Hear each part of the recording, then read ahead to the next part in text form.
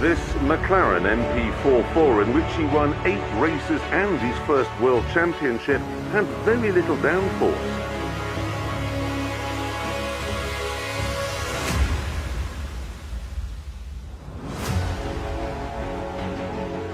A manual gearbox and 1,200 horsepower, 450 more than the F1 cars of today.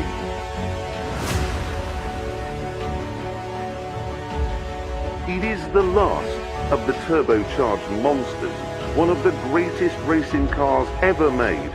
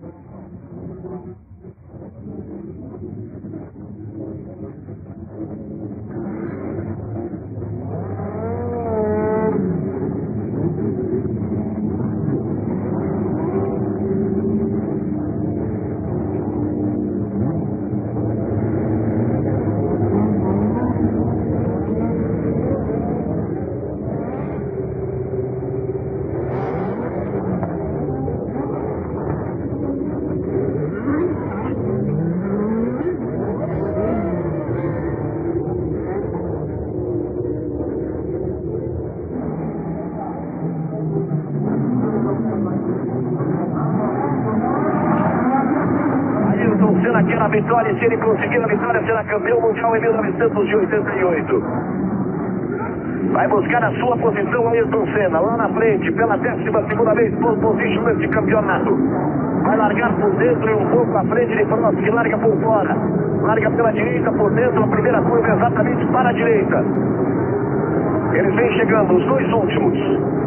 Lá atrás vai aparecer a bandeira verde do assistente de grid, para sinalizar que está tudo ok. Aí o starter, homem que dá a largada, aciona a luz verde, a luz vermelha, aí nós temos de conta 7 segundos para a verde. Senna por dentro, Prost por fora, Piquet em quinto, Bujomin em 13º, Prost é o segundo. A bandeira verde acionada, pintou a luz vermelha. Vamos à largada, vamos nessa, verde. Ficou Senna. Ficou Ayrton Senna na largada. Pressão que engasopou e o motor ficou muito Senna, Prost escapou à frente. Fica lá para trás Ayrton Senna. Cai lá pro meio do bolo Senna. Prost pula na ponta. Prost é o primeiro, Berger é o segundo. Capelli é o terceiro. Ficou na largada Ayrton Senna.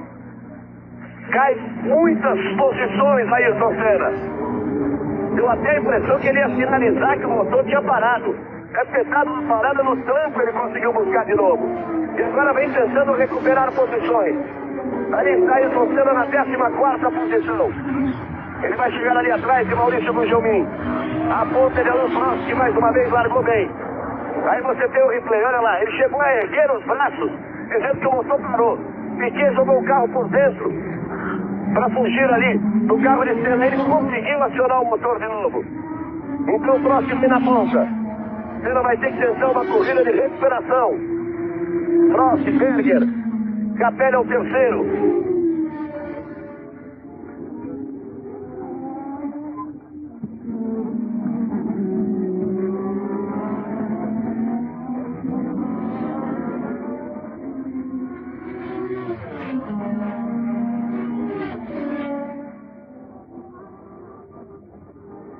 Na verdade, só Prost, Berger e Capelli conseguiram escapar na boa.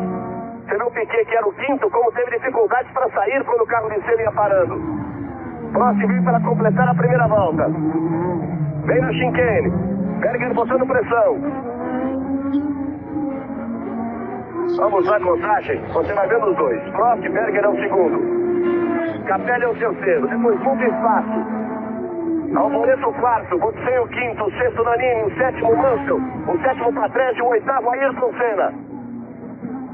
Maurício Gugelmin, 13º. Já vem na 8ª posição, faz uma recuperação fantástica, Senna, nesta primeira volta.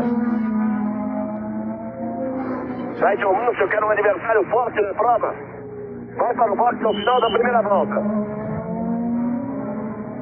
Aí o replay, o Berger tentando. Ali o toque exatamente do Mansell, quando ele perde o bico do carro que tocou no Warwick. Aí sendo recolocado o bico do carro de Nigel Mansell, ele vai perder praticamente uma volta. Senna já passou em 8º. No final da primeira volta ele caiu para a 16ª posição. Aí você vai vendo o próximo. Senna tem possibilidade de tirar posições dessa volta, mas o problema é que vai ficar longe de Prost, de Berger e de Capelli, que conseguiram escapar muito à frente. Eles vêm na segunda volta, num total de 51 no Grande Prêmio do Japão. Começou com sorte, começou com tudo próximo. Aí Prost, Berger, Capelli, Alboreto, Botsei, Nannini, que são os 6 primeiros, logo atrás vem Senna. Prost já consegue abrir do Berger. Berger colocou pressão apenas na primeira volta. Aí Prost vem para completar a segunda volta.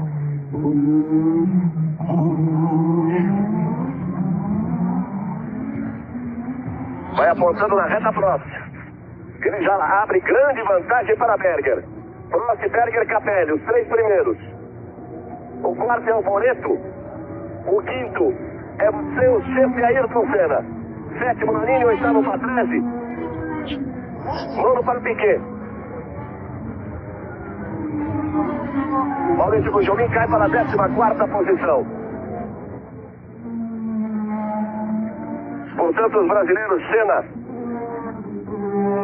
em sexto, Piquet em 9º e Gugelmin em 14º. O problema é que Senna passa a ter uma diferença em relação a Prost, que vai escapando na ponta. Aí a equipe, o comando da McLaren. Sorriso ali do Ron Dennis, do Steve Nichols. Expressão mais séria do Billy Bud ali. Gordon Murray. Aí Prost, que segue firme na ponta, nós vamos à terceira volta. Reginaldo Leme, a sua primeira participação, a sua análise nessa largada, este problema sério de Ayrton Senna, que perde muito espaço. Família da Globo, boa madrugada aí. Uma corrida de expectativa, uma corrida bastante nervosa. Você viu o problema na largada do Ayrton Senna, o nervosismo na largada, um erro, ele chegou aqui a pensar que o motor tinha apagado, depois recuperou, conseguiu sair quando já se preparava para levantar os braços. Bom, o Ayrton ficou lá para trás, completou a primeira volta em 14º, na segunda, ao passar pelo box para iniciar a segunda, ele já estava em oitavo e agora está em sexto. É claro que ele tem condição de recuperar bastante em relação aos carros bem mais lentos que estão, ele largou ali no meio. O problema é que o próximo, enquanto isso, está livre para abrir uma diferença. E o Berger, que exerceu uma pressão no começo, já não está com tanta pressão em cima do próximo, mesmo porque o Berger, com a Ferrari, que foi vencedor aqui no ano passado, não tem esse ano o mesmo carro. Porque a Ferrari já há 4 ou 5 meses que não desenvolve um carro todo e está pensando totalmente no ano que vem, trabalhando no seu novo carro aspirado. Enfim, o Senna tem condição de vir recuperando posições. O problema é o tempo que o separa, é a diferença que o separa do próximo. 3 voltas foram completadas. Prost é o líder e Senna passou na 5ª posição. Ele já conseguiu passar. O Thierry Boutsen tem em sua frente Michele Alboreto. Se ele conseguir passar por Alboreto, aí vai ter espaço livre para tentar a recuperação, porque os 3 primeiros estão muito à frente. Mas aí Senna não consegue fugir do Thierry Boutsen, não consegue se aproximar de Michele Alboreto. Vai tentando um ritmo forte. Vai tentando a aproximação em cima de Michele Alboreto. Aí Senna na 5ª posição. Enquanto isso, o Prost já pode à frente. Aí você vai acompanhando Ayrton Senna. Nós vamos pela 4ª volta. Ele vai se aproximando de Alboreto. Ele tem que tentar chegar colado em Alboreto na chicane, para depois tentar uma ultrapassagem na reta. Mas com isso perde mais tempo. Permite ali a fuga do Prost, que leva 2,45 de vantagem para Berger, que leva 4,75 de vantagem para Capelli. Aí são 11,9 de vantagem para Alboreto. Já são 17 segundos, portanto, a grosso modo aí a diferença de Prost para Senna. Vê que o carro do Senna se envolve bem. Ele vai por dentro. Faz a ultrapassagem na freada da chicane em cima de Alboreto. Arrisca na ultrapassagem, Alboreto respondeu para favorecer a passagem de Senna. Já estamos a 47 voltas do final. Prost já completou a 4ª volta. Prost, Berger, Capelli. Senna agora já é o 4º colocado. Alboreto ali acompanha. Capelli é quem tem a melhor volta. 1,48,57. Piquet passa a ser o 8º. Maurício Gugelmin continua na 14ª posição. Aí você tem o replay da ultrapassagem. Olha como o Senna foi lá no acesso da reta, na entrada do box. Ficou com uma agulha ali na sua frente, bota no lado, pista do outro e grama no meio. Já vai abrindo de momento. Aí você vai vendo o Prost, que é o líder. Prost, Berger, Capelli, Senna, Alboreto e Boutsen são os 6 primeiros colocados. Vamos pela 5ª volta. Rede Globo, a marca da torcida.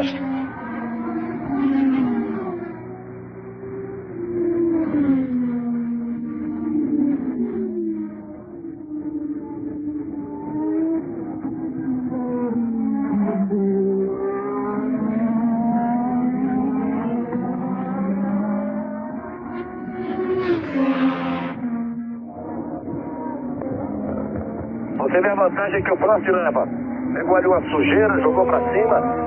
Enquanto isso, o Capelli já põe pressão em cima do Berger. Uma luta pela 2ª posição.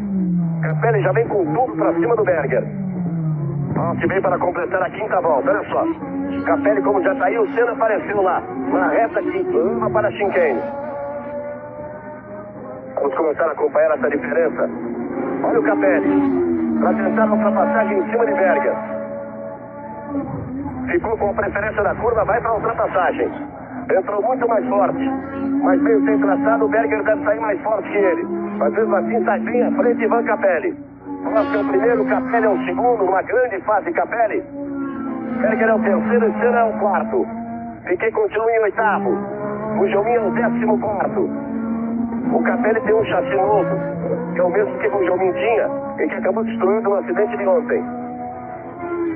Então o Gugelmin está com o mesmo chassi de todas as 14 provas anteriores. a esse rendimento fantástico de Ivan Capelli. A marcha prometendo muito para a próxima temporada, quando todos os carros serão aspirados. Aí o Ron Dennis conversa com o Goto da Honda. Ron Dennis, que é o dono, o diretor-chefe da McLaren, falando com o homem da Honda responsável ali pelos motores. Vamos pela sexta volta. Vamos começar a marcar essa diferença. Aí você vai vendo o Capelli, que vai tentando fugir exatamente do Berger, tentando colocar um pouco de pressão. Pode ser alguma coisa ali apontada pela telemetria, que é o sistema que traz as informações do carro para o box, porque o Ron Dennis chamou o Goto imediatamente foi conversar com seus engenheiros e foram checar ali os aparelhos. Aí Capelli logo atrás ao Boreto. Prost já vem para completar 6 voltas. Passa Prost, livre à frente em primeiro, completando 6 voltas. Alboreto e Berger também já passaram. Aí agora vem Senna. A diferença é de 12 segundos, ponto 88. Prost tem a melhor volta. Exatamente essa, 1:48.104. A melhor é do Senna. Eles acreditaram errado, porque o Prost virou 1:48.425 e o Senna virou 1:48.104. Exatamente que ele vem tentando tirar a diferença. Diziam os pilotos, Reginaldo, que o problema de combustível, teoricamente, não existe no circuito de Suzuka. Então isso que talvez possa permitir ao Senna andar ali arrachado no Buster para tentar um ritmo forte para tirar essa diferença. Praticamente não existe, ou seja, não é um crítico. Há necessidade de um certo cuidado no motor turbo, mas não é crítico. O problema mesmo é consumo de pneu, porque a previsão é de não fazer troca, mas há um consumo de pneu também no limite, então precisa poupar um pouco. Neste domingo, o partido mais louco do Brasil, os Trapalhões. Vamos pela 7ª volta. Prost é o primeiro, Capelli o segundo, Berger é o terceiro, Senna é o quarto, você é o quinto, Moreto o sexto, Piquet é o oitavo, Maurício Gugelmin é o 14º. Aí o trabalho difícil de Ayrton Senna tentando a recuperação depois do problema na largada, quando o motor do seu McLaren chegou a apagar, ele conseguiu chamar na embreagem no acelerador, conseguiu reavivar o motor, mas com isso caiu para a 16ª posição. Vamos ver essa volta. Na volta anterior, 12.88 a diferença entre Prost e Senna. Prost já completou a volta. Já completou 7 voltas. E aí você vai vendo o Senna que vem no mergulho. 12.88 a diferença na volta anterior. Subiu agora. Foi para 13.25. Porque Prost virou 48.3 e Senna virou 48.6. Capelli volta a fazer a melhor volta, 1:47.681. E depois Thierry Boutsen. É do Thierry, né? Estão meio atrapalhados os japoneses para que eles evitem a melhor volta. Michele Alboreto escapou e ficou ali na caixa de brita, que é exatamente para o carro perder velocidade para evitar o choque mais forte contra o guarda-reio. Aí você vai vendo o próximo. 7 voltas completadas, ele vem pela volta de número 8. Capelli tenta a aproximação, mas ainda está longe de próximo. Mas aí a corrida que pediu adeus do próximo. Em primeiro, na frente, sem a presença de Senna. Sem tráfego, sem nenhum problema, a pista é longa. São quase 6 quilômetros, 5.859 metros em cada volta. Aí o problema do Alboreto, olha, era com o Nannini. Houve o top. O Piquet ficou ali quase que pegou a sobra e o Alboreto acabou atolado. O curioso é que conseguiram empurrar o carro do Alboreto e ele voltar para a pista. Quando o carro entra nessa brita, dificilmente volta. Mas como ele estava apenas 1 metro dentro da brita, não conseguiram empurrar, ele pegou a linha grande e voltou à pista. Aí você vai ver no próximo. Ele passa para completar mais uma volta de número 8. Capelli também passa. Alboreto já vem mais longe. Senna vem mergulhando, tentando tirar essa diferença. Passa Senna, 13.22. 1:48:34 para a próxima, parece um relógio. 1:48:18 para a Senna. Tirou um pouquinho da diferença nesta volta, mas o trabalho é difícil. Saiu Nakajima. Nakajima, que também ficou enroscado, quase parou na largada, caiu para a 17ª posição. Agora recupera essa posição, vai para 16º. Melhor volta da corrida continua sendo de Ivan Capelli com o carro de motor aspirado, 1:47:618. As melhores voltas da prova estão mudando muito nesse começo, porque os tempos realmente vão baixando. Tanto que no próprio mapa de preparação com o tanque cheio, eles andaram mais rápido, andaram na volta de 45, em torno de 46. O recorde oficial da pista, presencial no próximo, é 1:43:84 estabelecido no ano passado. Aí você vê o replay, a ultrapassagem de Nakajima em cima do Martini. Estamos abrindo o Nakajima, que teve muito bom rendimento nos treinos. 43 voltas restando, 8 completadas. Próximo vem se aproximando para completar a volta de número 9. Aí você vai ver no próximo, o Capelli tenta a aproximação. Está na parte alta do circuito próximo. Sai da curva de alta, agora vem para a freada, reduções de marcha, para tomar a chicane, para trazer ao mergulho na reta dos boxes. Uma perna, a outra apruma o carro, põe potência, puxa para a direita e vem pela reta próxima. Passa próximo. Olha o Capelli ali tentando se aproximar. Berger aparece e parece Senna também. Daqui a pouco o Senna já vai começar a brigar pela 3ª posição. Cai bastante nesta volta. Prost não faz uma volta boa. Mas o mesmo que acontece com o Senna, ele tirou 7 décimos, mas os dois foram no tempo lá pra cima. Prost 49:88, Senna 49:16. Ninguém virou bem, né? O Prost 49:88, o Capelli 49:67, o Berger virou 50:6 e o Senna 49:16. As nuvens continuam chegando e dá a impressão que começa a chuviscar. Isso é que pode ter dado essa diferença nessa volta. O vento continua forte, os carros estão de pneu slick. E uma parte da pista já pode começar a ficar úmida. A ameaça de chuva, o que pode ser um fator totalmente novo. Diferença de Prost para o Capelli, 3.671. Vem caindo a diferença. Vamos ver a volta seguinte, que é importante. 9 voltas foram completadas, eles estão na volta de número 10.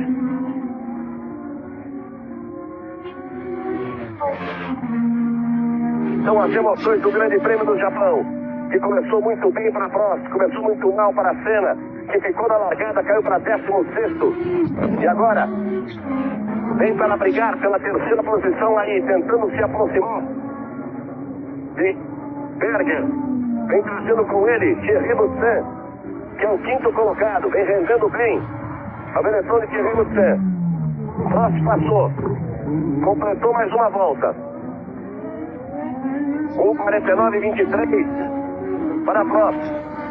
Vamos ver a diferença para a Senna, porque Senna já passou, caiu para 11:66. 1:49:23 de Prost. 1:48:52 de Senna, vem tirando bastante nas últimas voltas. Aí Senna tentando a aproximação em cima de Berger. E a diferença de Prost para Capelli baixa do 3, 2.61. Essa diferença 2 voltas atrás era de 4.5, baixou para 3.6 e depois para 2.6. O Capelli está andando mais rápido. Agora que a pista está um pouco molhada, ele ficou muito escorregadio. Todos eles tiraram o pé, virando na casa de 49. O Piquet também fora da pista na caixa de britas. Olha lá, vamos tentar recuperar, empurrar, mas se estiver muito longe da pista, o Piquet já desvia. O Dolboreto estava muito mais próximo do asfalto, quer dizer, deu para empurrar e pegar logo tração na roda. Eu dizia que o Prost virando no 49, o Berger 49, o Senna e o Capelli viraram na casa de 48. Aí sendo empurrado o carro de Nelson Piquet, você tem o replay. Era aquela freada difícil, olha, isso é tipicamente coisa de pista úmida. Freou, a frente do carro saiu de uma vez, aí não tem jeito. Aí o Piquet, fecharam o carro dele ali. Olha só, uma posição inclusive perigosa. Tem que ver se o fundo do carro vai passar aí. Próximo vem se aproximando para completar. Mais uma volta. Para completar 11 voltas. Senna já passou o Berger. Próximo passou. Senna está no chicane. Já vai no mergulho. Quer dizer que a diferença deve ter caído um pouco mais. Próximo apertou o ritmo. 1:48.1 nessa volta. Senna. 12,5 através da diferença. Menor volta aí do Capelli, 1:47.375, que você bota pressão em cima de Berger. Eu dizia que a Ferrari não é a mesma do ano passado. Você vê que o Berger conseguiu manter uma posição aí durante algum tempo, já foi superado pelo Senna, e o Senna está com o carro muito mais à mão e muito mais rápido que ele.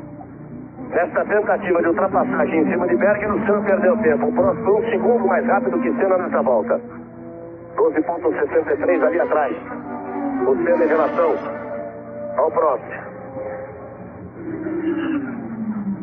Veja a diferença, o Capelli que vem chegando. Já vem chegando, já colou em cima do próximo. 11 voltas completadas. Prost é o líder, mas já tem ameaçado a sua posição ali por Ivan Capelli. Vai com todo o Capelli para cima do Prost. Se ele der um pouquinho de trabalho, o Prost pode passar a se preocupar em fechar uma porta e não deixar ultrapassar, aí pode ter que diminuir um pouco o seu ritmo. E o Capelli é combativo, ele vai pra cima mesmo, ele não quer saber de papo. Ele quando chega, não quer negociar muito não, ele vai pra tentar a ultrapassagem. Aí outra vez, você vê o mais alto aí, Gordon Murray, ao lado dele, Ron Dennis. Eles vêm para completar 12 voltas, Prost e Capelli.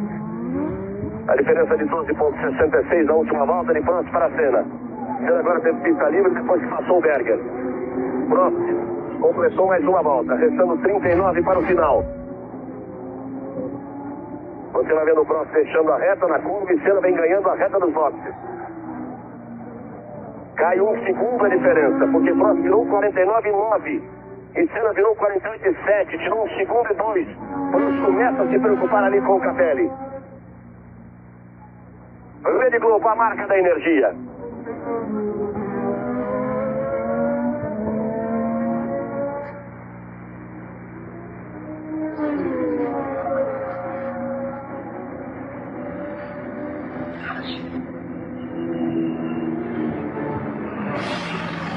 Aí você vê Nelson Piquet. O Botinho ter tirado o cinto, então inclusive recolocado o cinto. O piloto ali não tem como recolocar aquele cinto em tantas pontas. E pega por baixo da perna, pega por sobre os 2 ombros, junta tudo ali na cintura. O piloto não tem ali dentro do cockpit, um pouco espaço. Vamos recuperar esse problema do cinto. É o chamado cinto de 6 pontas, que realmente segura o piloto. Você vê que ele não fez outra coisa, a não ser colocar o cinto, e talvez os mecânicos tenham dado uma olhada no carro ali, no solo do carro, ver se não acertou nada. Prost, Capelli, Senna, depois Berger, Butsen, Nannini são os 6 primeiros. O Jomin é o 12º. Nelson Piquet caiu para a 25ª posição com esse problema. E o Prost bota pressão, né? Para fugir a presença incômoda ali do Capelli. Deve ter feito uma volta rápida, porque ele tenta de todas as formas fugir do Capelli. Prost completa mais uma volta.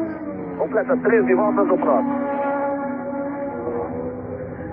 Ele vai para deixar a reta. Senna já entrou pela reta. A diferença 11,25. Ela se estabiliza agora na casa dos 11 segundos. Prost virou 48,8 e Senna virou 48,6. É aquilo que o Reginaldo dizia. O Senna teria como recuperar todas as posições perdidas. Isso ele já fez. Logo com 3 voltas. Saiu de 16º para 4º e depois mais algumas voltas já estava em 3º. O problema seria o Prost. Fugiu muito à frente. Aí Maurício Gugelmin. Tem atrás dele Satoru Nakajima, que faz uma excelente corrida de recuperação. Com mais motor, Nakajima porta. Junto na chicane. Ficou por dentro, travou a roda, mas fez a ultrapassagem Nakajima em cima de Gugelmin. Ficou sem traçado o Gugelmin, ficou sem tração na saída. E perdeu muito tempo. Ele está com esse chassi velho, que anda 12 mil quilômetros no ano. Você vê o desequilíbrio da parte dianteira do carro no momento em que ele recuperou depois da última perna da chicane. Você viu? Olha aí o replay. você vai ver, quando ele volta atrás da cabine, com a frente do carro sai totalmente. E aí ele foi para a parte mais suja do circuito, né? Perdeu o traçado. Olha aí, dá para ver até a chuva caindo. Agora ela começa a cair, hein? Agora começa a chover. Vamos ver o comportamento de cada carro nessa sequência. Os carros estão com pneu slick. Quer dizer, um drama para cada piloto. Aí o Prost. Ele vem para completar 14 voltas. Passa o Prost e traz com ele Capelli. Outra vez, próximo Capelli. Prost não pode arriscar muito, joga muito nessa prova. O Capelli joga a tentativa de liderança em cima de Prost. Senna também passou. Prost virou um 49,2. Senna virou um 48,9. 3 décimos nessa volta.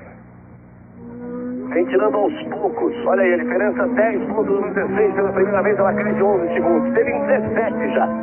Essa diferença de Prost para Senna. Baixa agora dos 11 segundos. São 51 voltas. Nós temos 14 voltas completadas. Aí os pneus. Biscoito. Ali na frente dos boxes. Exatamente da marcha de Capelli e de Gugelmin. Neste domingo a super parada musical. Globo de Ouro. Prost freia para contornar o hairpin. Capelli outra vez tenta botar pressão. Olha a saída de curva, a potência do carro do Prost. Como o Capelli chega na freada e na saída o Prost consegue fugir. Isso não é só a potência, mas o equilíbrio, a tração na saída de curva. A transferência de potência do motor para a roda e sair para o asfalto. Schneider ergueu o braço e sem problema.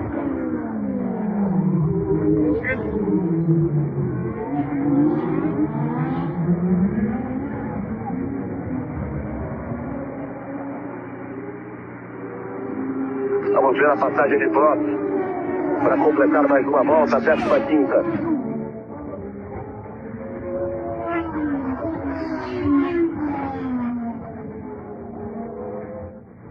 Prost vai começar a pegar tráfego. A chuva por enquanto fica aí numa garoa que cai, para.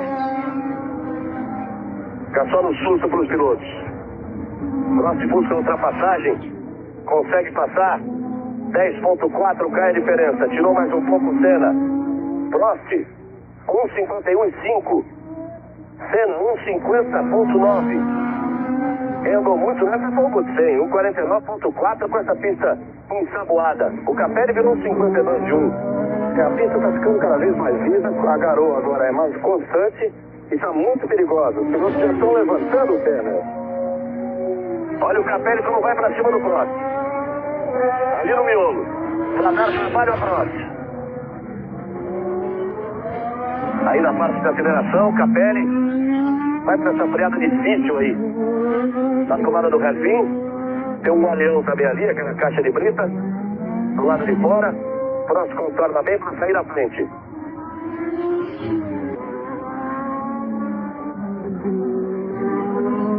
E vai para a última posição.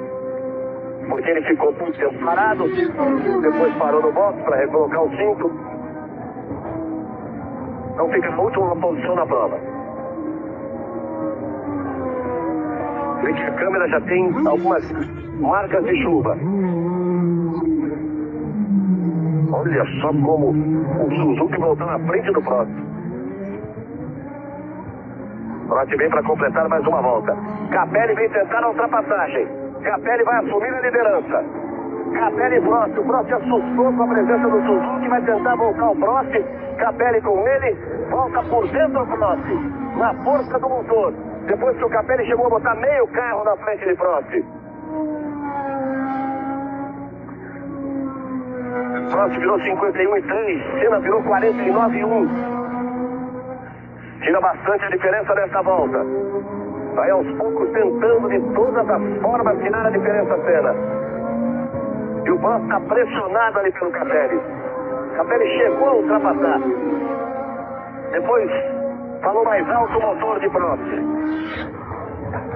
E o Capelli também, porque o Prost está disputando o campeonato, deu um refresco ali na disputa daquela curva de fim de reta. Estamos atingindo a 30 minutos de prova. Olha o Capelli como bota pressão em cima de Prost. Ameaça colocar por dentro, mas aí no refim é praticamente impossível. Na ameaça ele perdeu o contato. Na indecisão, se vou ou não vou, ele ficou para trás. 16 voltas completadas, eles estão na volta de número 17. Rede Globo, a marca da energia.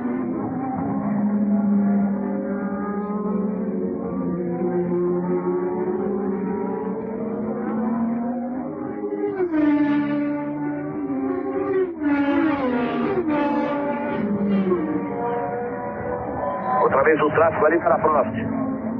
O carro de Luiz Pérez Sala. Ele pega numa parte que não lhe permite a ultrapassagem imediata. Para não perder muito tempo na curva, não. Deu vantagem e foi em cima do Capelli. O Sala praticamente parou. Olha como está um sabão ali na chicane. Como escorrega. Ele Schimmer fora. Vem Prost para completar mais uma volta. Passa Prost. Olha aí. Como o Warwick sai com tudo. Prost, 1,55,8. Senna, 1,53,2. Vai tirando muita diferença Ayrton Senna. Ela vai caindo para casa dos 6 segundos. Vai tentando chegar a Ayrton Senna. 5,55. Vai caindo muito a diferença. Vem tentando chegar a Ayrton Senna. Uma diferença de 17 segundos. E agora chega a 5 segundos e meio. E Capelli botando pressão ali em cima de Prost. Continua o problema para Prost. Olha o Capelli de novo. Prost, Capelli, Senna, Luxemburgo e Danini. São os 6 primeiros colocados. Pegue a sintonia da TV Pirata. Nesta terça, depois de Vale Tudo. Lá vem Capelli em cima de Prost. São todas as emoções desse grande prêmio do Japão. Aperta um pouquinho a chuva, hein? Na chicane tá um sabão.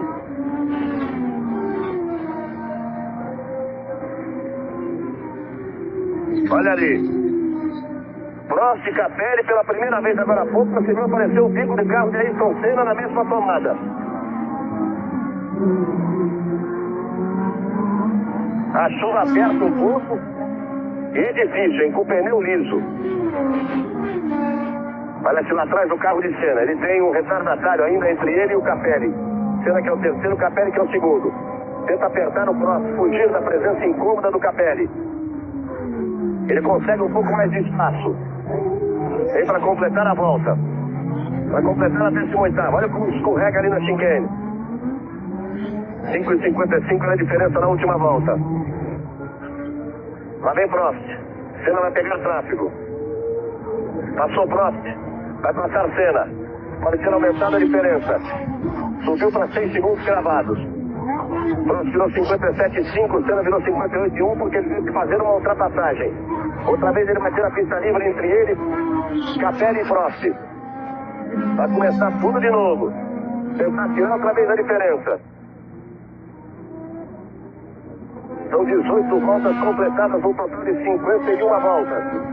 Quem vai ter tráfego é Prost. Vai ter 2 carros à sua frente e tem sempre a presença incômoda de Capelli logo por ali. 6.1 na nossa marcação das 6, deu 6.0, 308, é tudo a mesma coisa. Vamos ver na próxima volta. Olha lá o Prost. Vai ficar meio encaixotado ali. No restinho, vai por fora. Vem atrás da Ferrari de Alboreto. Senna já apareceu por ali. Para tirar mais, hein? Prost faz uma bela manobra. Deixa Alboreto entre ele e Capelli. Senna vai pegar na parte mais alta, na saída daquela curva, para tentar as ultrapassagens. Prost e Capelli. Senna já está atrás do Alboreto. É a segunda vez que ele vai ter que fazer a ultrapassagem. O Alboreto também está naquela rodada. Bem na parte alta do circuito. Senna arma o bote. Avisa que vai passar. Prost e Capelli já aparece. Senna já vem que vem para cima dos dois. Aí Prost e Capelli logo atrás, Senna. Prost outra vez. Capelli e Senna. Praticamente não há diferença. Praticamente não há diferença. Ela deixa de ser de cronômetro, passa a ser no visual. Prost, Capelli e Senna, lá vem Senna. 19 no Grande Prêmio do Japão. Prost, Capelli, logo ali Senna. Senna estava em 16º lugar, 17 segundos atrás de Prost. Volta a pintar um sol. A diferença 1.2. Isso nessa marcação. Prost, Capelli e Senna. O problema é o Capelli ali entre os dois. Aí vem Senna por cima da zebra, roda pra lá, vem tocando tudo que tem direito. Aí vem os 3 primeiros colocados. Maurício Juninho é o 13º. Nelson Piquet subiu para a 24ª posição. Volta a pintar o sol. Mas um trecho do circuito. No outro, as nuvens ainda são ameaçadoras. E o vento continua soprando da direção das nuvens, podendo trazer mais chuva. Agora que é importante a gente observar a retomada do ritmo normal de cada piloto, esperando que a pista segue. Ele é a sensibilidade do piloto. A chuva parou, mas a pista ainda está lisa. Então o tempo vai começar a cair e é um momento certo em que o piloto volta a andar normalmente como estava na pista seca no início da corrida. Olha como o Prost estilingou ali fugindo do Capelli. Na última volta o Prost virou 56 e o Senna virou 51. Senna já faz a ultrapassagem em cima de Capelli e já vai para cima de Prost. Vai ficando o Capelli. A briga vai ser dos dois, a briga esperada. Prost já procurou no retrovisor. Já começa a ver. Aí o Capelli, eu disse que o Prost tinha estilingado e o Senna passou. O velho problema do motor. Jante de Capelli e de Gugelmin. A parada é toda de Prost e Senna. Prost consegue a ultrapassagem. Aí você tem o replay. E aí você vai vendo os dois. Prost e Senna. As duas McLarens à frente. E aí o abandono do carro de Ivan Capelli. 20 voltas completadas, restando 31 voltas no Grande Prêmio do Japão. O Prost tenta apertar para fugir, a pista vai secando. É que o Prost virou 1:49.3 nessa volta, o Senna 1:48.7. Prost, Senna, Butsen, Berger, Nannini e Patrese. São os 6 primeiros colocados. Agora o Senna já não consegue essa aproximação em cima de Prost. A pista vai secando, o Prost vai voltando no seu ritmo normal. Tem que ver aí problema de consumo, essa respiração muito forte de Senna, de desgaste de pneu. Continua a ameaça de chuva, mas agora, nesse instante, não chove. Eles vêm para completar 21 voltas. Vem apontando aí os dois. Prost fazendo a chicane. A chicane é que Senna tenta encostar, retardando a freada. Prost tenta sair mais forte. Os dois vêm rasgando pela reta. Aí Prost e Senna. A esperada briga nesse Grande Prêmio do Japão. Olha os dois virando iguais. 47,195 para Prost e 47,446 para Senna. Os dois já caindo para casa de 47. A pista secou, o Prost volta a andar muito rápido. Vai aumentando um pouco a diferença ali para Senna. Nessa volta ele virou 25 centésimos mais rápido do que Senna. Outra vez eles vão pegar tráfego pela frente. É muito importante o momento de pegar esse tráfego. Na parte de baixa ou na parte de alta. Prost fica um pouco preso ali. Vai ter que frear atrás do hairpin. Não, faz a ultrapassagem. Também Senna. O Prost naquela de saber se dava ou não dava. Senna conseguiu se aproximar de novo. Aí vem os dois. É a decisão do Campeonato Mundial de 1988. 21 voltas completadas. Neste domingo, a super parada musical. Globo de Ouro. Prost e Senna. O 11 de Prost, o 12 de Senna, o 20 de Butsen, o 28 de Berger. o 19 de Nanini, o 6 de Patrese, o 2 de Nakajima, o 18 de Shiver são os 8 primeiros, cuja linha é o 12º. E quem continua tentando recuperação. Mas ainda na 24ª posição. Vamos abrindo um pouquinho o próximo.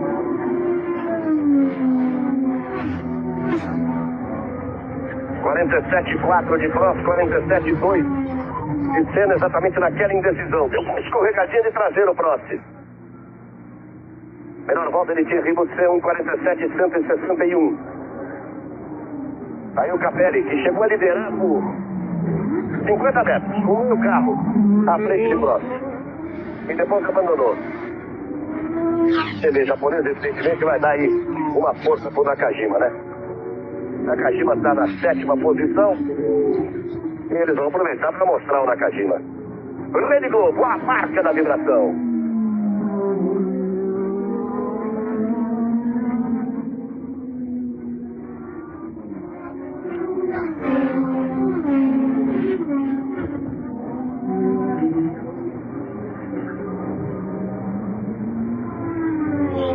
Aí você vai vendo o Satoru Nakajima. A velocidade ali, 196, cai violentamente, vem para os 88, exatamente para contornar Shinkane. E agora olha como sobe, na curva, no mergulho. Entra pela reta. Aí saiu o motorista, não anda mais que isso. Neste trecho da pista. Restando 29 voltas, 22 voltas foram completadas. Prost e Senna vem para completar a 23ª volta no total de 51. Prost é o primeiro e Senna é o segundo. Vem os dois no mergulho, o Prost vem mais à frente.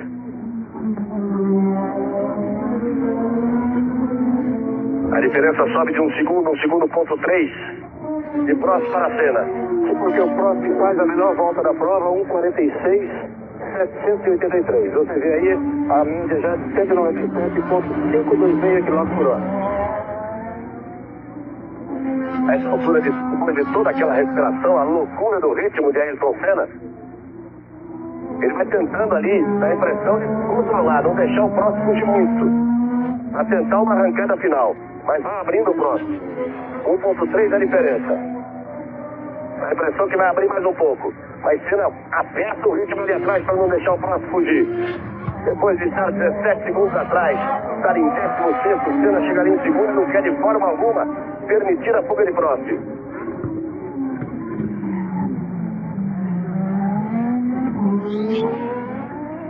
Senna dá uma escorregada de traseira. Prost e Senna.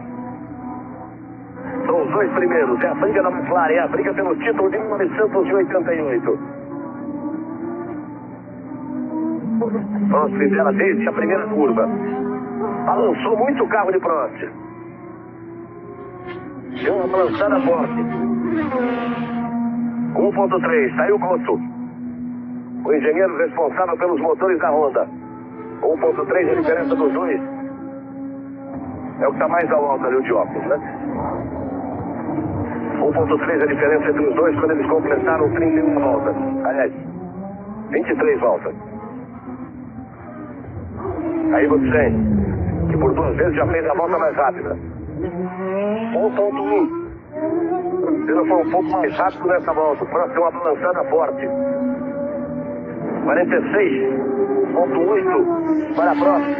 46,5 para a Senna, é a volta mais rápida da prova. Se aproximando dos 200 km da média horária. Tenta botar toda a pressão que pode Ayrton Senna em cima de Alain Prost. Aí Thierry Boutsen, que é o terceiro colocado. Boutsen, que é o quarto colocado no Campeonato Mundial e o terceiro na prova. 8,59 é a diferença de Senna, que é o segundo, para Boutsen, que é o terceiro. Os personagens mais famosos da TV. Chico Anísio Show, nesta quarta, depois de Vale Tudo.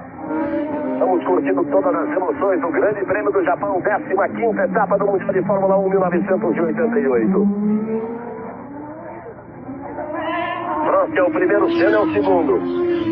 São as emoções do esporte e a Copa União, neste domingo, 5 da tarde, mais uma rodada. Prost e Senna 1.1, diferença na outra volta. Senna vai tentando tirar. Ele foi mais rápido que Prost na última volta e foi o mais rápido da prova até agora naquela volta. 24 voltas completadas, 27 restando. Vamos nos aproximando da metade da prova. Prost, Senna, Motzenberger, Manini para trás, são os 6 primeiros colocados. O Jomin, 13º, perdeu a posição para Mansell. Nelson Piquet, 23º. Senna tenta vir mais próximo, tenta vir mais colado. A impressão de sair mais forte ali da curva próxima.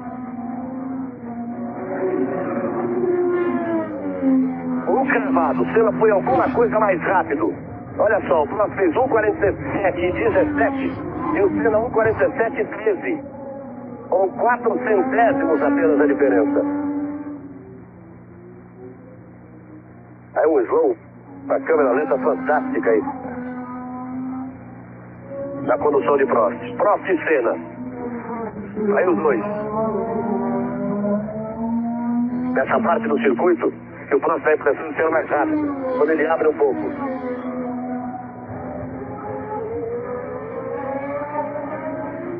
Não há refresco dos dois.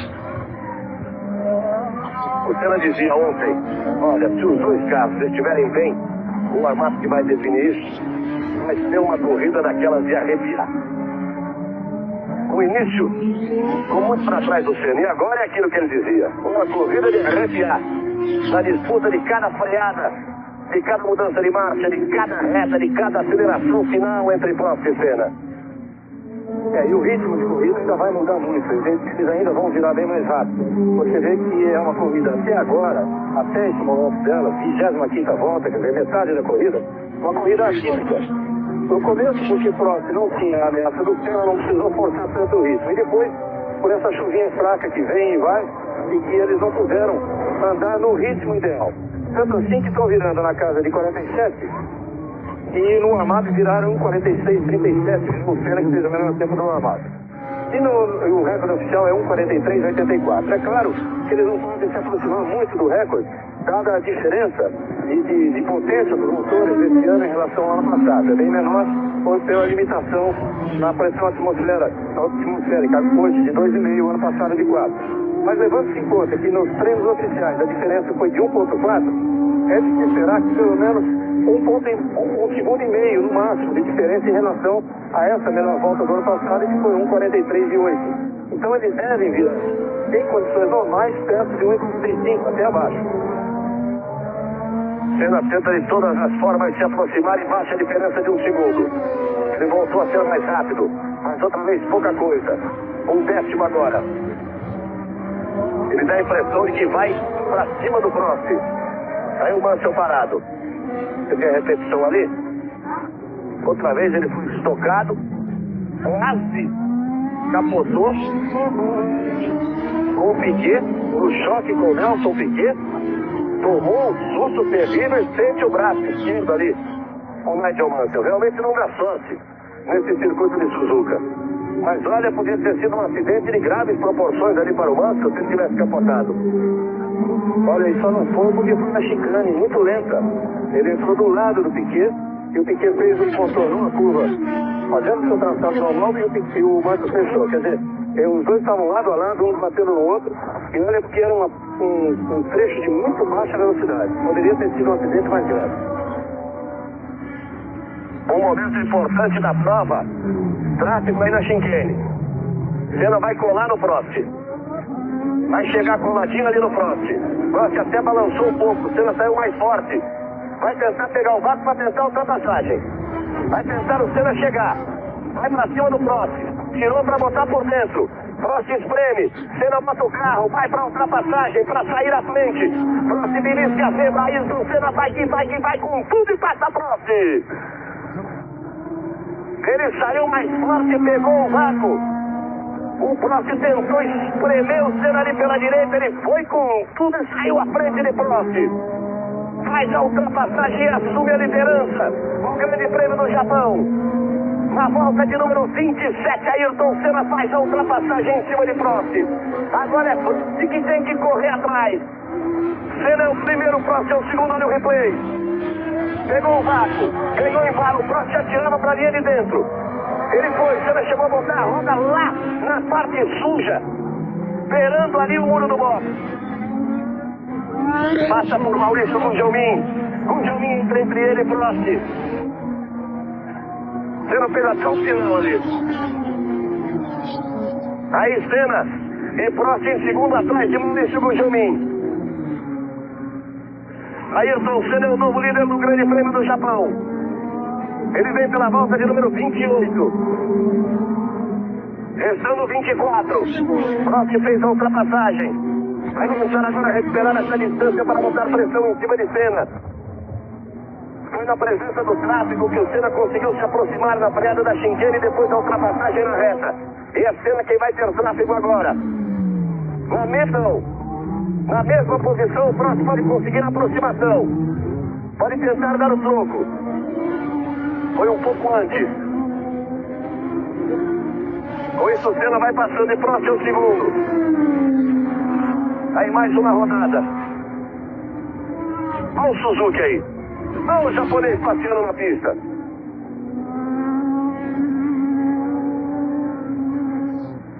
Aí Senna que é o primeiro. Prost é o segundo. 28 voltas completadas. Rede Globo, a marca da vibração.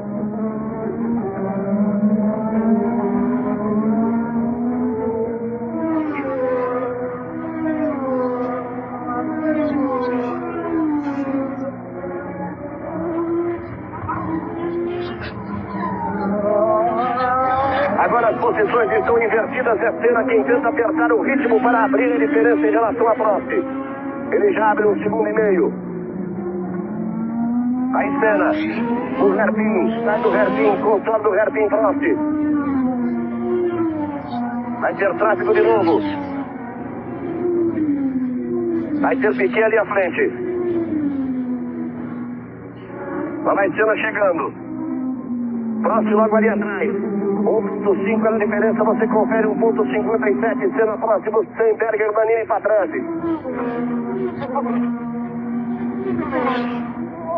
Aí Nelson Piquet à frente de Ayrton Senna. Ele olha no retrovisor e se dá conta da presença de Senna. Prost vem tentando chegar ali. Na chicane. Volta mais no chão, carro de Senna, ele pode perder um pouco de tempo, mas não chegou a ficar muito próximo a Piquet para perder tempo. Ele pode pegar uma carona no vácuo, mas não, puxa direto de lado. Vai para a ultrapassagem. Prost vem com ele, o 12 de Senna, o 11 de Prost, o 20 de Buxen, o 28 de Berger, o 19 de Nannini, o 6 de Patrese, o 2 de Nakajima, o 18 de Eri Schieber são os primeiros. O Gilmin é o 12º. Nelson Piquet é o 20º. A liderança de Ayrton Senna. 2.4 sobe a vantagem de Senna para Prost. Senna ficou na largada, caiu para 16º. Está 17 segundos atrás de Prost. Veio que veio, tirando até fazer a ultrapassagem. 29 voltas completadas. Aí você vai vendo Ayrton Senna. São as emoções da Fórmula 1. Depois tem as emoções do futebol. Copa União neste domingo, 5 da tarde. Piquet está entre Senna e Prost. Aí Senna, ele tenta apertar um pouco o ritmo para colocar uma vantagem um pouco mais cômoda entre ele e Prost, para tentar a partir daí administrar a prova. Aí você vai acompanhando Ayrton Senna. Vem trazendo o seu McLaren. Prost ainda não conseguiu ultrapassagem sobre Piquet, Piquet ficou por dentro para favorecer a ultrapassagem. Tá vendo que o Prost já vai aparecer ali. Já aparece a frente de Piquet. Piquet sabe muito bem o que é essa disputa, o que é essa briga por uma primeira posição, o que é essa briga por um título. Nunca ele iria atrapalhar nem Ayrton Senna, nem Alain Prost. Aí Nigel Mansell teve aquele choque com o Piquet, fica ali, tá tudo bem com ele. Pode ter dado uma batidinha no braço ali na lateral do cockpit do carro. Mais uma volta completada, 30 voltas completadas, faltando 21 voltas. Aí Senna tomando o curvão do final da reta. Bala por fora, puxa por dentro. Faz a segunda perna, o Prost aparece ali. Senna virou um 47 cravado nessa volta, o Prost um 47.4. Butzen é o terceiro colocado, Gujalmin é o 12º, Piquet é o 20º. São 30 voltas completadas, vai pela 31ª volta, Ayrton Senna na liderança com o Prost em segundo. O 12 de Senna, o 11 de Prost, o 20 de Butzen, o 28 de Berger, o 19 de Nannini, o 6 de Patrese, o 2 de Nakajima, o 18 de Schiller. São os 8 primeiros colocados com Palmer em nono, Streif em 10º, Alliot em 11º, Gujalmin em 12º. Senna no hairpin. Vai sustentando aí a diferença para Prost.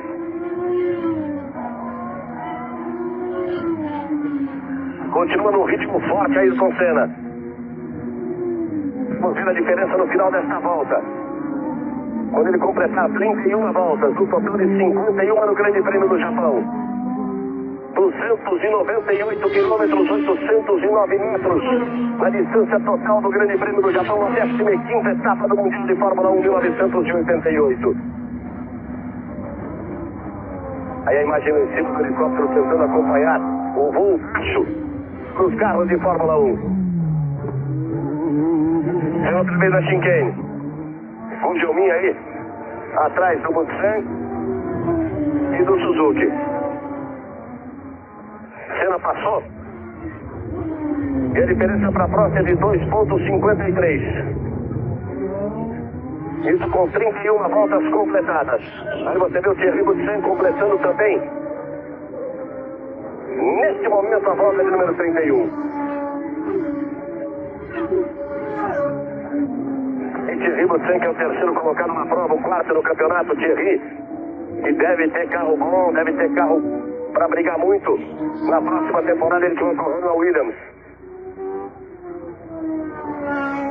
Prost tenta apertar o ritmo, isso quer dizer, 1,46,49. Ele tirou no visual, num outro ponto intermediário na pista, ele tirou um pouco a diferença para a Senna. Ele conseguiu fugir ali do Piquet, que estava próximo a ele. 1,46,8 de Senna, 1,46,4 de Prost.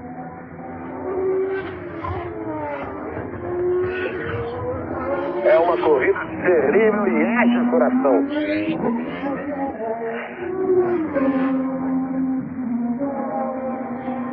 Aí você vai ver no carro de Nakajima, ele limpa a viseira. Continua na 7ª posição, Satoru Nakajima. Eles vêm pela 32ª volta.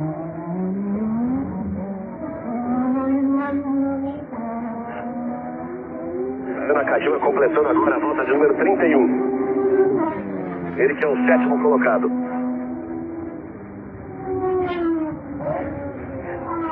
Você vai vendo o Nakajima, o Senna já aparece e o Prost vem mais próximo.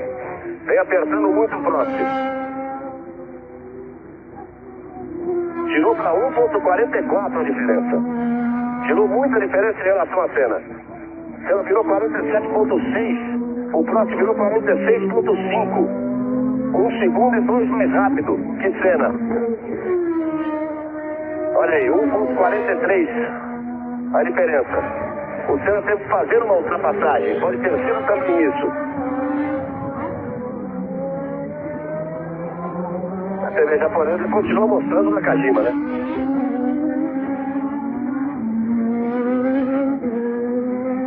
E tome Satoru Nakajima. A briga do título é lá na frente. Tome Nakajima.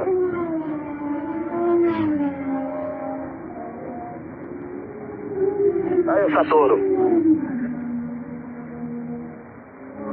Sendo próximo Semberger, Nannini e Patrese são os 6 primeiros. Gujalmin continua em 12º. Está atrás do Alliot e à frente do DESSA. Piquet o 20º. Já deu praticamente 2 voltas. Exatamente 2 voltas perdidas por Nelson Piquet. E vamos de Nakajima. 32 voltas completadas. Um atrás do Nakajima, um pouco atrás do Nakajima para os dois. Senna e Prost.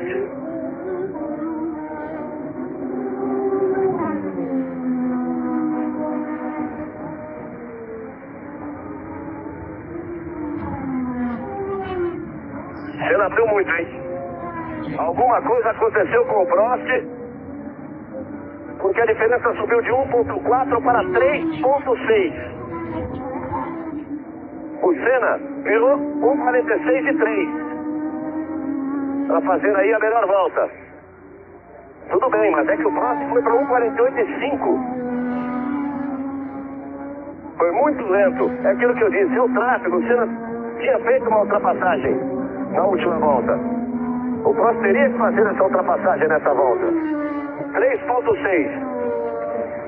Você viu o Senna e aí vem Prost. Já foram completadas 33 voltas, restando 18 no Grande Prêmio do Japão.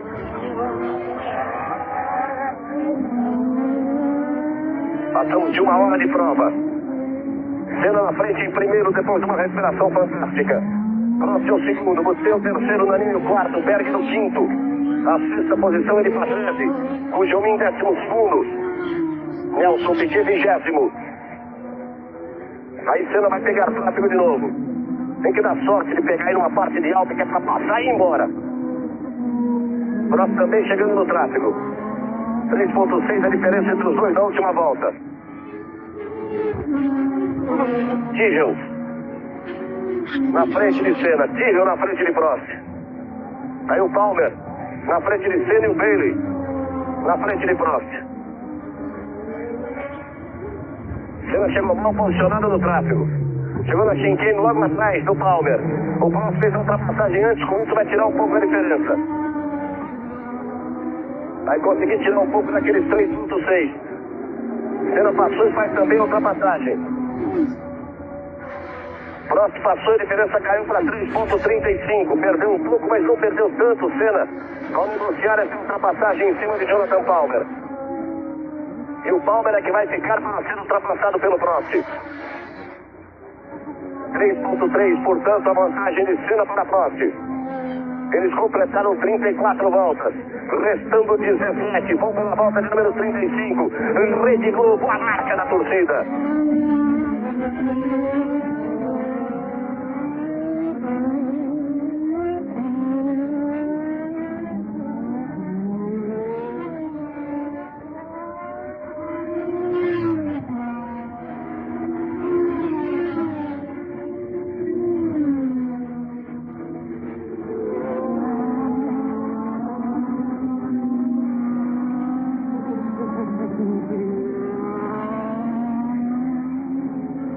Aí eu replay pra você.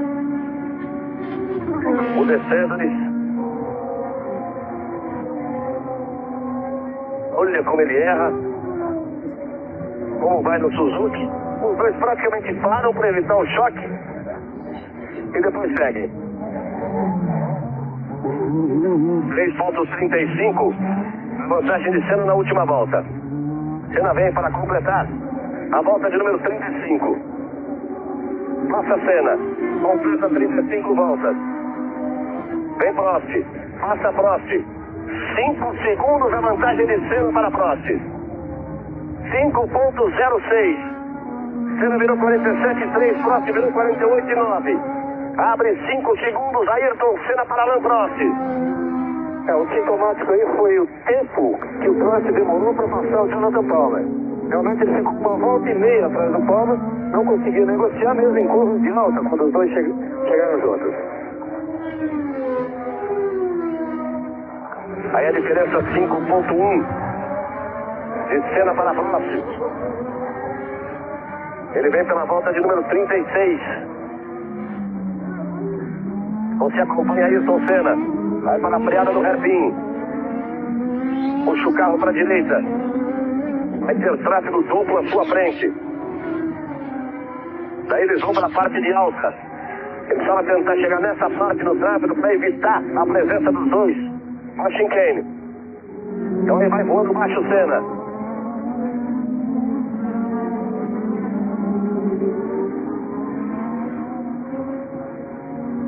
Tem 3 carros à frente dele. Tráfego intenso aí para a Senna. Ele chega para tentar a ultrapassagem. Fica preso ali atrás. O carro de Luiz Pérez Sala. Faz a ultrapassagem em cima de Sala. Prost vem ali. Ele chegou no Schieber na saída da chicane. Tem Arlu e Schieber à sua frente. Senna completa mais uma volta. Próximo tentando tirar um pouco essa diferença. Consegue tirar para 4,78. Quando o Senna ficou naquela curva ali atrás do carro do Sala. Deu até uma parada para respirar quando ele mergulhou ali em cima do Arlu e tinha o carro do Schieber na frente. Mas também ultrapassagem por Schieber. Ele deixa os três. Schieber, Arlu e não espera em Sala para o trabalho de Alain Prost. A diferença aí, evidentemente, deve ter caído um pouco, mas agora é o Prost que tem que se virar para passar os três. Nelson Piquet outra vez parado no box. Não há a menor possibilidade de recuperação na prova para Piquet.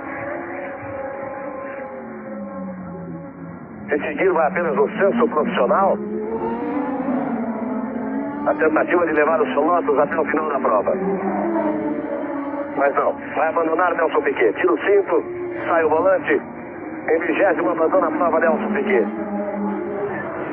36 voltas completadas, restando 15 voltas para o final do Grande Prêmio do Japão. Ayrton Senna é o primeiro, Prost é o segundo. O seu terceiro, Nannini o quarto, Berger o quinto, Patrese o sexto. O Jaumin é o 11º e Nelson Piquet abandona. Estava na 20ª posição quando abandona Piquet. Olha o Prost aí que saiu do Sala. Chegou no Arlu. Esses dois não se dão bem, não. Tem muita história aí na Fórmula 1. Faz a ultrapassagem Prost. Ele vai chegando na chicane, Senna vem mergulhando para completar mais uma volta. 4,73 a diferença na última volta. Vamos ver agora. Vai subir evidentemente essa diferença. Foi para 5,53. A diferença de Senna para Prost. Mas ele deixou todo o tráfego para trás. De Arlu também. De Sala, tem o Schieber ainda.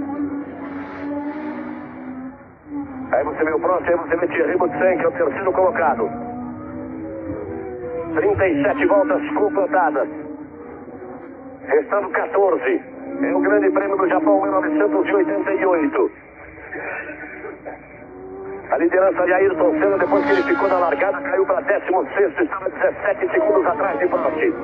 Veio tirando, ganhando posições, tirando diferença. E agora está na liderança 5 segundos e meio à frente de Prost. Thierry Boutsen, que é o terceiro. Ele vai chegando ali.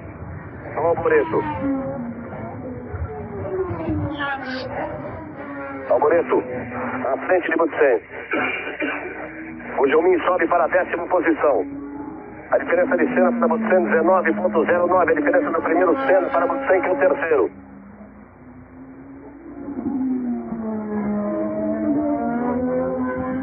Senna vem se aproximando para completar 38 voltas. Você vai acompanhando e acompanhando a tocada de Thierry Boutsen. Saiu o Nannini. Alessandro Nannini, quarto colocado na prova. Nannini apenas o 9º colocado no campeonato.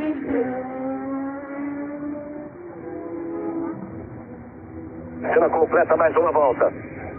Cai a diferença para a próxima. 4,12. Caiu o segundo ponto 3. Segundo ponto 4. Nessa volta a diferença.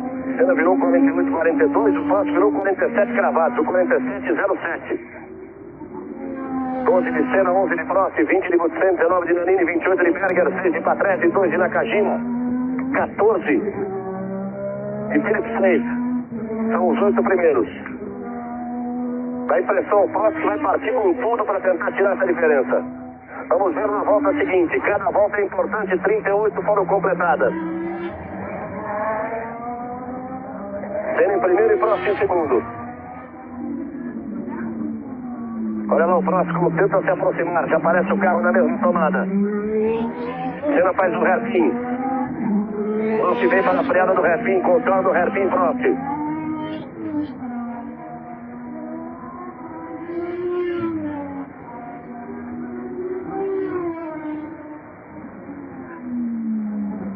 Aí você vê o carro de Gerhard Berger, que é o 5º colocado com a Ferrari. Berger foi o vencedor do Grande Prêmio do Japão no último ano.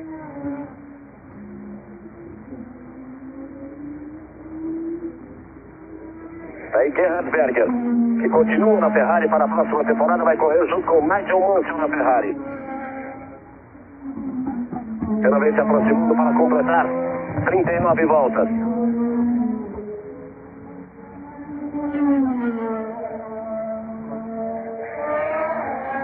Já vem mergulhando o Senna pela reta, você vai vendo o Berger. Pronto, vem tentando de todas as formas tirar a diferença 3,28. Vem tirando muito o Prost nessas últimas voltas. Isso pode determinar também, Reginaldo, um cuidado de Senna agora, recuperando o combustível gasto naquele sprint fantástico, quando ele foi buscar recuperar posições, o próprio pneu, que é só a cabeça do piloto que pode ter a verdade nessa história. É só a cabeça do piloto, o seu computador de bordo, ele deve estar atento a tudo isso. E também tem o feeling, né? Saber até que ponto ele gastou a mais em gasolina, que não é uma preocupação muito grande aqui, mas principalmente o pneu. 39 voltas completadas, restando 12 para o final do Grande Prêmio do Japão. Aí Senna no mergulho para a freada do hairpin. Nakajima está à sua frente. Ali o Senna. Prost aparecendo logo atrás.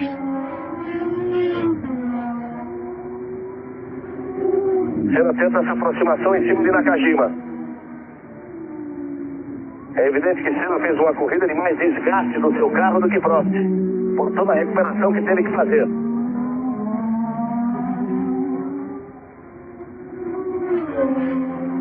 Ele vem para completar 40 voltas, para que nós tenhamos 11 para o final. E Prost vai tentando chegar, tentando tirar essa diferença. Senna demora ali para chegar no Nakajima. Eles vêm para a chicane.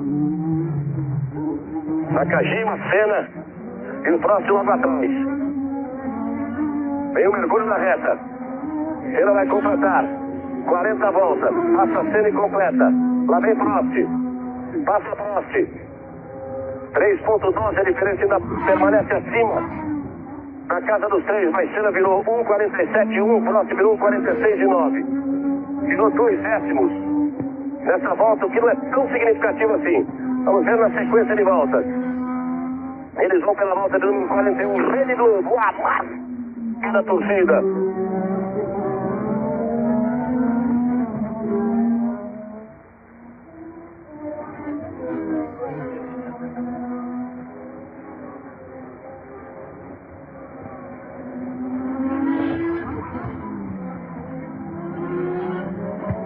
Repare como o Senna ainda não conseguiu a aproximação definitiva em cima de Nakajima. Vai pegar ali no hairpin. Isso significa um pouco de perda de tempo. Perde tempo ali atrás de Nakajima. Prost chegou mais. Nakajima tem que olhar, tem que ver quem é para sair da frente. Senna bota o bico, avisa que é ele. Quem vale a liderança, que vale o título mundial. Prost se aproxima mais com isso. Senna não consegue a ultrapassagem em cima de Nakajima. É que aí nessa parte de alto os motores rendem iguais. Senna vai com tudo para cima de Nakajima. Olhando o retrovisor da Nakajima. Puxou Senna. Não consegue a ultrapassagem. Bandeira azul para Nakajima e ele não saiu na frente.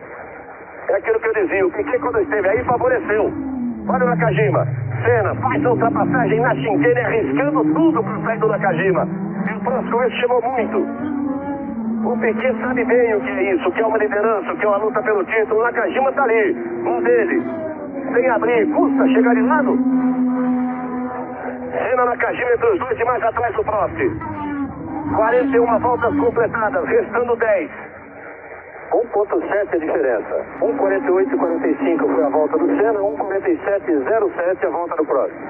O tempo que ele perdeu ali atrás do Nakajima. Foi bem mais rápido o Prost, 1,4. Nessa volta, com isso a diferença cai muito. Está o Prost atrás do Nakajima. Vamos ver ali como é que fica o Nakajima com o Prost. Por enquanto ele está na frente de Prost. São 10 voltas para o final, são menos de 10 porque ele já vem ganhando a metade dessa volta. Nakajima aí na frente de Prost. Vai tentar botar o carro. Na outra volta o Ayrton tentou O Nakajima não abriu aí na freada do hairpin. E também não abriu pro Prost. Eita, touro Nakajima. O Senna vai tentar escapar um pouquinho nessa volta. 1.7 a diferença. Seguramente deve crescer a diferença no final dessa volta. E aí ele vem para completar 42 voltas, um total de 51 no Grande Prêmio do Japão. Prost ainda atrás do Nakajima. Não sei se esse negócio do Nakajima abrir, ele não sentiu ainda, ele não percebeu o momento da prova e do campeonato. Prost faz ultrapassagem em cima de Nakajima. Perdeu ainda menos tempo, porque o Senna só passou na freada da chicane. 1.7 na diferença na outra volta. Senna vem mergulhando para completar mais uma volta. Aí vem Senna. Passou Senna. Vamos ver o Prost. Passou Prost. 2.85. 1 segundo e 1. Senna fez 1.47.7. Prost fez 1.48.8. Mas isso mostra que o Senna sem tráfego virou 1.47.7. O Prost sem tráfego na outra volta virou 1.47 cravados. Mais rápido nessa altura o Prost do que o Senna. Restando 9 voltas para o final. Emocionante o final do Grande Prêmio do Japão de 1988. Permanece a ameaça de chuva, mas a pista agora está seca. E até o japonês insiste em mostrar o Nakajima. Aí você vai vendo o Prost. Senna e Prost, Senna é o primeiro, Prost é o segundo. Vem tentando tirar de todas as formas Alain Prost. Mas o hairpin Senna, evidentemente tem um carro mais desgastado por tudo que fez para tirar 17 segundos do Prost. E tantas posições do Prost estava em primeiro com pista livre durante 15 voltas e o Senna em 16º, partiu de 16º. Aí você vai vendo o Senna. Vamos ver a diferença no final desta volta. Vai tentando chegar de todas as formas, vai ameaçando o Prost. Na mesma tomada os dois. Senna próximo, Senna, Lindbergh para 13. São os 6 primeiros do joguinho, o 10º, Piquet abandonou, estava em 20º.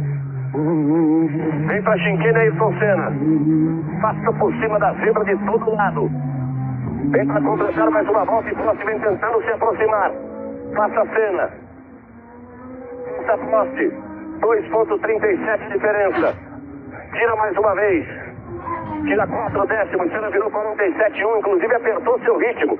Mas o Prost apertou muito mais, virando 46.7. 8 voltas para o final. 43 voltas completadas. Rede Globo, a marca da vibração.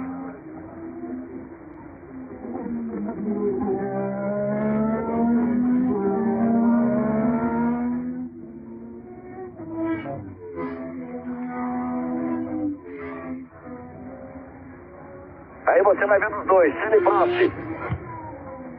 Senna tentando de tudo para evitar a aproximação de Prost. Prost jogando tudo ali atrás.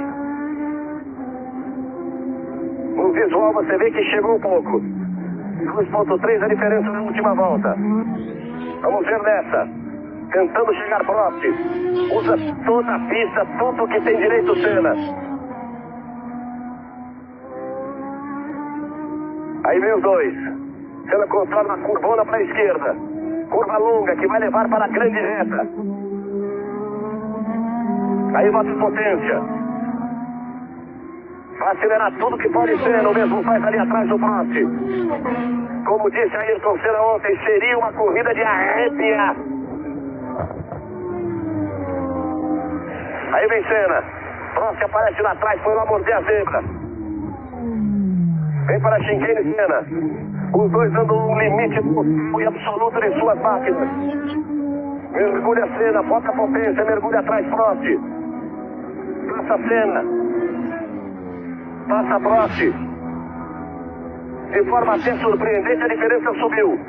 Senna virou um 46.3, Prost virou um 46.4. Vai tirando de não tem Ayrton Senna para evitar a aproximação de Prost. São 7 voltas para o final do Grande Prêmio do Japão. Cresce em emoção a Fórmula 1. Aí Ayrton Senna. Prost ali atrás. Thierry Boutsen, que é o terceiro colocado. Vem ali batendo o soalho do carro, jogando faísca para todo lado, Thierry Boutsen. 44 voltas completadas, são 51 no total do Grande Prêmio do Japão. 2,5 a diferença de Senna para Prost nessa última volta. Ele conseguiu aumentar em 15 centésimos essa diferença. Aí você vai ver o Thierry Boutsen. Está em terceiro ali na deles. Não quer nada no campeonato. E o Pecca continua lá na frente de Senna com Prost.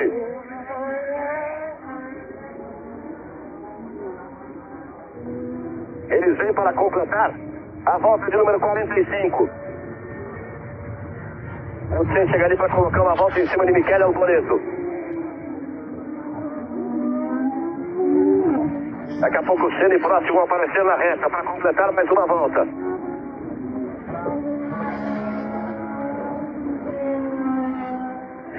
As McLaren vão aparecer na reta. Você vai vendo o Thierry, Senna já vem para o mergulho. Completa mais uma volta. Prost passa 2,94 atrás de Senna. Aumenta de novo a diferença de Senna para Prost. E restam 6 voltas para o final do Grande Prêmio do Japão. E tome Thierry Boutsen aí em cima do Alboreto. E o Senna e o Prost estão arrepiando lá na frente. Fica tudo escuro em cima do circuito de Suzuka. Nuvens negras no finalzinho da prova.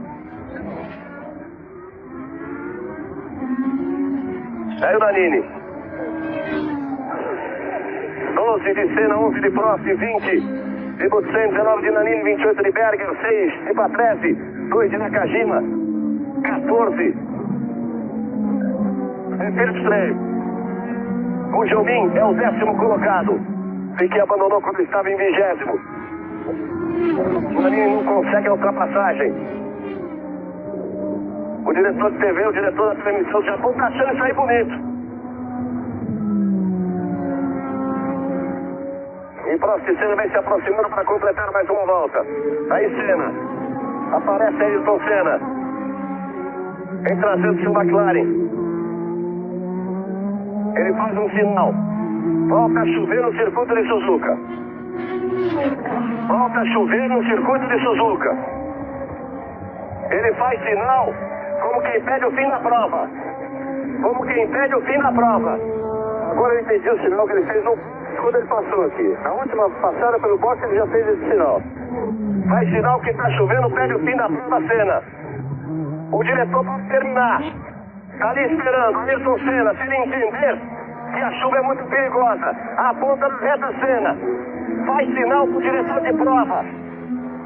Senna em primeiro, Prost em segundo, pneus molhados, pneu slick, chove no circuito de Suzuka, restando 5 voltas. Aí vai Senna, olha a chuva, Ron Dennis, Senna insistentemente sinaliza para todos os fiscais pedindo o final da prova, porque chove. 5,68 a vantagem de Senna para Prost. Daí o pessoal da Honda, cai chuva em cima de Suzuka. Terminado agora, vale os pontos totais, vale a vitória absoluta. Restando 4 voltas e meia. O diretor de prova fica na sua posição, ali na reta de chegada. Senna vai levando com cuidado. Senna virou um 52,03, Prost virou um 54,80. Nessa altura a equipe tem que dizer a ele no rádio a vantagem, para que ele possa controlar. Olha aí, ele faz sinal de novo, aponta para o céu, está chovendo. A pista escorrega muito. Você viu o Senna vir atrás do Prost. Quando o Senna passar, nós teremos 4 voltas para o final, então teremos a decisão do diretor de prova. Deve estar num desespero o diretor de prova. O que eu faço agora? Termina essa prova, isso vale um título mundial. E vai Senna. O carro balança porque a pista está molhada e o pneu é liso. Aí Senna, mais atrás do Prost. Chove demais. Ele passa a mão na viseira para limpar, fica encharcada a viseira de Senna. Aí você vê Ayrton Senna, ele vem na chicane.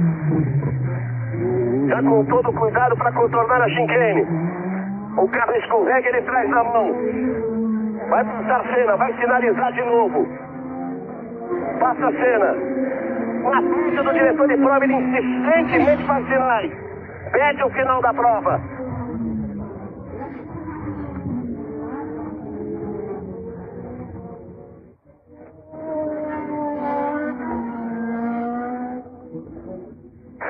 .66 a vantagem de Senna para Prost. Ele recebeu a placa da volta anterior. Sabia que a sua vantagem estava acima dos 5 segundos. Tem retardatário. 3 voltas e meia para o final do Grande Prêmio do Japão. O Dennis conversa com Gordon Murray. Dali eles se comunicam com os pilotos. Aí Ayrton Senna. Tem tráfego à sua frente. Tem que ter muito cuidado. Prost está por ali atrás. Já não aparece o carro de Prost. Diminuiu bastante o ritmo Prost. Senna também já não arrisca uma aproximação. Aí Ayrton Senna.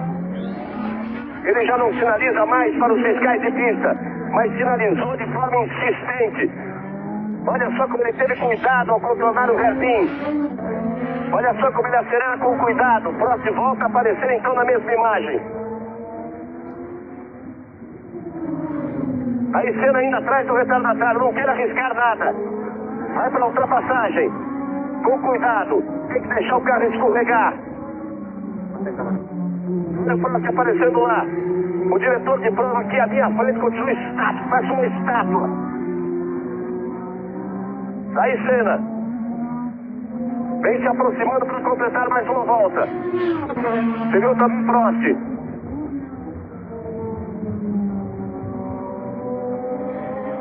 Aí o carro de Prost é o segundo colocado. Senna está mais à frente. Senna próximo de Stenberger, Nannini para trás dos 6 primeiros. Senna já vem no mergulho e Prost está na chicane. Senna vai passar. Dessa vez ele não sinaliza. Restando 3 voltas ainda para o final. 48 voltas completadas. Chuva parece dar um tempo também no circuito de Suzuka. Eles estão girando acima de 2. 2:03:69 para Senna. 2:03:50 para Prost. São 3 voltas para o final. Pouco mais de 6 minutos. Agora, como ele já vem pelo meio, são 6 minutos de prova. Aí Senna, vamos acompanhando cada volta de Senna.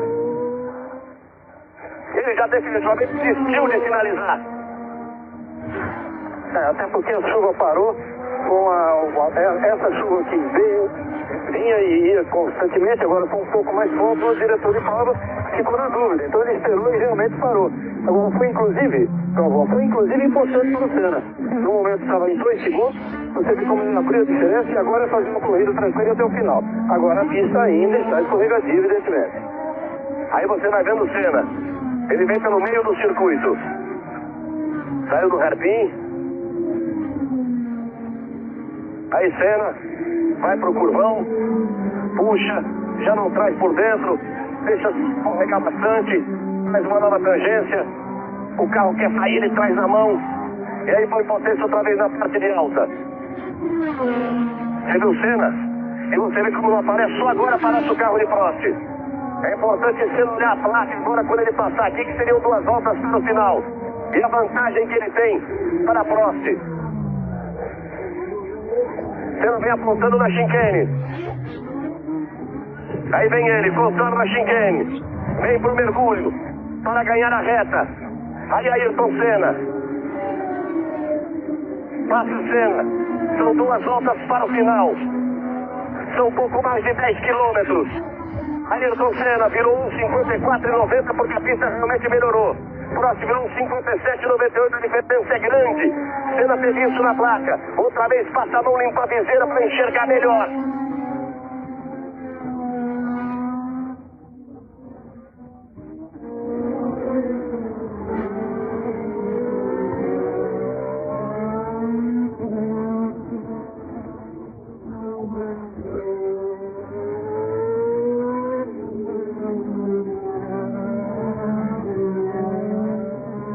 A diferença de 9:45 de Senna para Prost. Senna que largou em 16º, Tinha 17 segundos de diferença para a Prost, veio tirando cada segundo.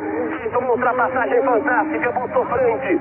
No seco, na chuva, foi-se embora. Balançou o carro de Senna. Ele teve que segurar, cortar o lance do carro, porque tinha um retardatário muito lento à sua frente. Faz a ultrapassagem Ayrton Senna. Outra vez ele vai para a freada do curvão. Aí Senna. A pista molhada, o pneu liso. O carro insiste em sair, ele traz no braço, faz mais uma ultrapassagem em cima de Arnoux. Faz uma ultrapassagem em cima dos dois. Vai outra vez para a freada da chicane. Arnoux atrás dele. Também por lá o Martini. Puxa a curva para a esquerda. Na parte de alta. Já não vai na zebra. Aí vem Senna para a freada da chicane. Ele vai para completar 50 voltas. Para partir para a última volta no Grande Prêmio do Japão. Para partir para a última volta para vencer a corrida. Para tentar chegar ao título de campeão do mundo. Passa Ayrton Senna. 50 voltas completadas. Você viu a posição depois de 49. 50 voltas completadas. Vai para a volta final Ayrton Senna. São 5.859 metros. Ayrton Senna do Brasil. 12 pole positions da temporada, recorde absoluto de pole position. Ele vai tentando chegar à sua oitava vitória, o que é um recorde também absoluto de vitórias em uma só temporada, para atingir o seu primeiro título mundial na Fórmula 1. Aí Ayrton Senna vai tentando ganhar a metade do circuito, de madrugada.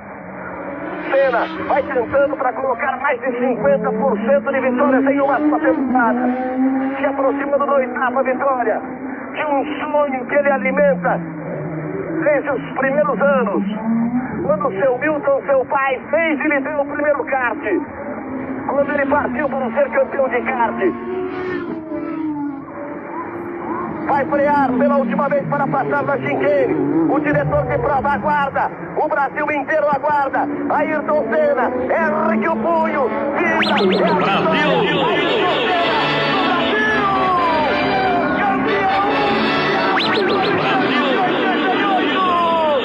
Ayrton Senna do Brasil! Ayrton Senna do Brasil! A vitória do Senna! A vitória do ano! A explosão da emoção de Senna! Quem conhece bem Ayrton Senna sabe que será difícil ele enxergar, ser alguma coisa. Brasil! Dentro do capacete de Senna, os dois punhos, o esquerdo perdido, uma corrida fantástica, um título impressionante porque ele veio de 16º colocado para tirar 17 segundos, nada mais. Brasil! Para fazer a ultrapassagem, ele anda a viver e chora copiosamente no cockpit de seu carro. Ayrton Senna é a realização de um sonho. Aí Ron Dennis, a vibração de Steve Nichols. Você não viu, a placa cobre o rosto de Nichols, mas ele foi um engenheiro que trabalhou direto com Senna em toda a temporada. Ele faz o sinal, seu sinal característico, ergue o punho direito. Aí está, Brasil! Agarra, um senso de profissionalismo poucas vezes visto. O homem que vive, que acorda, que almoça, que janta e que dorme Fórmula 1 e a sua profissão, que se determinou há muitos anos, queria porque queria, e com um recorde mundial de vitórias em uma só temporada, com 8 vitórias em uma só temporada. Ayrton Senna do Brasil, o grande campeão mundial de 1988.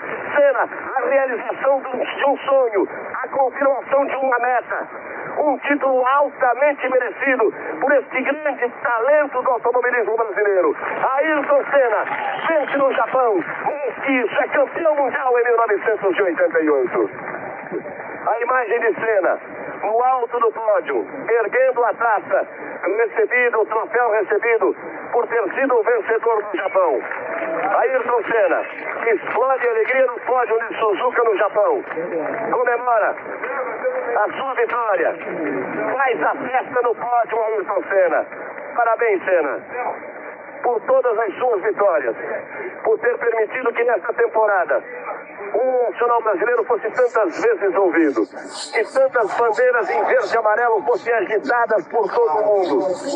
Parabéns, Senna, por mais esta vitória, mas por cada uma delas, por cada pole conquistada, por cada momento difícil superado. E o agradecimento, seguramente, em nome de toda a torcida brasileira. Parabéns, campeão do mundo de 1988.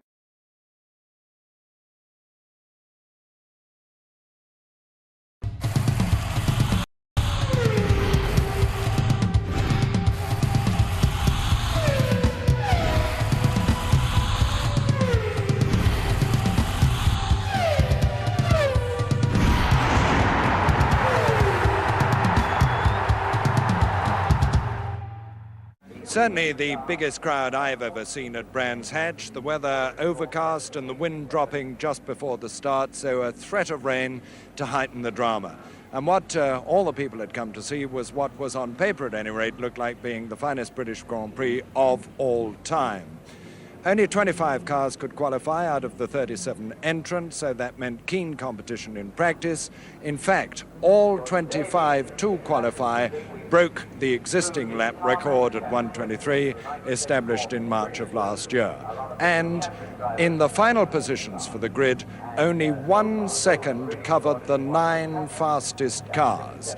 Ahead of them, 75 laps on the 2.65-mile full Grand Prix circuit, 199 miles to the checkered flag. 3/4 of the way through the season, this is the 10th in the series. You can see that Niki Lauda has a lead of 4 points over Clay Regazzoni.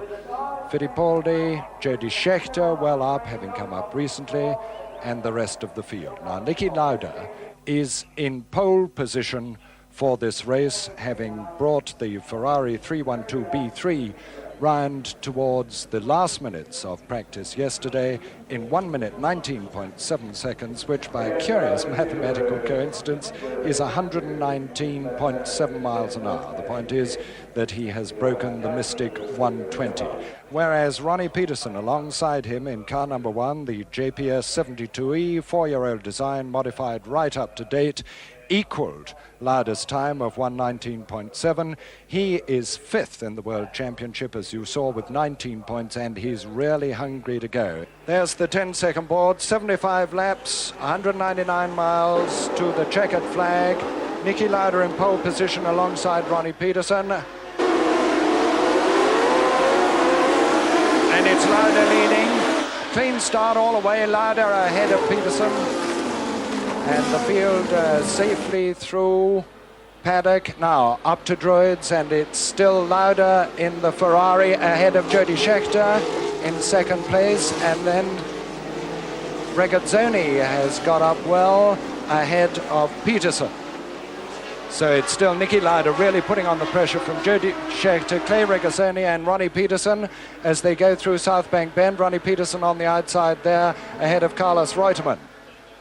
There's Lauda looking for Scheckter with Regazzoni and Peterson and Reutemann right on his tail. So it's car number 12, Niki Lauda with the Ferrari in the lead, and look at the lead he's pulled out as he storms through Hawthorns with Jody Scheckter on his tail, and then Clay Regazzoni and then Ronnie Peterson as the field sweeps through Westfield. Now the short dash down Dingledorf. Just look at that high-speed traffic jam. There's Graham Hill and Peter Gethin bringing up the tail end of the field.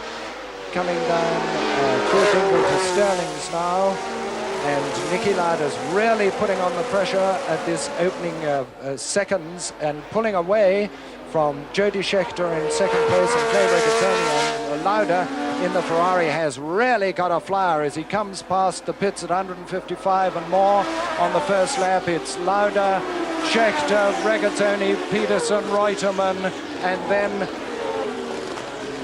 Emerson Fittipaldi. And there you see the lead on the long straight where they're knocking 180 miles an hour. How much Niki Lauda looking into his mirror there to see where Jody Scheckter is, and it's Regazzoni still ahead of Peterson and Reutemann and Emerson Fittipaldi. And look again at the gap. Jody Scheckter now opening out a gap ahead of Regazzoni, who's still holding off Peterson, and Reutemann just falling back a little bit.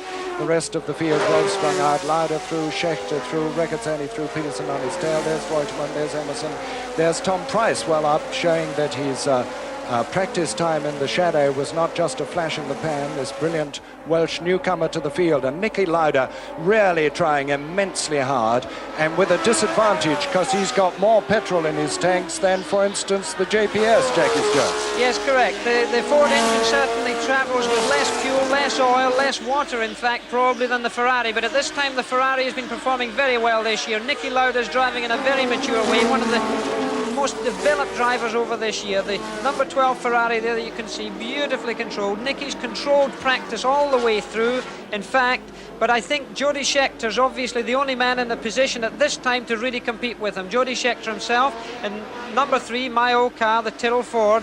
Jody looking in his mirrors there for Clay Regazzoni. Now for both Jody Schechter and for Niki Lauda, it's a good thing that Regazzoni is there, because he's definitely got a traffic jam behind him.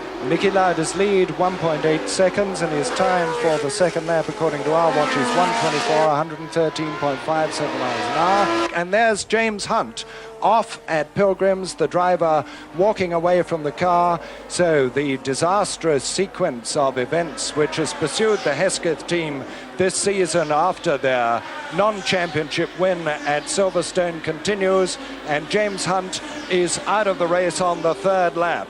Well, the biggest disappointment of all for British fans is that after only 2 laps we lost James Hunt in the Hesketh. James, what happened? Well, I'm not quite sure, but I had some sort of failure at the back of the car in the middle of the South Bank corner on the right rear wheel. I don't know whether it was a suspension or a tyre or something, but anyway, the car just spun straight round and off the track, so that's the end of it for us. But I have a suspicion there was something was wrong from the very start. On the warming up lap, the car was handling very, very badly. We just changed cars. We had to run our spare car because the race car sprung a fuel leak half an hour before the start, so I suppose it's just not our day, really. Jody Schechter making a fairly clean job of lapping here. One of the good things about Brands Hatch, in fact, is the very good flag marshalling. It's tremendous. And there's a car spun. It's hand stuck. He spun. There's something wrong with him. He's obviously bent the rear right-hand wheel. He's hit something. It's Sterling's Bend. The car's sitting in the middle of the road. You can see the very good work, the yellow flag work by the marshals, the emergency crews, and I'm sure they'll get that car moved away. John Watson gets through, and there goes Carlos Reutemann getting through. Reutemann's had a spin too, and there goes Niki Lauda safely through. There goes Beltwells, who's been lapped. There goes Carlos Pace out of it. There goes Denny Hum. There goes Jody Schechter in second place, safely through. There's Jadier going through in the shadow, who's been lapped. The marshals now courageously coming out to move the car. Ronnie Peterson behind, Clay Regazzoni just going through the picture as the marshals clear away. You can see the excellent flag work. They are slowing the drivers round so that the emergency crews can get cleared away. They're getting a rope for it. They're going to drag the car. And there goes the shadow. Now, there's been a change in the order. If Carlos Reutemann had indeed spun off while ahead of Emerson Fittipaldi, he spun at South Bank, so we'll have to check the lap chart now. But meantime, Niki Lauda well out of this lot, and with a lead of 8 seconds now on Jody Schechter in second place. In third place, Clay Regazzoni. In fourth place now, Ronnie Peterson. Clay Regazzoni third, fourth, Ronnie Peterson. Fifth, Emerson Fittipaldi, and sixth, Tom Price. So Tom Price is in the World Championship scoring bracket. It's the leading Ferrari of Niki Lauda then comfortably in the lead by 8 seconds from Jody Schechter in second place, and Ronnie Peterson has just come into the pits. Now this is a very significant thing for the World Championship and obviously this race. Without Ronnie Peterson in that, there's a lot of pressure off of Clay Regazzoni, and this is an excellent thing for the World Championship as far as Ferrari are concerned, as well as for Niki Lauda himself and of course Clay Regazzoni. Obviously some despair down there.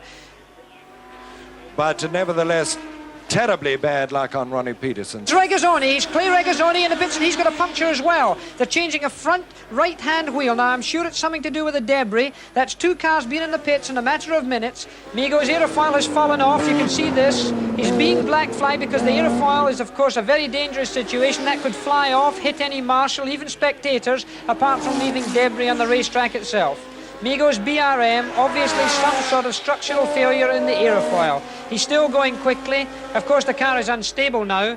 As he comes over the top at Pilgrims here, you'll see him in a few moments. He's looking in his mirror. He surely must have felt it. In this case, he should really slow down and stay off the main groove on the track. But he's going pretty quickly there, Jackie. I'm afraid Migo's a little insensitive at times to more than just his racing car, because this is no way. Look at it flashing around there. This could really cause an accident. Why doesn't he slow down? He could have himself off the road. He could leave that aerofoil in the middle of the track and be hit by a fellow competitor that could seriously damage a car, and of course the life of a driver is always in danger in a case like that. Meantime, he has been given the black flag with his number, which means that you come into the pits, and there's the leader coming out of Sterling's. There's Regazzoni going through Sterling's.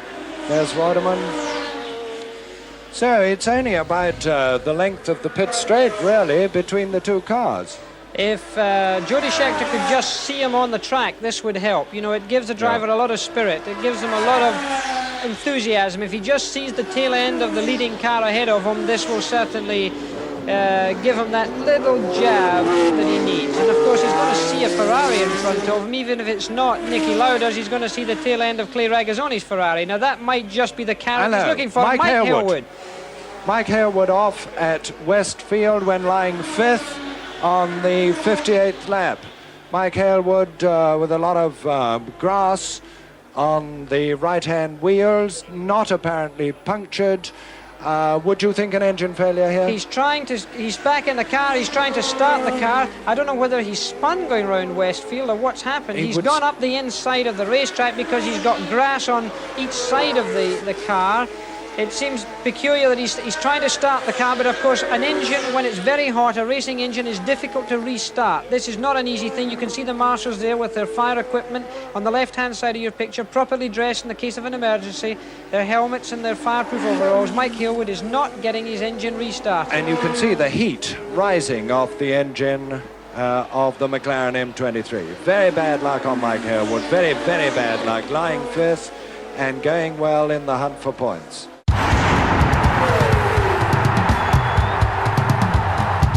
I think he's got a puncture in his rear right wheel. I can see almost the depression on the tyre. It may be that he's got a slow puncture. The profile of the tyre looks to me to be a little down in the middle. Now, I may be wrong. We're looking from the television monitor, but it looks to me like the depression on the crown of the tyre could mean a puncture. This would slow him up. And here's Jody Scheckter in pursuit anyway, closing up. Now, this is going to be very interesting indeed. Coming up to the completion of the 69th lap with 6 laps of the 2.65-mile circuit to go. And Lauda certainly doesn't know he's got a puncture because he hasn't gone into the pits. There he goes through Paddock Bend. At this stage in the race, if it's only a slow puncture, he may be able to hold it, but there, I'm sure he can't. He's slowing down too much. There's smoke coming out of the back of the car also. A little puff of smoke there as he goes down into bottom hell. The Ferrari people lining themselves up in the pits waiting for it. They're looking towards the racetrack themselves. The pit's a very important part here because the Ferrari pit work, in fact, is very good, but certainly not good enough to save this man's lead if he has to stop. And the gap is only... My goodness, with Jody Scheckter right behind him now. Right on his tail. Look, there you see the 2 cars. There's first and second place as they come up to 70 laps with 5 laps to go. Now, there's Jody Scheckter in the blue Tyrrell, raising his finger to Nicky Lauda ahead of him in the red Ferrari number 12. Here's a turn up for the book. Nicky Lauda, who's dominated this race, but Jody Scheckter, who's really fought manfully to keep in touch and now knows exactly what the situation is, and that tyre is done. He's going to pass him now. He'll certainly pass him down. Nicky Lauda is going to come into the pits, I'm sure. Jody Scheckter, and he hasn't let him through. He hasn't gone across. He hasn't gone across.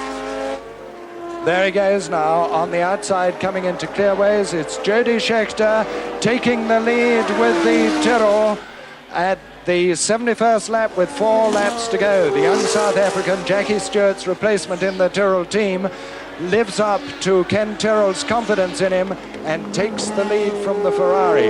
Now, the big question is, will Niki Lauda have to come into the pits with a puncture if that is the case, or is he going to soldier on in the hope of finishing?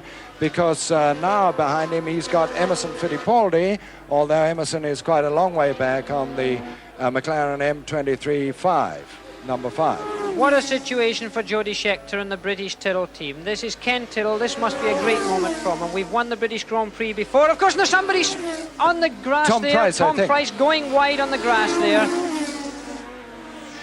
Now, here's Niki Lauda, and there's Carlos Reutemann right on his tail now. Now, if he has slowed that much, and he obviously has, Reutemann will be pressing to get past. Carlos Reutemann with the white Brabham, the Works Brabham, on which he's had very mixed fortune. Reutemann is a lap down, of course, but he was fifth earlier in the race. He had a spin, and the car's obviously in good song, and he's getting past the Ferrari. So the Ferrari is obviously in trouble. Niki Lauda now really in trouble, and Carlos Reutemann is currently in 6th position.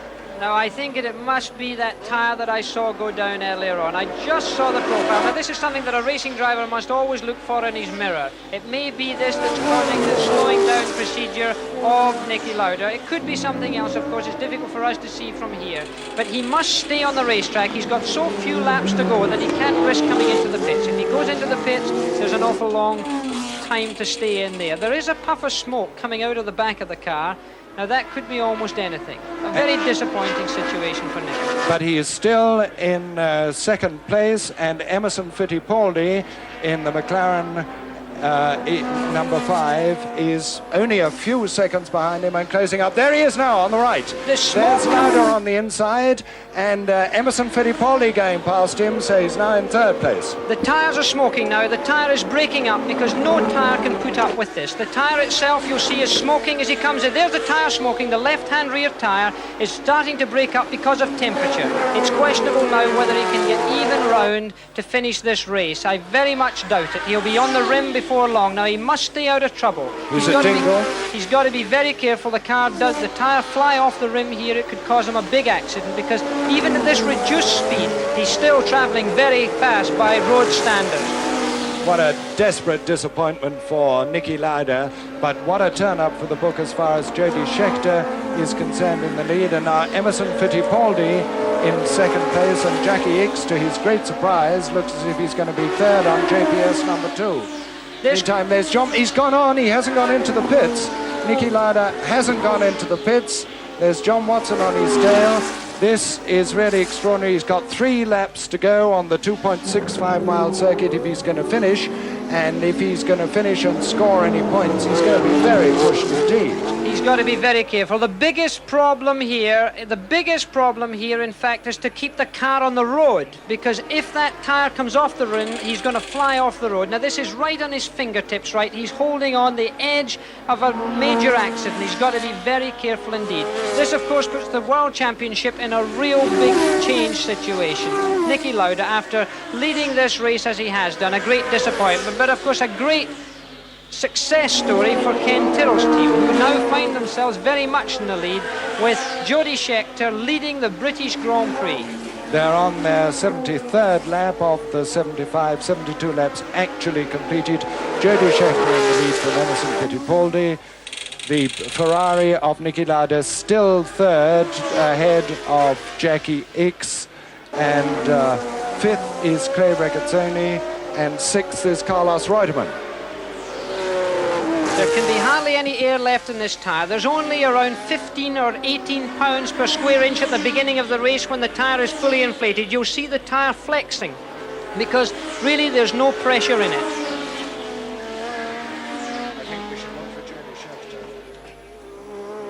Meantime, we're looking out for Jody Scheckter now in the lead with the Tyrrell. There he is, Tyrrell number 3. What a drive for this young South African replacement for Jackie Stewart. Lauda still 3rd, of course. Emerson Fittipaldi in 2nd place with the McLaren behind the Jody Scheckter's Tyrrell.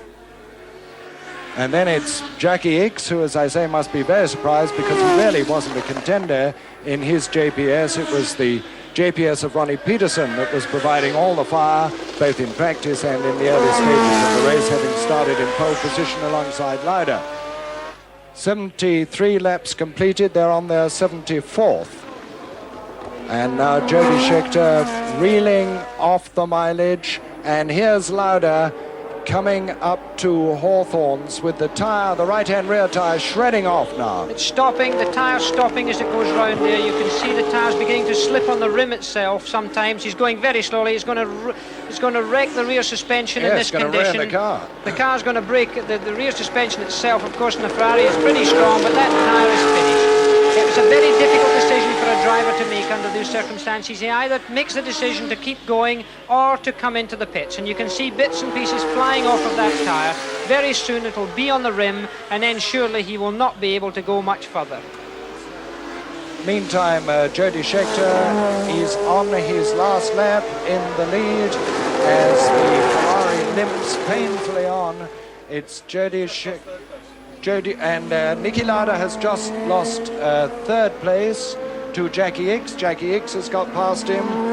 And can he get it to the checkered flag? There'll be no rubber left on that tyre at all. Jody Schecter's time for his 74th lap, 23.7. And he's coming up. He's coming to the pits after all that. And Jody Schecter's on his last lap, coming up to take the checkered flag in the British Grand Prix. Here he comes. Jody Scheckter on his way to the checkered flag in the British Grand Prix of 1974 in Tyrrell, number 3. There's the checkered flag, and Jody Scheckter wins for Tyrrell and South Africa. Now we've got to see the second man home.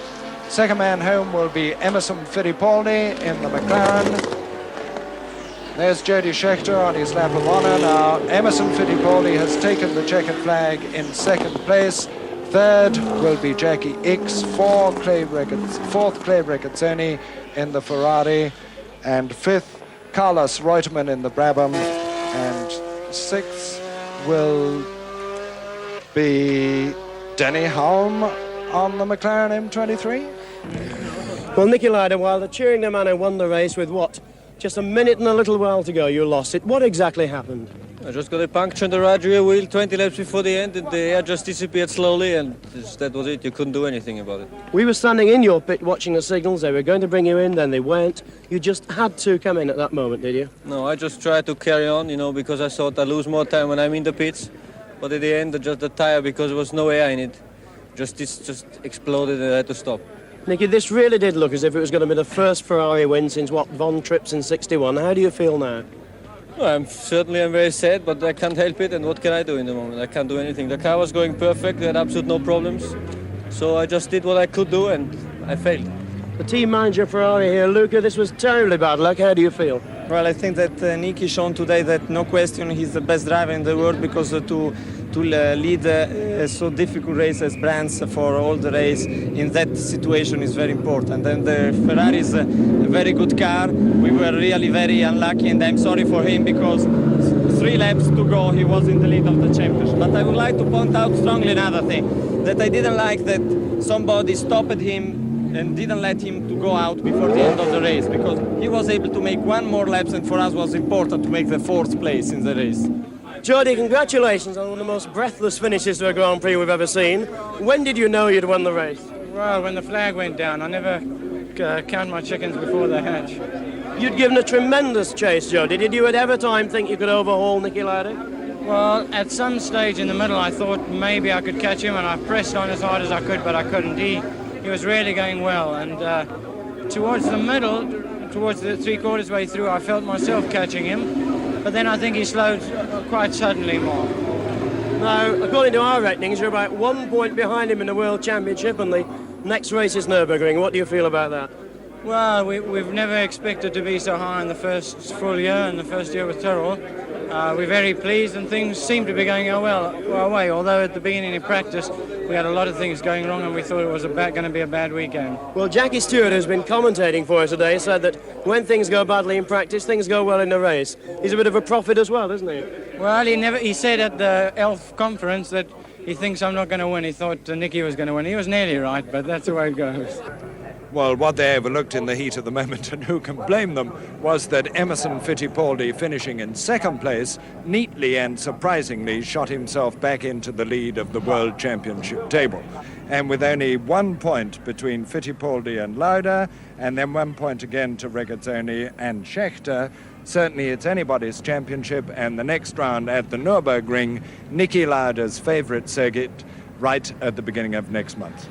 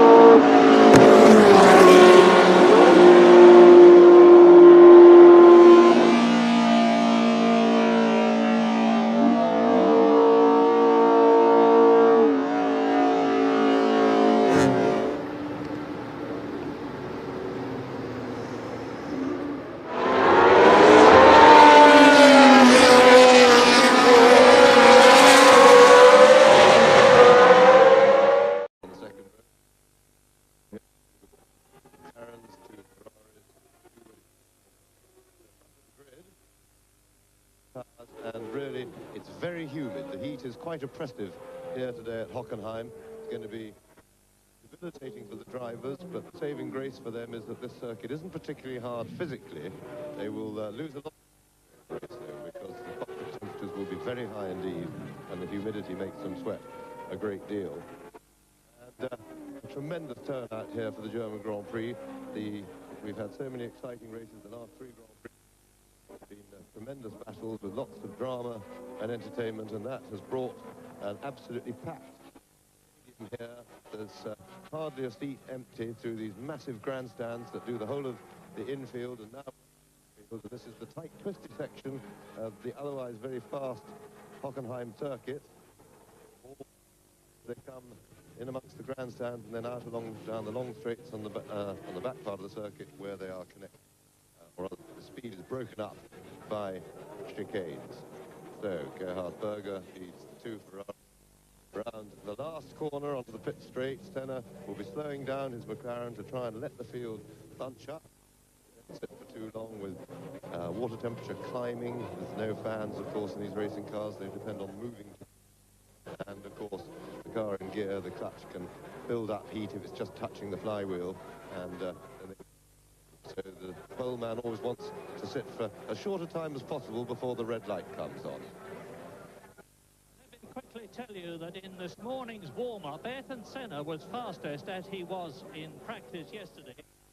Mansell was second fastest with the Ferrari in race trim, only 1/10 of a second slower. Fastest, Prost was 4th, so it's the 2 Ferraris and the 2 McLarens, and you McLarens with Senna on the right-hand side of your picture in pole position, followed by the 2 Ferraris. Then the 7th on the grid is Nelson Piquet, and he's very much a dark horse for this race. He's on tires, all the rest are on softer seas. And that's it, the German Grand Prix. Senna sprints away, Berger is behind him, and there is a collision, and it is Pirot who has gone, and Philippe Alliot. And Alliot did exactly the same thing last year. Yes, and Stefano has got away very slowly. Big bumping in the midfield there. Not a panic to get those cars cleared, and now back to the main. Out, approaching the first chicane. They're out of the stadium, and the first straight, and this is a chance to sort them out. 2 McLarens in the lead, followed by 2 Ferraris. They've gone off in grid formation, and 2 Williamses. So the first 3 rows all got away in formation. And I can tell you that Pirot's car is still wedged up against on the start and finish straight. It's conceivable that they'll have to stop this race because there are still 3 course cars. Philippe Alliot has got away, but meantime, as you can see, it's Senna leading Berger. Prost is in 3rd position. Is in 4th position. The yellow flags are waving, and Pirot's car is still stuck there. Well, they do have to stop the race for this. They can get the field. There's plenty of room to get the field past for 1 lap. The car is only just a barrier, and really they should be able to remove that pretty easily. Anyway, back to Senna. Coming down straight into the stadium for the first time. Senna leads Berger. Prost leads Mansell.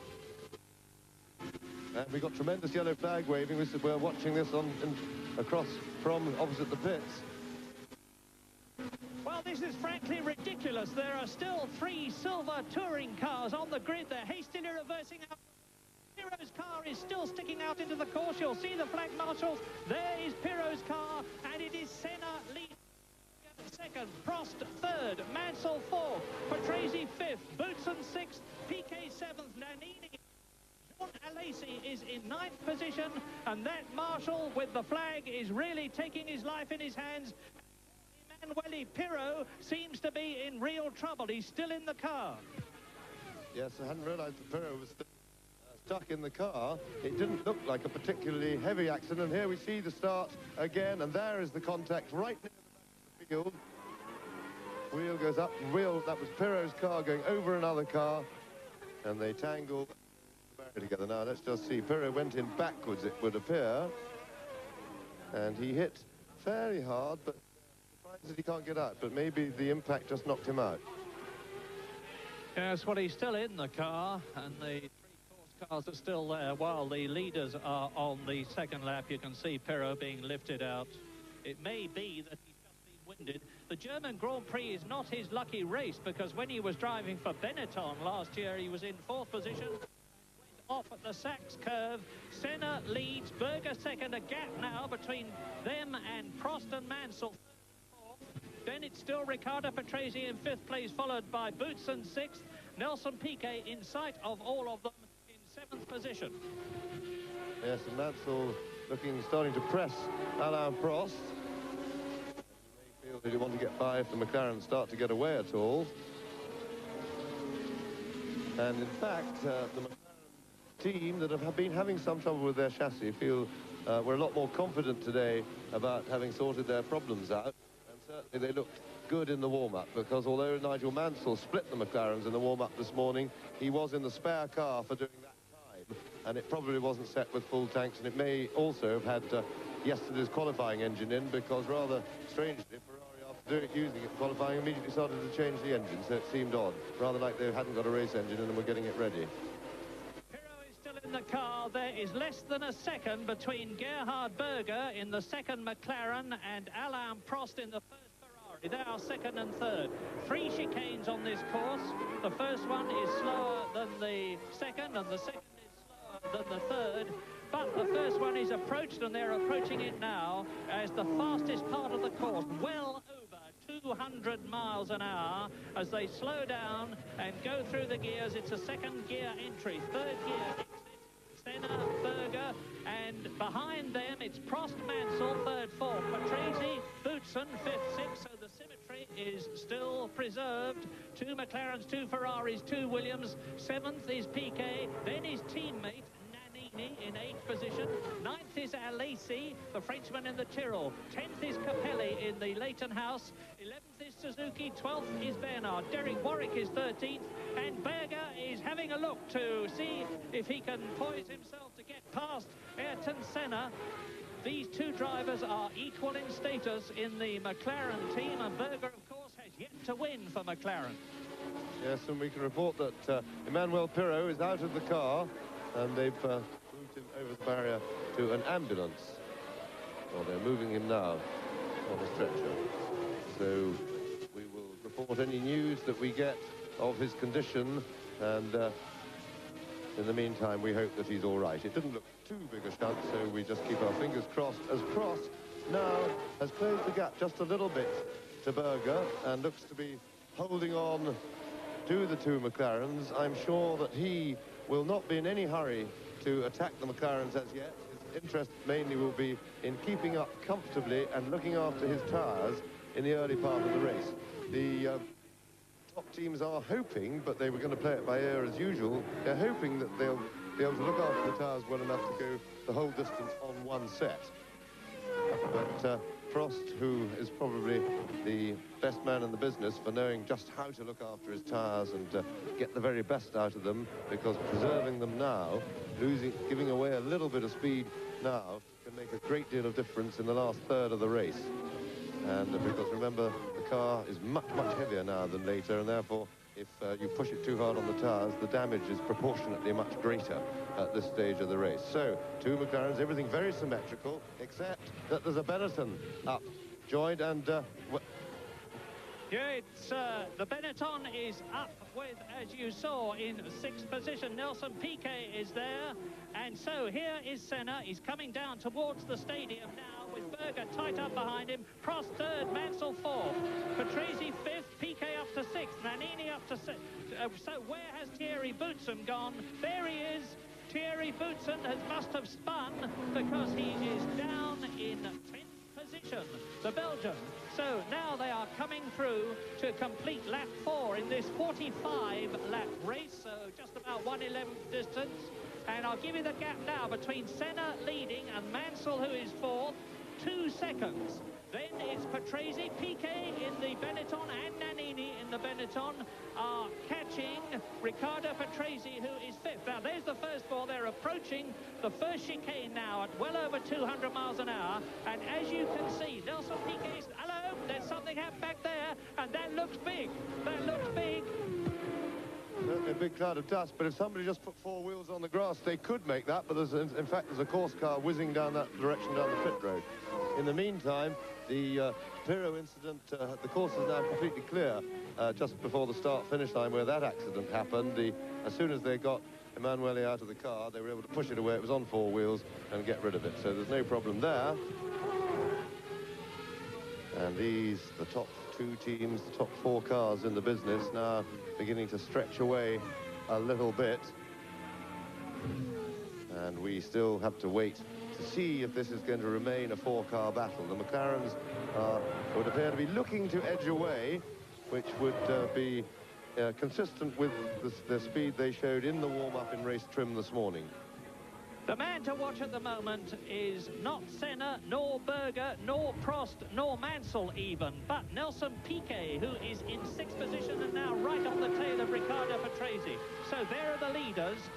Ayrton Senna holding his position in front of Gerhard Berger as they come round the left-hander in the stadium. Look across and you may just see a flash of Piquet and Nannini right behind him. They're both with Patrese, who is 5th.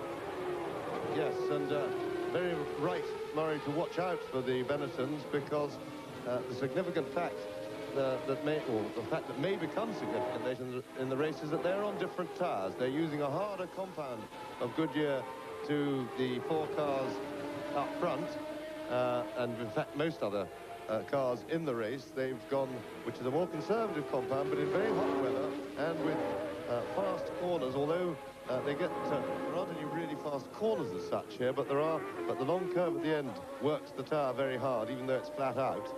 And the harder compound can often turn out to give more grip, as it lives better at its real operating temperature. And certainly the 2 Benettons are looking strong at the moment. Lap 6, and it's settling down into 2 bunches, the 2 McLarens and the 2 Ferraris, chased by Riccardo Patrese in 5th place, and there's about 2.5 seconds behind Mansell 4th and Patrese 5th, and the second bunch is Riccardo Patrese with Nelson Piquet and Alessandro Nannini, both in Benettons powered by the new Series 4 Ford V8 engine, which made its debut very successfully at the British Grand Prix. But now still on lap 6, 45-lap race. There's Alio going through the picture. He's the man who came together with Pirro at the beginning of the race, and he's about to be lapped by the leaders. And they are so close that if Philippe Alliot, who is not always the most cooperative Frenchman in the world in terms of allowing people past, interrupts the flow, then Berger, who is very quick on the course indeed. In fact, until the last lap, he was quicker than Senna on several of them, not quick enough to get by. But here is Senna coming through to complete the 6th lap now. Watch Alliot in front of them. Quickly, the order: Senna, Berger, Prost and Mansell.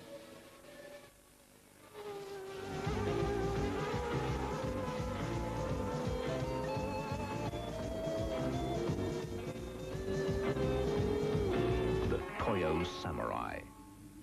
Strength, agility, endurance, and incredible stopping power. The Toyo Samurai will protect you.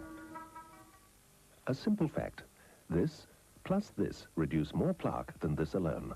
Listerine Antiseptic reduces plaque by up to 50% over brushing alone for good oral hygiene. Listerine Antiseptic, it fights plaque and bad breath. And that's a fact. Hi, what'll it be? You know, I wish I had a dime for every time I've asked that question. I've been a cocktail bartender here at the San Francisco Fairmont for 7 years. I can make hundreds of cocktails and fancy drinks. But you know what drink they ask for most? Johnny Walker on the rocks. And me, a cocktail bartender. Straight Johnny Walker and ice. It's a good thing nobody adds ice like I can. Johnny Walker, the world's first choice in Scotch whiskey, the Scotch behind the man behind the bar. Gillette presents another great moment in Nine's wide world of sports. January 31 of 1990 will hold special memories for a certain taxi driver from Brisbane. At the Commonwealth Games, the flamboyant Rob Perella met 20-year-old Mark McMahon in the men's singles final. Experience paying off. Bobby Perella has won the gold! Perella became the first Australian to win a bowl singles title at a Commonwealth Games. Gillette, the best a man can get. You're looking sharp, you're looking good, you've come so far, most of who you are. Father to son, it's what we've always done. Gillette Contour Plus and Gillette Foamy Shave Cream. Together, the best a man can get. Madonna. That's me. How can you make sure she gets on the bus? Hello. Just out of jail and ready to get even. Set me up, punk! Get real. Who's that girl? Impressing you is what I live for. Madonna. Out to settle an old score. I gave my word I would see you on that bus. A television first. Madonna. On the edge. Don't do anything crazy. A romantic comedy with a difference. She's a tiger. Madonna. Who's that girl? Monday, 8:30 on 9. Well, a ripper of a race so far after 6 laps. Senneberger, Prost, Mansell, Patrese and PK. Is the gamble of the Benetton tyres going to pay off? Let's go back to Hockenheim and find out. So we've got Olivier to be lapped in the way. And he won't be in the way through that chicane, which will please Senna. He doesn't want interference from back markers at this stage of the race. He's going to have interference in the form of Philippe Alliot as he comes into the stadium, which of course is the slowest part of the corner, and Senna's going to try and take Alliot, and he doesn't succeed. They are now into the stadium section with about 100,000 Germans watching in these enormous grandstands. Alliot slows down, lets Senna through. Now Berger, but what about the Ferraris? Senna's pulling away. He's made it the most of his opportunity. Well, a spectacularly stupid piece of driving by Alliot, because when he's got nobody else to race against, and why he didn't just stop and let the whole 4 pass instead of interfering with their race, because he's got no axe to grind, he's nothing to do with them, and he ain't racing anybody himself. And really, that was just stupid, because he slowed right down. He ruined Berger's corner. In fact, nobody's hurt, and it doesn't matter. But if it had been in more important circumstances with people trying to change places in the race and he had done that, that would have been really out of order. It was just unnecessarily stupid. Lap 8, you may be wondering if tyre changes are expected. Officially, they are not going to be coming in.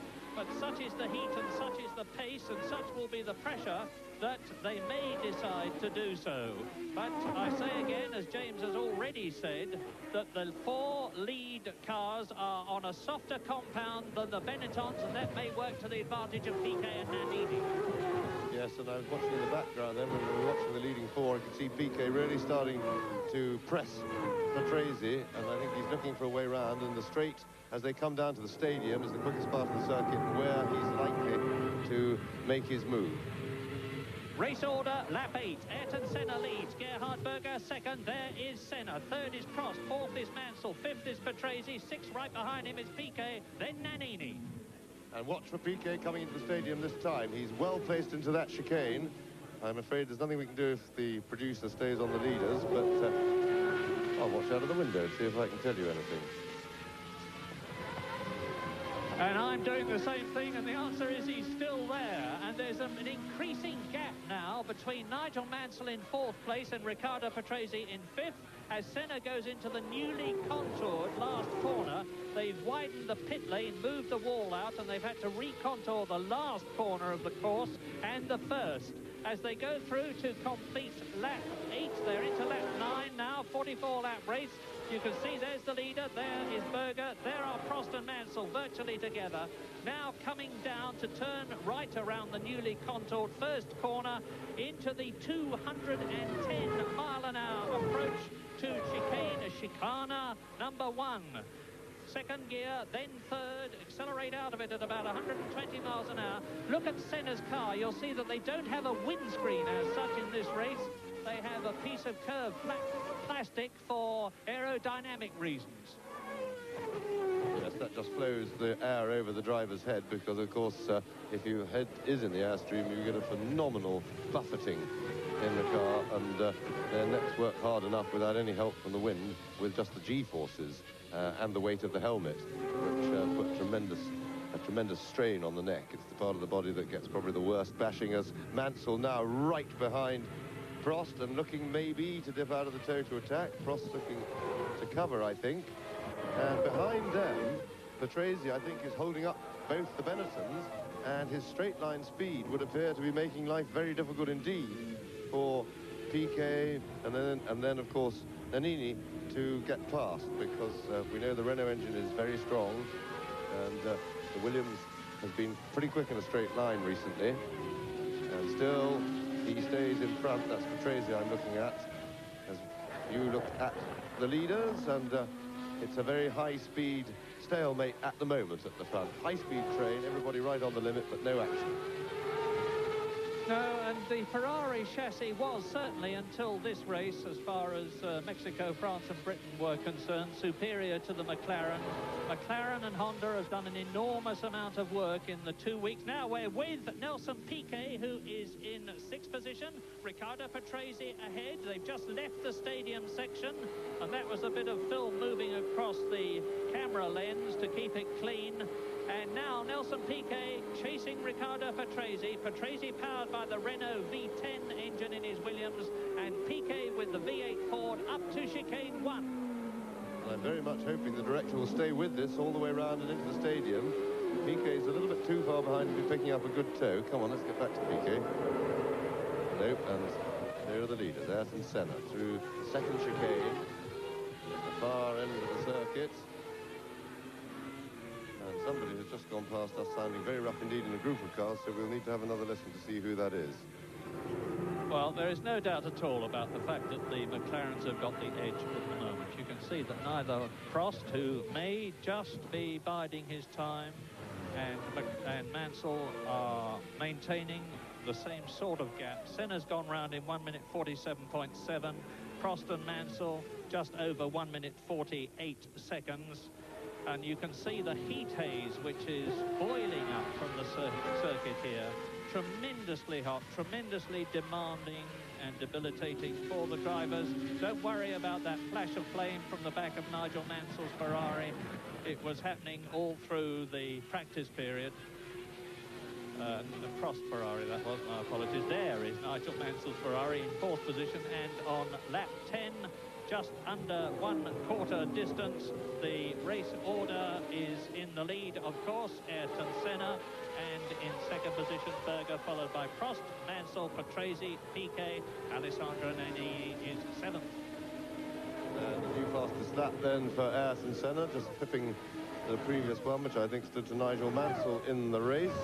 But still, of course, a long way from the lap record, but then they've got a lot more fuel in, no doubt, than when the lap record was established. And lap times, as those of you who watch regularly will know, come steadily down during the race, which, assuming that the tyres are staying consistent for the job, because, of course, the car gets considerably lighter. That's Ronnie Dennis up in the corner of your scene, the boss of the McLaren team, talking into his headset, probably just to communicate with other team members in the pits, because it's easier with all the noise to do it that way. But he could be talking to the drivers, but they do keep chats during the race to a very much to a minimum. The drivers are, as you can imagine, fairly busy. And a little bit of a gap just open there between the McLarens and the Ferraris, and Senna certainly put in his quickest lap and the fastest lap at the race on the last lap. So maybe our McLaren's making a bid to get away. Senna looks to be trying to stretch it. Just for your overall information, Gerhard Voitek has just driven into the pit lane in his Monteverdi, as we must now call them, because the Onyx name has been changed. And no, it was JJ Later who's come in, and Alboreto is doing the same thing. And Piquet, we're with him again, and he's going off. You can see, braking hard, going off at the chicane, up into the escape road, and he will certainly have lost at least one place, maybe more. Yes, and if you were looking then, you would have seen that his right front wheel was locked. He'd locked the front brake, reduced braking effect. And let's see what he has to do about regaining the circuit. Well, he's gone up, he's overshot, he's into the tyre funnel. And Nelson Piquet will be losing a lot of time to get back to the circuit from there. And in fact, he's come round, he's fallen behind into the gap that was between Nannini and Boutsen. So he's only lost one place, but he's lost a fair bit on the road. Lap 12, you look at the two leaders, Senna and Berger, very much in command at the moment. Chased by Alain Prost, Nigel Mansell, 3rd and 4th. Patrese 5th. Nannini then is up into 6th place. Piquet, as James has said, is down to 7th. He's only lost one. 8th is Boutsen, 9th is Capelli. Yes, and I've just looked at the race times, and that little escapade, a little bit of fun, cost PK about 8.5 seconds, and only one place, so no serious damage, just so long as he didn't flat spot any of the tires, because of course if you're running at 190 miles an hour and you lock your brakes up, the wear you put on the tire on one place makes it like that, then perform like as if you were driving on a threepenny bit, or 20 pence a piece, piece, I should say. Now, let us speculate, James. Ayrton Senna has got a 1.5 second lead, near as makes no difference, over Gerhard Berger, and Berger is about the same distance ahead of Prost, and you can see where Nigel Mansell is. I wonder if Senna is well within his limits, playing the race very coolly, knowing that it's going to be very difficult for anybody to get past him because of the buffeting they take.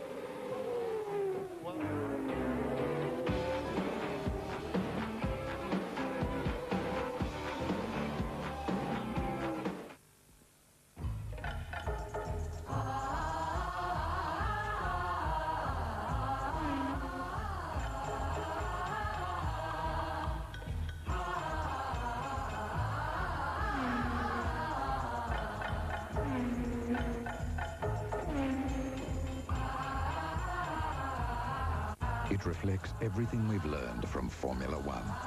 The 1.8-litre Honda Integra.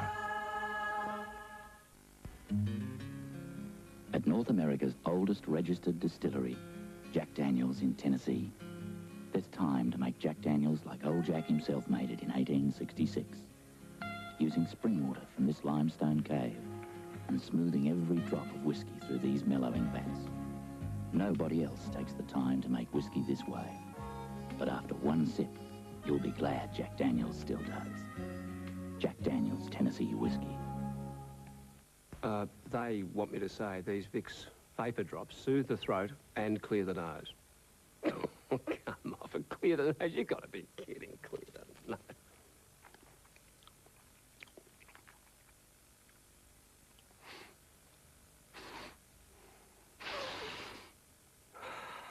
That's true.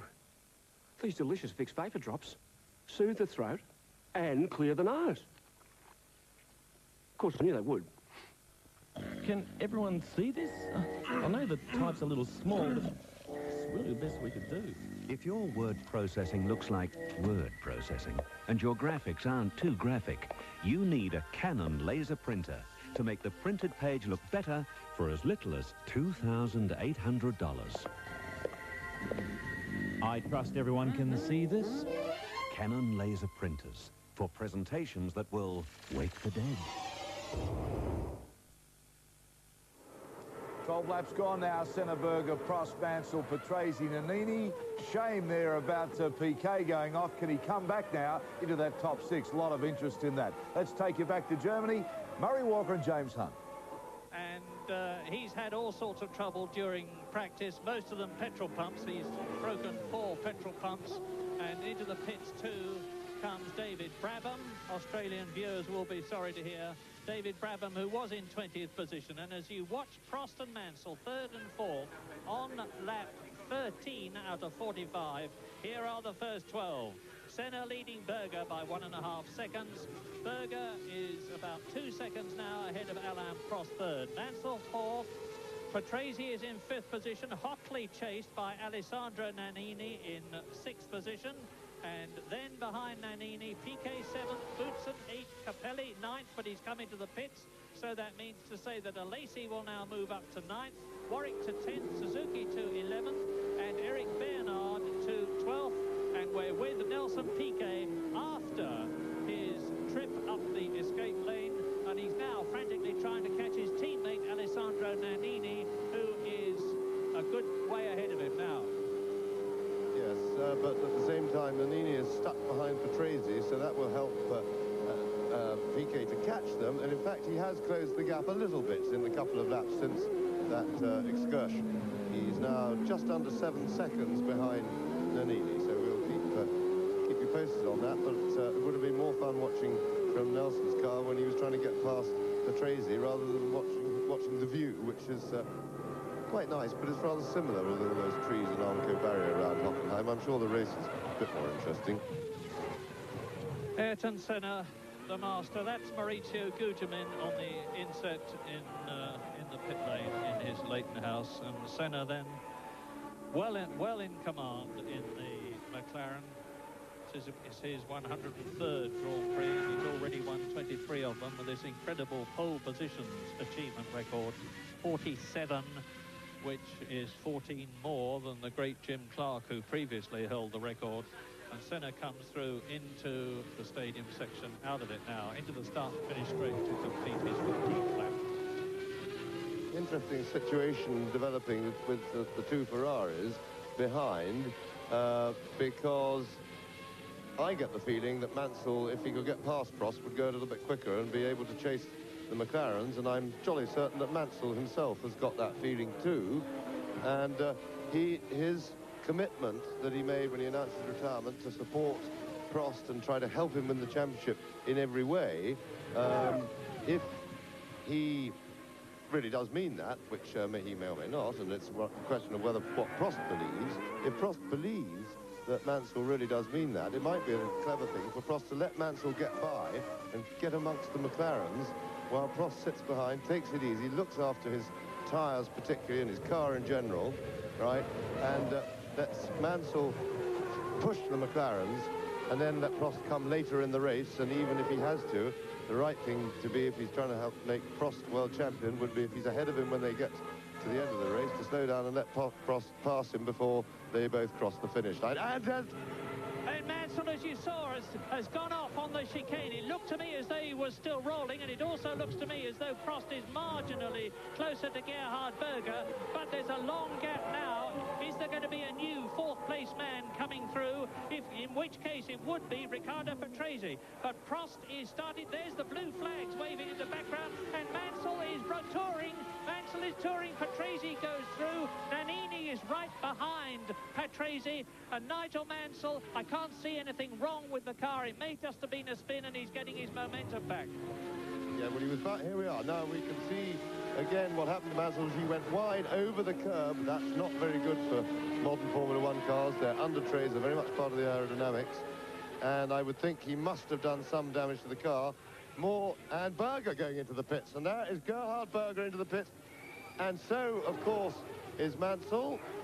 And Prost, Prost has come into the pits, so tyre stops already for the leading runners. Mansell is now limping in behind, and this looks like a poor stop by Ferrari. That left rear wheel was stuck, and that was certainly more than 6.7 seconds. He lost time on Berger in a big way. And you can see that Mansell is rolling into the pits, and from his body language it looks to me like a retirement. Yes, he's rolling straight into the pits. Well, this is as bad a German Grand Prix for Nigel Mansell as the Phoenix, San Marino, Monaco, France and Britain Grand Prix were. Nigel Mansell retires for the 6th time in 9 races. And Prost is still going. Mansell, of course, was very unhappy after Britain, and he will be very unhappy now. There's Senna leading, and there's going to be a new second-place man. I've just got, well, Senna now, and it should be Prost. And, well, Prost was much slower out of the pits than Berger, of course. But, yes, Mansell, I'm sure he will be unhappy, but he was unhappy with Ferrari, remember, Murray, after Silverstone, referring to the earlier retirements. This, of course, has nothing to do with Ferrari. He's only got himself to be unhappy with here. And that's unfortunate, because he's been having a good season in the cockpit. He's been unlucky with the reliability of his Ferrari, and it's always a terrible shame to throw it away when the car's doing everything right. And I'm sure he'll be kicking himself for that. And even sadder than that was yesterday Damon Hill in the 3000 race, as we watched Senna, who's now got a clear and comfortable lead on his own. Damon Hill, son of the late Graham Hill, who's been doing so well in 3000, as Mansell's car parked for the day. He has led 3 3000 races and had mechanical failure, and then he was threw it away yesterday. Well, Ayrton Senna now has got a 15.5 second lead over Riccardo Patrese in the Williams. And if Senna stops for tyres, and it's by no means certain that he will, I know that the Goodyear technicians were recommending that they should not stop and didn't need to. He could still regain the lead But Riccardo Patrese in second place. Alessandro Nannini very close to Patrese. That's the battle at the present moment, as you can see for yourselves from the caption. With the second Benetton in the top four, Nelson Piquet in fourth position, Gerhard Berger in fifth position after his tyre stop, Thierry Boutsen sixth in the second Williams, and now in the inset you can see the McLaren mechanics who are ready, presumably for Ayrton Senna to come into the pits for a tyre stop. Berger has already been in and gone out again, and Senna, as I say, has got a 15.5 second cushion, which is a very comfortable one indeed. Now we're soon going to know, because Senna is in the stadium section. He's going round the Sachs curve now. Then he goes round two more right-handers, the last of which is going to be into the start and finish straight. But if he's coming in, he's going to be coming in right now. And Ayrton Senna is coming in for tyres. Now, Gerhard Berger stopped. I'm surprised there's going to be a new race leader. Riccardo Patrese is going through, but it's Nannini ahead of Patrese. And now Ayrton Senna stops for tyres, and Nannini is coming out of the last corner, chased by Riccardo Patrese, and Senna's going to get out of the pit lane in front of them. Yeah, it's going to be a very tight run thing. It's a race on two different circuits now. And there goes Nannini, and has he got the straight line speed? But look what's happening behind Nannini. We have Patrese, Piquet and Berger all breathing right down his neck. And with the tyre stops, we've got a tremendous lead battle. Senna has tucked right in. There's Berger having a look.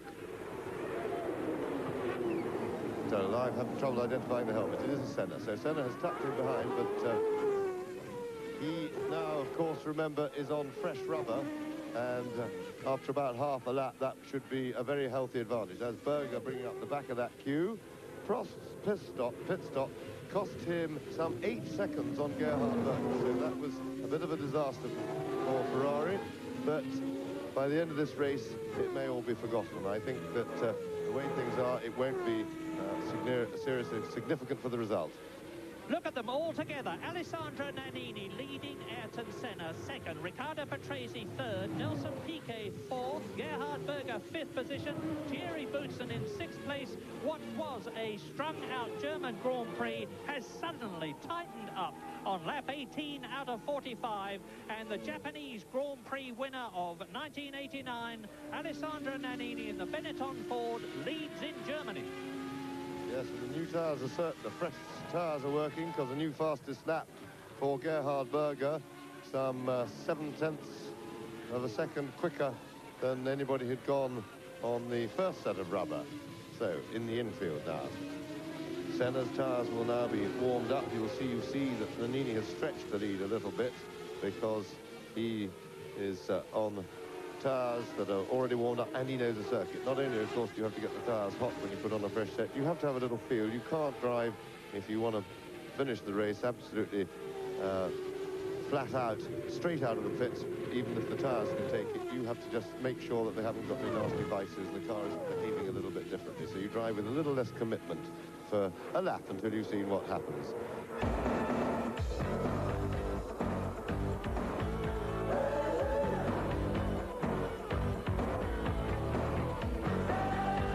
What if it doesn't go? She'll go. Here's why. So a fire engine's got to have the most reliable battery you can get. Gotta go first go, every go. But what makes Century so much better? Century, a quality check 102 times. Gotta go. Century's reliable then? So, you'd recommend Century then? The extra quality of Century. When it's gotta go, first go. This is my portable toolbox, and every hand tool in there is C-Chrome. They're the only tools I trust, and they're the only tools that come with a C-Chrome guarantee. C-Chrome make over 900 computer-designed tools in 185 toolset and cabinet combinations. And whatever C-Chrome tools you buy, I promise you they'll last a lifetime. C-Chrome, tools for life. It's the Team Nissan Dealers record-breaking sale, and Nissan have given their dealers huge incentives to break their all-time sales records. This means during July, Nissan dealers are going all out to give record-breaking deals, like the sensational Pulsar GL. There's over 1,000 of them ready for immediate delivery from only $12,990.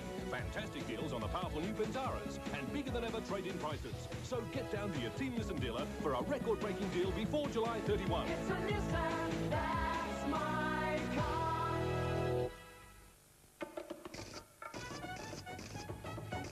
Paolo, scusi, un Galliano Sambuca. Galliano Sambuca. Grazie. Ah, certo, normale o fratto? Ah, sapere. Sì. Un caffè, un Galliano Sambuca. Sambuca bello. Sì. Galliano Sambuca. Prego. Tuesday, 9:30, this is what it's all about. Men.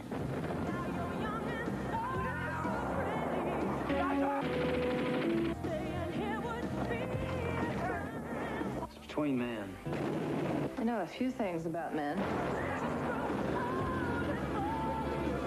Can't forget. Until it's over. I'm a man. Some women are worth fighting for. Tuesday, 9:30 on Channel 9, China Beach. Behind PK is Berger, the first five, there they are. Now remember that the two Benettons are on the harder tires and may not need to pit stop in the same way. And the fact that I find significant is that the previous lap, Nannini did his fastest lap of the race so far. Now, the harder compound will take longer to come into its own, and it's in the second half of the race that one would expect it, if it's going to do well then. And oops.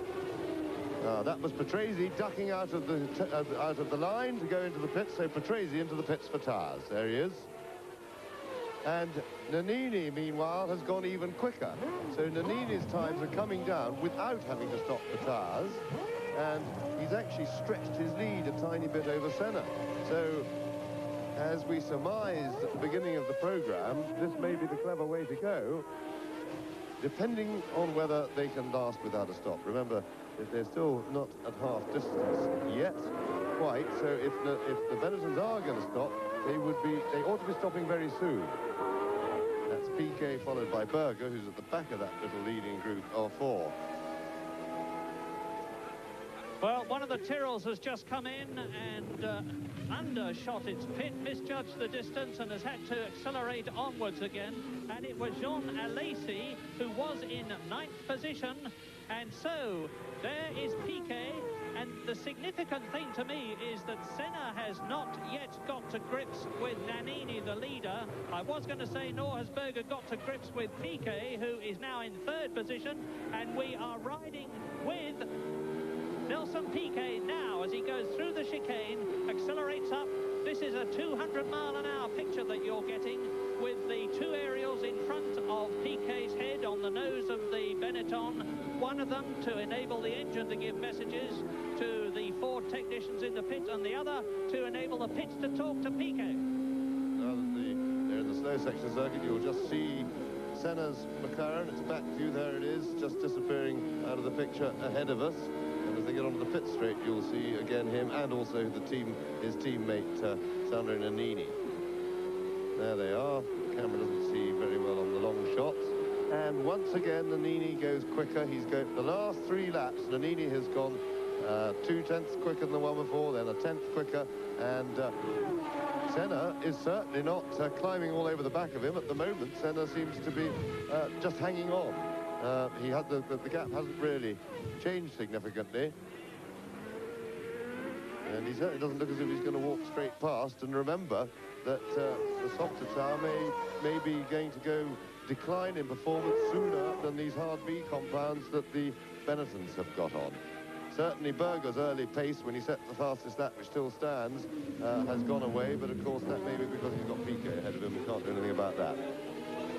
Well, Senna he's cut the gap from 2 seconds to 1.7 seconds to 1.4 seconds in the last 3 laps, and it's Nannini leading Senna, as you can see for yourselves, with Piquet some 3 seconds behind Ayrton Senna in 3rd position. 4th is Gerhard Berger with Piquet immediately in front of him. 5th is Boutsen, 6th is Prost, 7th is Capelli, 8th is Patrese, of course, has been in for tyres. 9th is Suzuki, 10th is Bernard, 11th is Nakajima, 12th is Alesi, who's been into the pits, 14th is Derek Warwick. Martin Donnelly has long since disappeared off our lap charts. I'm sorry, I don't know where he went out, but he is certainly out, and the marshal's running. There's something happened on the infield there, and it looked like a Ligier. Or an Onyx. I think actually it was an Onyx. They're very similarly coloured, Murray. Monteverde, I'm so sorry.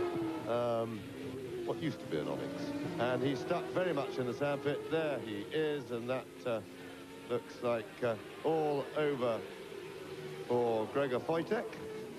And what's more, that car is going to have to be moved from there, and they're going to need some towing. Oh, yes, they've got a tow truck now. The tow truck is now coming in to give it a grab and a tow. In the meantime, Senna has now pared down that gap, and in doing it, he's set fastest lap of the race. Senna, a new fastest lap, 1:46.310, and right now on the tail of Nannini. But with the story of the tyres, I'm not so sure that even if Senna gets past, he may not find that Nannini's got the better rubber right when we get towards the end of the race. The B compound tyres, he would, I expect, if he does get past, he'll pull away a little bit, but I think there's a chance that the Benettons will then start to claw back. Remember, Senna's tyres at the moment are very fresh. Behind, they're dropping back slowly, gently, the Piquet Berger battle. And Berger, I'm sure, who's very anxious to win a race for McLaren at the moment, and certainly is beginning to look, certainly to threaten to do that. He'll be very anxious to get past Piquet, to get after these two. And you can see how hard Ayrton Senna is trying. He's closed the gap right down from 2 seconds to about 2 feet in places. Whatever Alain Prost did doesn't seem to have been right. He's in 6th position, but he is lapping slower than the 2 leaders that you see at the present moment, and he's lapping slower than Gerhard Berger as Alessandro Nannini, chased by Ayrton Senna, comes through to complete lap 22 out of 45, and that's one of the Minardis. It's Martini there out of the race. Pierluigi Martini out of the race. So Nannini leads Ayrton Senna by about a car's length in places, and Senna may just be biding his time. It's very interesting to look at the comparative power of the Ford V8 and the Honda V10. Yes, and looking at it says a lot for the Ford V8. It certainly looks absolutely competitive. Benetton on the straight with the McLaren, although just looking at them, which is not the way to assess how much downforce a car is running, I might add, but it does look to me as if McLaren are running a little bit more wing than the Benettons, which would, of course, mean that they are running a lower top speed, potentially, and running a bit more drag than the Benetton. But certainly that Ford-powered Benetton looks very good on the straights. Look, Senna's perfectly placed in the toe now, and yet he's not making any real progress. He's right in the hole of the air. He couldn't be better placed, and he can't, you know, suck up to the back of the Benetton and then momentum carry him past, which is the classic way of overtaking. Now, this is the obvious point. He's going to have a go, I'm sure of it here. Nope, and still he can't, and that is impressive, that the Benetton can hold the McLaren Honda on the straight. Yes, the days when McLaren used to put a dredger bucket on the back of the car, they had so much power from the Honda engine that they could have massive downforce, and the others had to have smaller wings. Now, there is Prost in 6th position. Those days are over. And Prost now is right up with Boutsen in 5th position as Senna attacks again. Yes, he's been, in fact, with all the excitement, we haven't been looking at Prost, but he's been with Boutsen for a lap or two now, and he will be keen to get past Boutsen and get stuck into chasing this leading 4, because Boutsen is now 11 seconds behind Berger, and that won't please Prost one little bit. He'll want to start working away at that gap. Alessandro Nannini from Siena, the man who used to drive for the Minardi team in the days when they had the disastrous Motori Moderni engine, has really come good since he went to Benetton. One in Japan. Now he's staving off Ayrton Senna. And as I was saying, the wings of the... Ah, that is lapping. And that was also a Monteverdi. And, oh, and a blow-up, and there goes Piquet's engine. So Nelson Piquet, most unfortunate out of it, but certainly they can be pleased with the power that Cosworth have got for Ford out of this engine, and Piquet just pulling out of the way quite rightly just to get off to the safe side. And that Monteverdi we were looking at, I think it had an off because I saw dust. Oh, that's rather fun, a bit of agricultural stuff from Piquet, how to park neatly. And back to the leaders now. Nannini holding on extremely well, much helped by the prodigious straight line speed of his Benetton Ford. And if you look offline, look at the marbles, all the bits of rolled rubber, that what appears to be dust, as Piquet just getting out of his car. I think we'd rather see the race, please.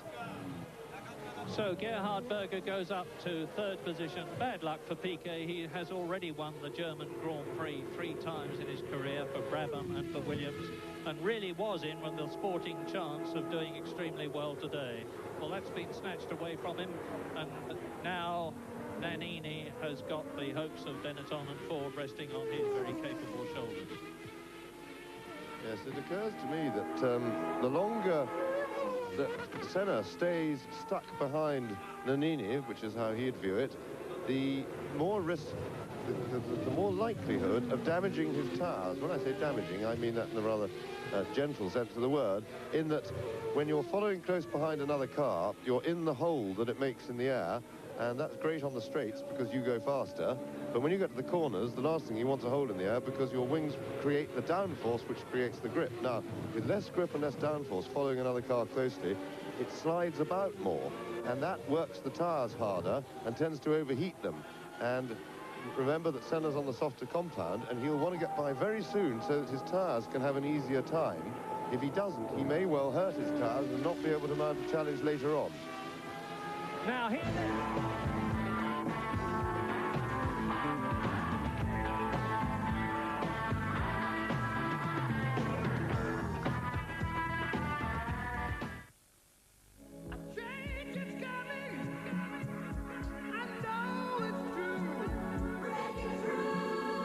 The incredible, all-new Honda Accord. Unless you drive it, you'll never believe it.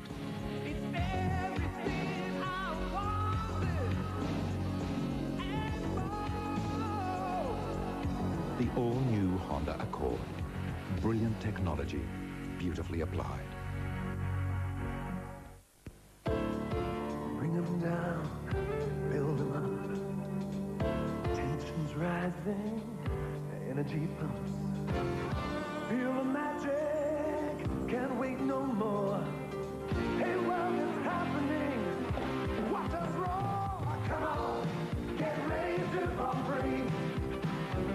Get ready for some more energy. Phone ticket world and book for the Foster's Australian Grand Prix. Book now and you'll be sure to get the best seats at the best Grand Prix in the world. Come on, Australia. Phone now for some raw energy. Grand Prix. Get ready to Grand Prix. Yeah. Get ready for some raw energy. Get ready. Come on, I say. Get ready to Grand Prix. Raw energy. Grand Prix.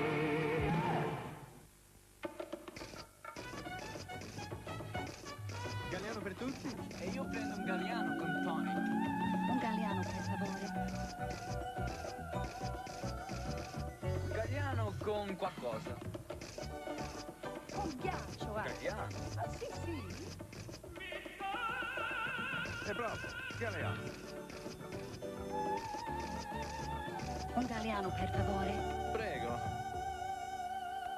That's the replay of the shot of Prost going past Patrese as we went into that break.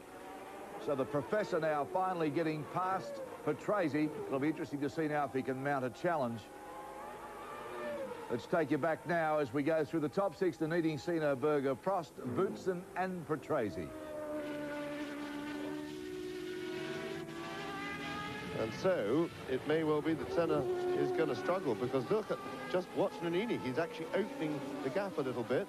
And remember I said 2 laps ago, that if he follows too closely, he's going to overheat his tyres, and it's beginning to look as if that may be the case now. We'll see him across the line, and we'll just see what lap times if Nannini has been able to sustain that pace. So Nannini crosses the line, and yes, he has, pretty much. The gap now, 1.5 seconds between Nannini and Senna, with Berger just under 5 seconds back. You see him in the background there. We come down to the chicane. And now Prost goes over the line. And he has already pulled now 3 seconds in a lap and a half on Thierry Boutsen, and we did expect that. But no significant move on Gerhard Berger ahead of him as yet.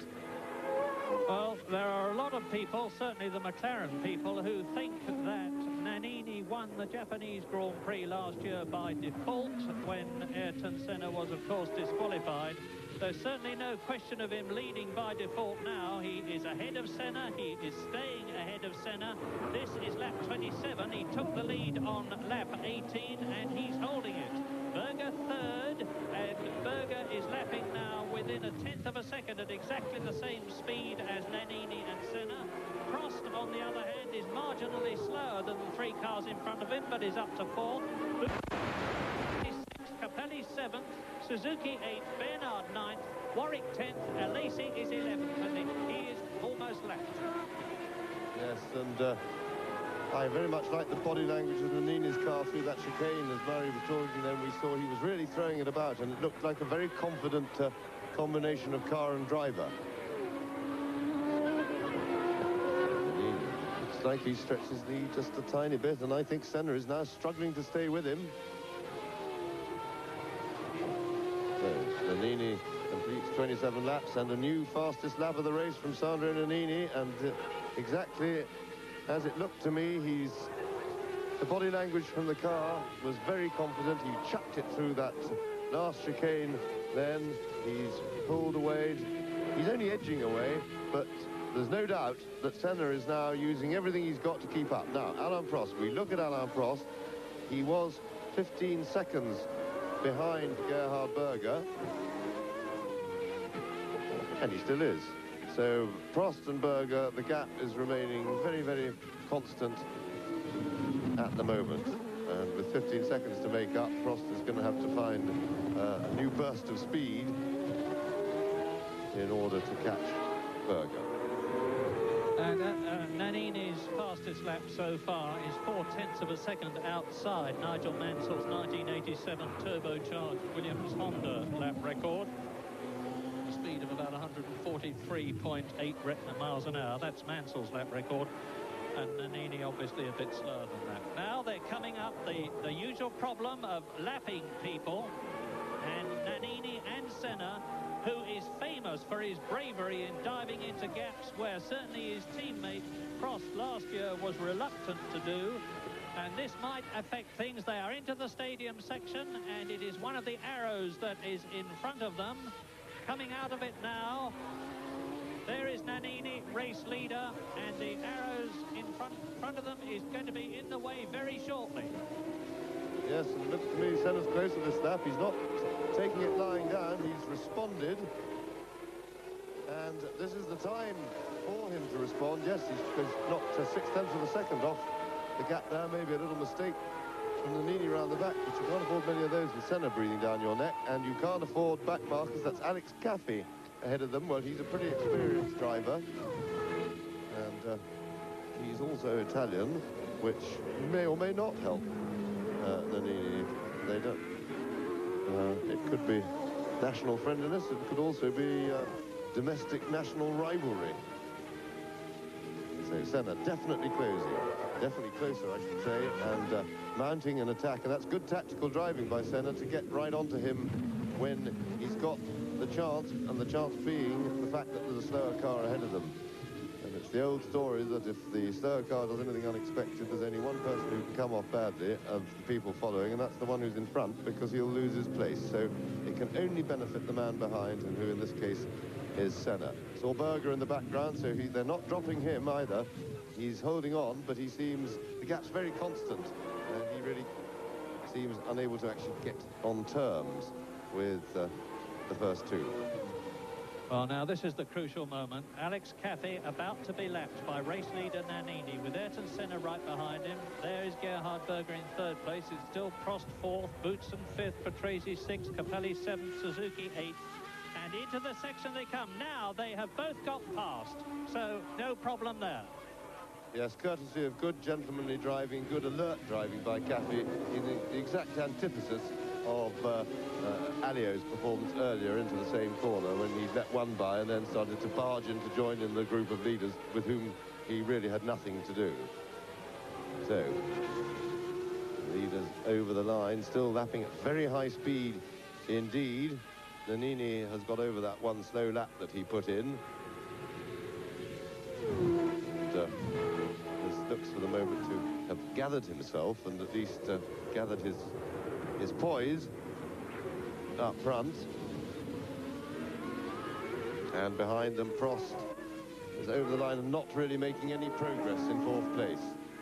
Into the pits comes Thierry Boutsen, the Belgian in the Williams, who was in fifth position, but it's still Nannini up front, chased by Senna. I'm sort of half looking at what you're looking at and half looking at Boutsen, because I want to see if there's going to be a change. And Capelli has gone through. Ivan Capelli, the sensation of the French Grand Prix and the British Grand Prix, second in France, third in Britain until he had to retire, is now in the points in sixth position.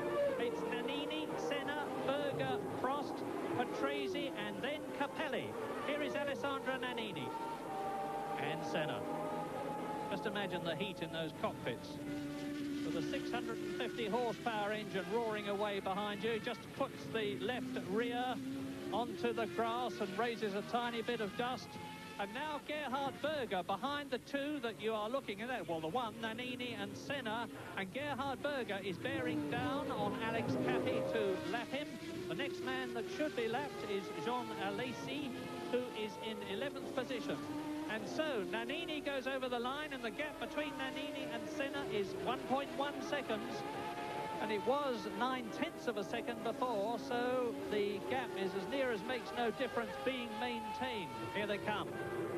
Nannini, Senna, then it was Caffey. Now they're round the first right-hander. They're on the way down this 210 mile an hour straight up to the first chicane. Nothing in it as far as braking is concerned. And the light and nimble Benetton is going extremely well, to put it mildly. Don't forget, he's still on the same tyres that he started with. The compound Goodyears, all the compounds are 2 qualities softer than they were last year.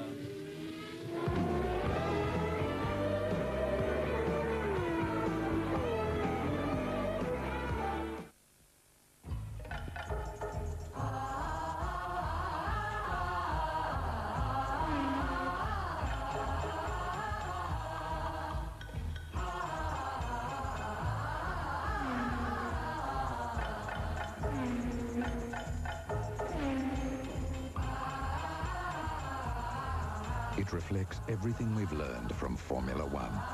The 1.8-litre Honda Integra. What if it doesn't go? She'll go. Here's why. So a fire engine's got to have the most reliable battery you can get. Gotta go first go, every go. But what makes Century so much better? Century a quality check 102 times. Gotta go. Century's reliable then? So, you'd recommend Century then? The extra quality of Century. When it's gotta go, first go. Don't miss out on claiming all your tax deductions. You could be entitled to a sizable refund. I could? But how can I be sure? Just go to H&R Block.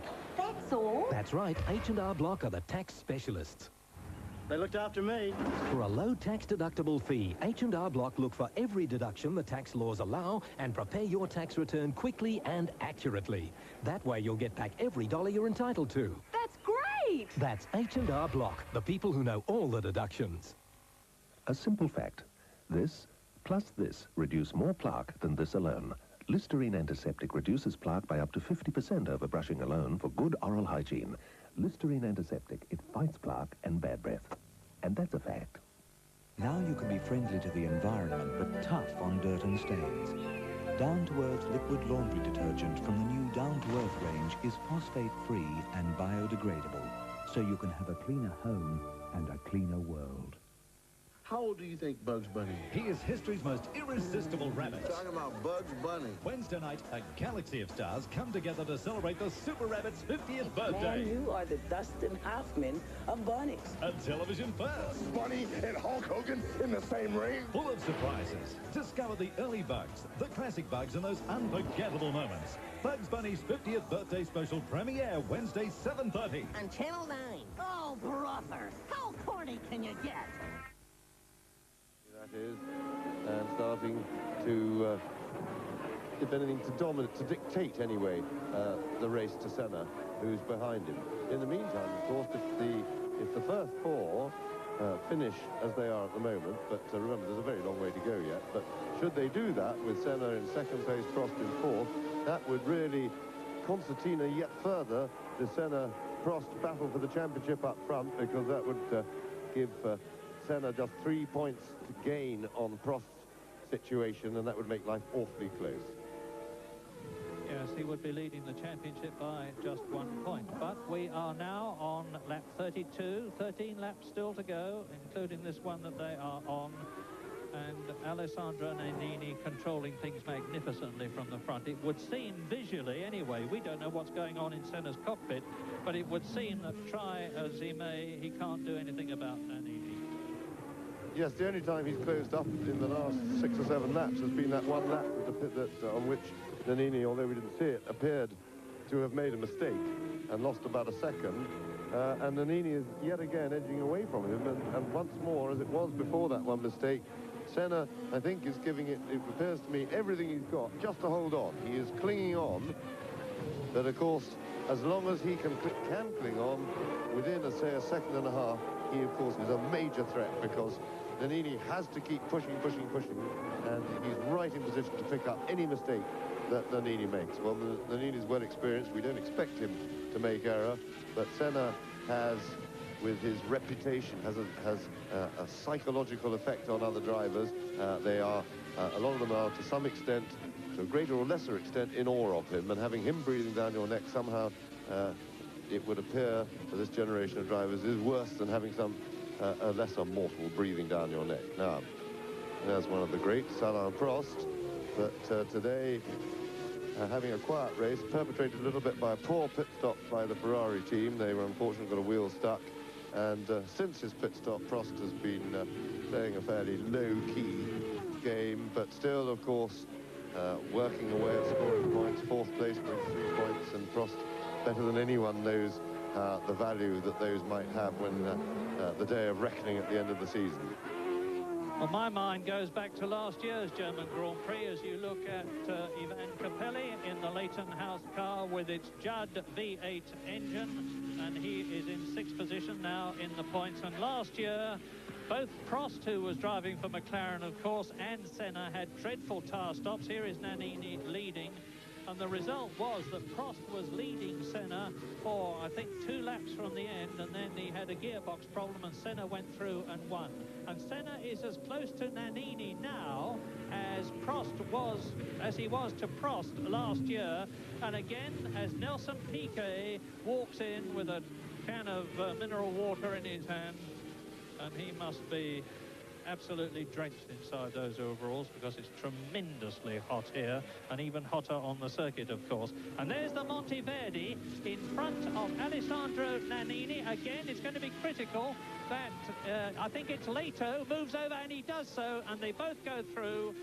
So Nannini laps him, and Senna laps him, and Berger is just going into the Sachs curve, which is the left-hander before the end of the lap, and Senna is actually much closer to Alessandro Nannini now than he has been for some time.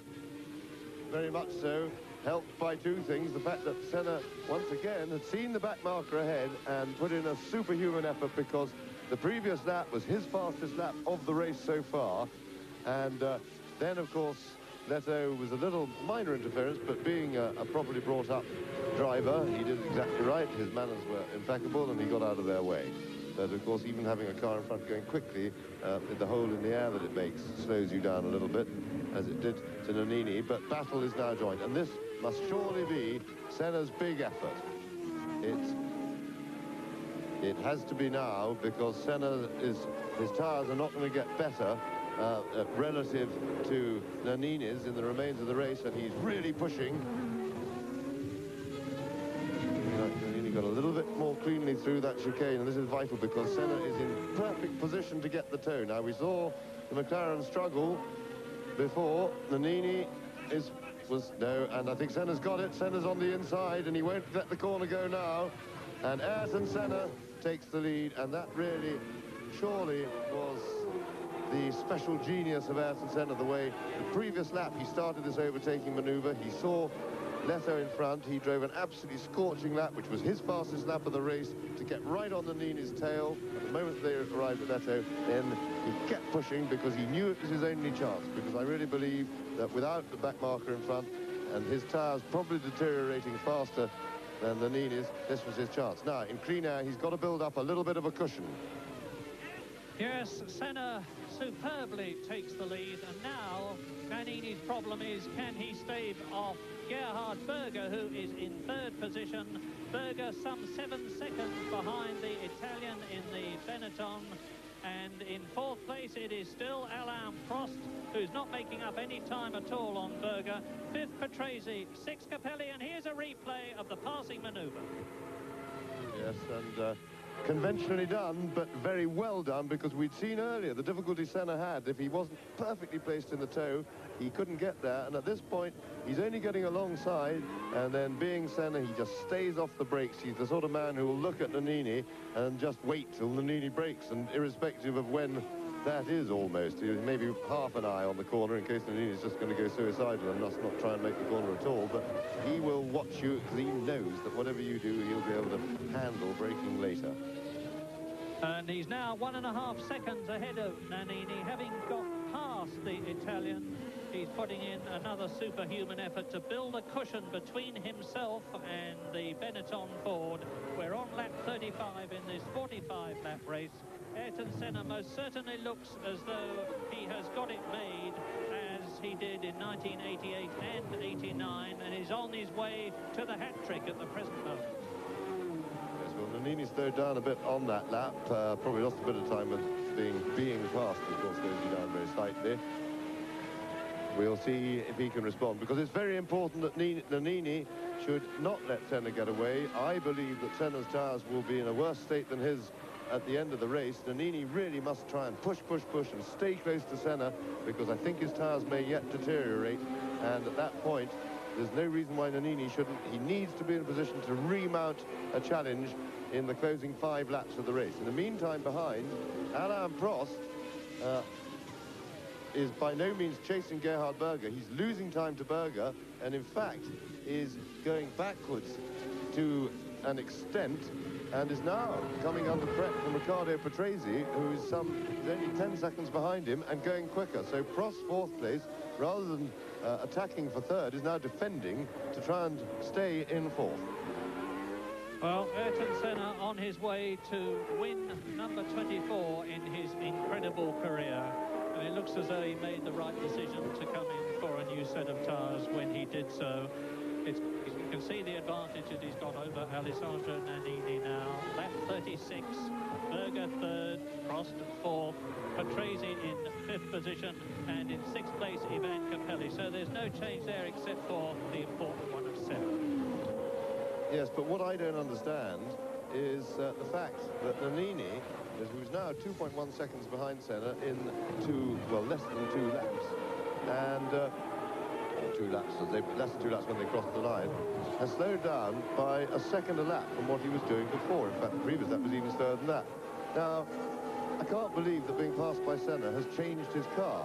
I can only surmise that Nannini has given up, or is not giving it everything, and this is terribly, terribly unprofessional driving, because Senna needs to be pushed, and Nannini can certainly do it, because if he can do 46.1 before Senna passed him, surely he can do 46.1 now with non-deteriorating type of tyre and a lighter fuel load. So Nannini really should get his finger out.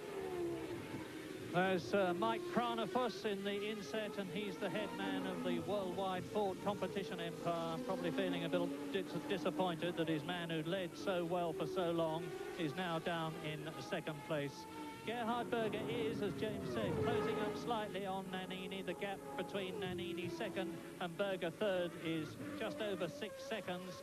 Prost in fourth place, Patrese fifth, Capelli sixth, still in the points. Then Boutsen, then Eric Bernard, and Derek Warwick has moved up to 9th place in the Lotus.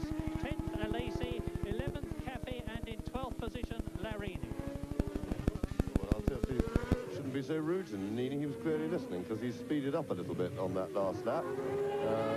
So good boy. Because really, we want to see a close and exciting race, but having said that, so has Senna. Senna has, again, now put in his fastest lap of the race. The gap has opened a bit, but Nannini at least has responded and would appear now to be attempting to stem the tide. McLaren Honda leads, Benetton Ford second, McLaren Honda in third position, the Ferrari of Alain Prost is fourth, Riccardo Patrese fifth, and that's one of the Lolas pulling out of the race. It looked like Eric Bernard to me with his hand up in the air. He was in 8th position, that means to say Derek Warwick moves up a place, and if a couple more fall out, Derek Warwick will finish in the points. There's a lot of speculation, incidentally, about the future of the Lotus team here at Hockenheim, with rumours that it has been bought or is going to be bought by a consortium headed up by ex-Lotus team manager Peter Collins. But meantime, there is Eric Bernard, sadly touring into the pits. Well, he's not touring into the pits, he's just pulling off the course. And now the leader, in fact, Ayrton Senna, is on his 37th lap. He's 4 seconds now ahead of Nannini, who's got a major problem, and the problem is called Gerhard Berger, and the second McLaren Honda is getting bigger and bigger in the mirrors of the second place man, Alessandro Nannini. And Berger is lapping nearly 1 second faster than Berger, with Prost still in fourth place and not offering any challenge to the Austrian. Yes, Prost is really falling away, and Patrese, who we mentioned a moment ago, are now looking from Derek Warwick's Lotus, and they really had a struggle this weekend, but he's worked his way up to 8th place. But really the Lotus, the Loti, Derek and Martin Donnelly have been a great disappointment. The chassis seems to behave in a particularly unpleasant fashion here. They have trouble in qualifying, they couldn't keep their tyres together, and it's a sad sight. The engine is pretty good, the drivers are all willing and eager and good and trying hard as we look at Senna, and it may be that Nannini, who's slowed down again, is finally having a bit of wear trouble with the tyres. Remember, of course, everybody else has had a fresh set, and he on the harder compound hasn't. But he's still able to produce a low 46, and he's going to have to mind his P's and Q's, because Berger is, as Murray said, closing up hard behind. Prost is now into a defensive mode to keep Patrese at bay. Patrese in 5th place, only 7 seconds behind Prost. Now, is Senna going to be able to get past Warwick? Incidentally, the gap between Berger and his chaser is dead. And there is Warwick now. You'll see Ayrton Senna come past in a minute.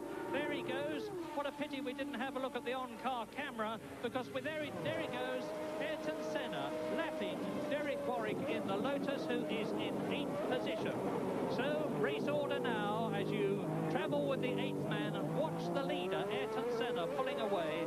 It's Senna leading Nannini by 4 seconds. Berger is in 3rd position. Prost is 4th. Patrese is 5th. Capelli is still in the points for the second race out of 3. Thierry Boutsen is 7th. Derek Warwick is in 8th place. Alesi is 9th.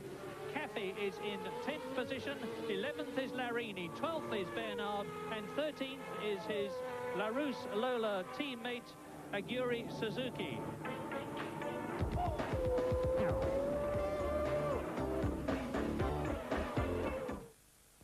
The Toyo Samurai. Strength, agility, endurance, and incredible stopping power. The Toyo Samurai will protect you. Up, down, turn it around. There is nothing like a Crown. There are lots of ways to move things, but if you're going to keep up with the times, Crown lift trucks are the solution to your material handling problems. Crown's huge range of lift trucks are environmentally friendly, cheap to run, and built right for the job. Call Crown now on 345-7300 to rent or lease from just $6 a day. There is nothing like a Crown for picking it up and putting it down. Last week we gave away $5,000. He wasn't very happy about it, though. But we loved it, so this Thursday We're going to do it again. Tune your radio to 693 4KQ this Thursday morning at 7:20. We'll give away $5,000 to someone whose birth date matches the one in this envelope. More fun at breakfast and better music all day. Listen to 4KQ this Thursday morning at 7:20. We'll give away $5,000. The boss will hit the roof. In 1899, Alexander Duckham started making this product. Since then, it's helped achieve the impossible. Altitude records, world land speed records, and that great engineering breakthrough, the East-West engine. Today, this extraordinary product is so good... The oil, sir. ...that Duckham's will actually double your car's engine warranty. Duckham's oil. Double your engine warranty. Any trade, anywhere, anytime. Trust Fix-It to fix it. Every job is backed by a written guarantee. Reasonable rates, 1-hour emergency service. Check the yellow pages and call... Fix it to fix it right. No doubting the genius of Senna. When he's on, he's certainly on. So leading now with Nannini, Berger, Prost, Patrese and Capelli now in the sixth spot as we take you back to Murray Walker and James Hunt. On Alessandro Nannini in the Benetton Ford. There he is in the green car at the rate of 1 second a lap, and we have the real prospect of yet another McLaren first and second. That's Alesi. There is Berger.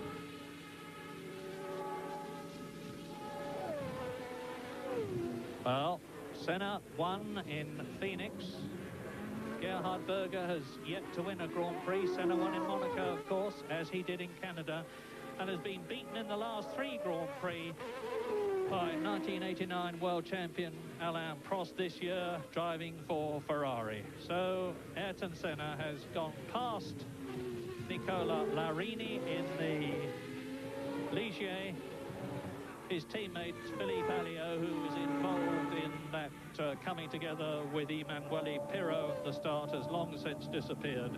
And there are, as I talk to you, 13 out of the 26 drivers left in the race. Senna, Nannini, Berger, Prost 4th, Patrese 5th, Boutsen 6th. Capelli is in 7th position. Derek Warwick is still 8th. Alesi is 9th. Derek Warwick has been lapped, of course. Caffey is 10th in the Arrows. Larini is 11th in the Ligier.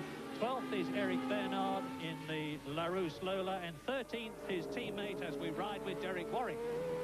Yes, and again, good anticipation by Derek Warwick, who saw Nannini coming, realised he was batting for the lead, and Nannini, I'm sure, was mighty grateful for that, because with Berger chasing hard and closing him down, he certainly didn't want to have to sit through the stadium section, because if he hadn't let him by then, he could have held him up for another five or six corners, and that would have been a very serious delay for Nannini. And just over 4 seconds now between Nannini and Berger. At this rate, I think that Nannini should be able to hold on. 5 laps to go, and that, of course, because Berger not only has to catch him, but then he has the bigger problem of passing him, and they're running rapidly out of laps. In the meantime, Senna is moving away pretty comfortably now. Gap at over 6 seconds to Nannini, and I'm sure Nannini's concern is no longer with Senna at all, and is purely with Berger's progress. But I think Nannini, probably now his B compound tires are getting a little bit tired, but they look to be consistent enough still for him to be able to hang on. It's going to be a very close run thing for second place, though. Ayrton Senna there has well and truly broken broken Alessandro Nannini. Probably, as James said, because going the whole race distance on one set of Goodyear Bs has proved to be too much for Nannini. But he's driven an absolutely superb race. He's got the prospect of 6 points at the present moment to add to the 7 that he's already got. He's only in 9th position in the World Championship. Ayrton Senna going round the Sachs curve and into the right-hander before the final right-hander, and that is Alesi, and he looks to me to be in trouble the way he's being passed by people. Well, he obviously is. Alain Prost absolutely rocketing past him, and Alesi looks to me as though he's coming back to the pits to retire as Ayrton Senna goes into lap 42. Philippe Alliot, incidentally, has now officially been disqualified for, presumably, he has been adjudged to be the guilty party of what happened at the start. And there was a push start involved. That would have disqualified him most certainly. But that's of academic interest for everybody except the unfortunate Ligier team, who here in Germany have had to pre-qualify for the first time, having lost out in the first half of the season to the Larousse Lola team. And Ayrton Senna is now 7 seconds ahead of Nannini, who is 4 seconds ahead of Berger, who is 31 seconds ahead of Prost, who is 4 seconds ahead of Patrese. Yes, and Patrese has certainly got Prost in visual contact now. He's got him well in view, and Prost has responded and is fending off that position without an apparent problem. Likewise, Nannini seems to be comfortable ahead of Berger, and really it looks very much as if stalemate, despite the fact the gaps have been moving around, stalemate seems to me to have been reached, and now it will be mainly a matter of running out the last 4 laps or so with no drama or fuss. If there's no mechanical bother, I think it'll be difficult for anybody to really mount any challenges, despite the fact that the first 4 cars are in relatively close order. Well, sad news for the Leighton House team, because now, as you heard earlier on, Thierry Boutsen is in 6th place. Capelli has gone down to 7th place and therefore out of the World Championship points. Senna on his way now. He's on lap 43. He's only got 2 laps to go at the end of this. 8.4 miles after this lap.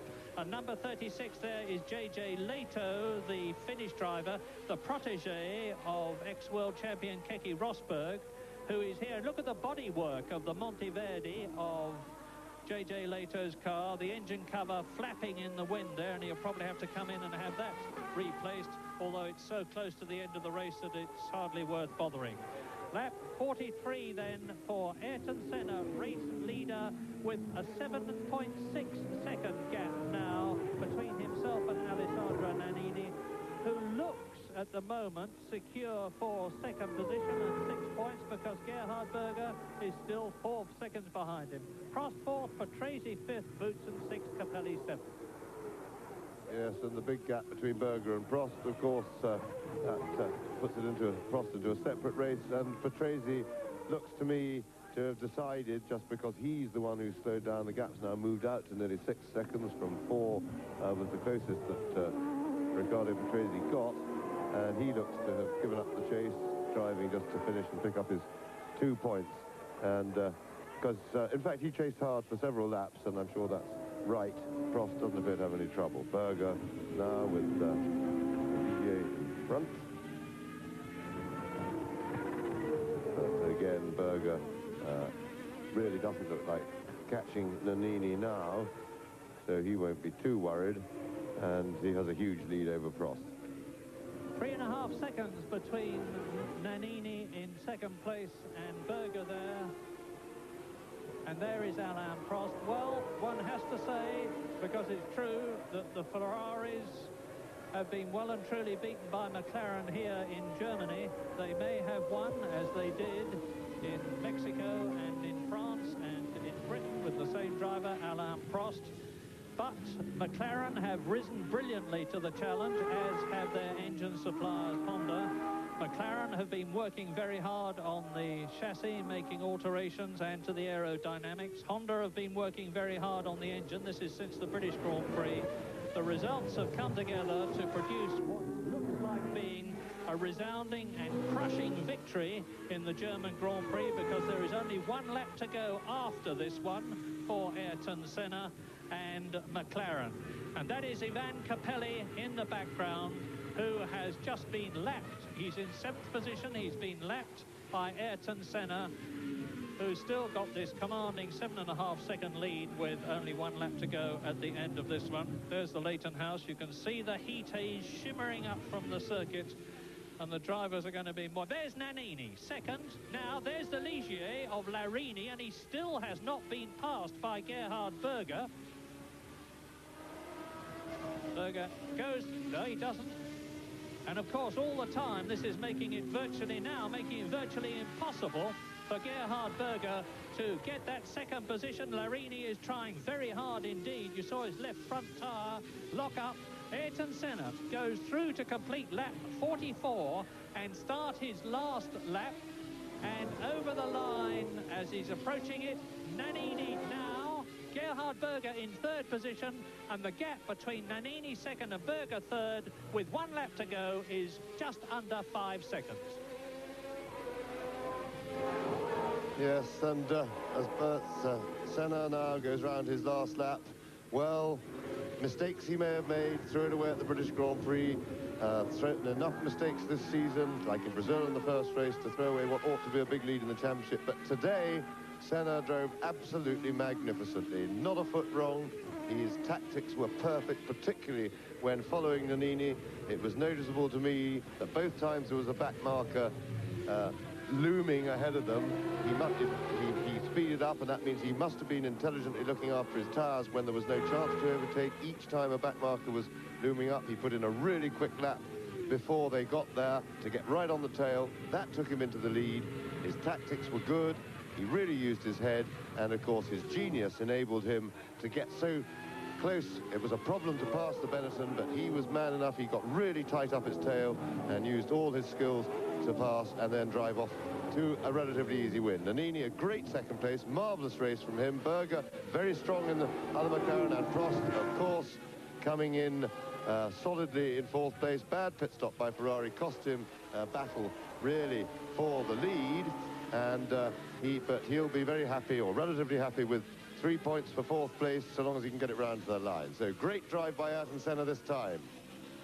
Into the last corner, out of the last corner, Gerhard Berger, the crowd, Ayrton Senna, the crowd rises, and he waves his victorious salute, because he has now avenged a 3-times defeat. Nannini finishes in 2nd place with a very rough-sounding engine, and the gap between Nannini and Berger was 2 seconds, and there is no doubt in my mind that had the German Grand Prix been 46 laps rather than 45, it would have been a McLaren Honda 1st and 2nd, but it didn't, so it wasn't. And Ayrton Senna is the victor to make it his 4th Grand Prix win of 1990. Here is Alain Prost, and in winning in Germany, Ayrton Senna moves back into the lead of the World Championship that he lost in Britain. Ferrari only having 1 car finish, and this is it. Prost finishes 4th. Boutsen not far behind him in 5th position. Sorry, Patrese not far behind him in 5th position, and in 6th place his teammate Thierry Boutsen, with Capelli 7th and Derek Warwick in 8th position. And the World Championship now is led by Ayrton Senna, and that's Prost's Ferrari reversing up the pit lane. I imagine he might even have run out of fuel. But Senna now leads the World Championship, as he did before Britain, by 4 points from Alain Prost, with Gerhard Berger still in 3rd position. In 4th position now, Piquet and Boutsen are tying, and in 6th position, Alesi and Mansell are tying. Ayrton Senna talking to Gerhard Berger, 1st and 3rd in Germany.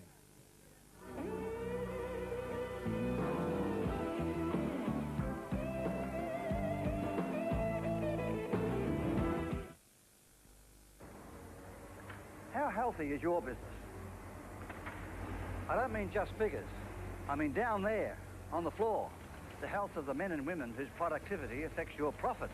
What lift trucks do you use? Use fuel-driven models and you may be creating a carbon monoxide pit down here. If they're all electric Crown, you're clean and you're running an efficient business. Crown is first in electric lift trucks. So, how healthy is your business? You're everything I want. Everything I want. You're everything. Cherry ripe that I want. Cherry ripe. You're everything I want and a little bit more. Every time you bite into the rich old gold chocolate and ripe, juicy cherries, you fall in love with the big cherry taste. You're everything I want and a little bit more. Imagine when you fly overseas, you take one of the most brilliant compact cameras ever made, the new Pentax Zoom 105 Super Date. You can zoom in for telephoto shots, zoom out for wide angle, and rest assured that every shot will be perfectly exposed, perfectly sharp automatically. And imagine you bought this camera at the most competitive duty-free price in the world, with a full Pentax International warranty, just $469. See us before you leave. City International duty-free, 86 Queen Street Mall opposite Myer, and the Brisbane Club Building, 241 Adelaide Street. Galliano per tutti? E io prendo un galliano con tonic. Un galliano, per favore. Un galliano con qualcosa. Con ghiaccio, Galliano? Ah, sì, sì. E bravo, galliano. Un galliano, per favore. Prego.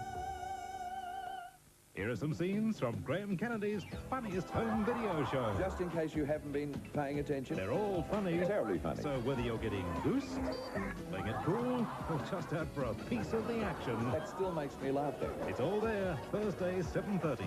Poor fellow seemed to have some kind of frog in his throat. Then at 8, lunatics on the loose in Night Court. Ball. No, I really mean it. Topping off television's craziest hour. Back on the job. Thursday from 7:30 on Channel 9. The big crowd over in Hockenheim now gathering around for the presentation. There he is, the man of the moment, Ayrton Senna, with teammate Gerhard Berger making their way up to the winner's podium. Great race for McLaren. We'll be updating you with all the results out of the Suzuka 8-hour motorcycle race out of Japan. So stay with us for that. A lot of Australians competing there. Here's Nannini coming up now. Fine second place from him tonight. Let's give you the recap of the results now. Senna for McLaren taking 9 points for the fine win tonight. Nannini in second place for Benetton with 6 points. Berger for McLaren with 4. Prost for Ferrari with 3. Patrese with a Williams 2 points tonight. And Boots and his teammate also taking a championship point. The Drivers' Championship, very, very important now. Ayrton Senna regaining the lead tonight with this win on 48 points. Closely followed by Alain Prost on 44 points. Berger is on 29, PK 18, Boutsen also on 18, and on 13, Mansell, Alesi and Nannini. Constructors' Championship, well, McLaren Honda now on 77 points. Ferrari on 57, disappointing again tonight from them. Benetton Ford, good result for them on 31 points. The Williams team with the Renault engines on 30, Tyrrell and the Cosworth engine on 14, and Leighton House for the Judd engines on 6 points. There we go now, the man of the moment, Ayrton Senna. Simply brilliant tonight.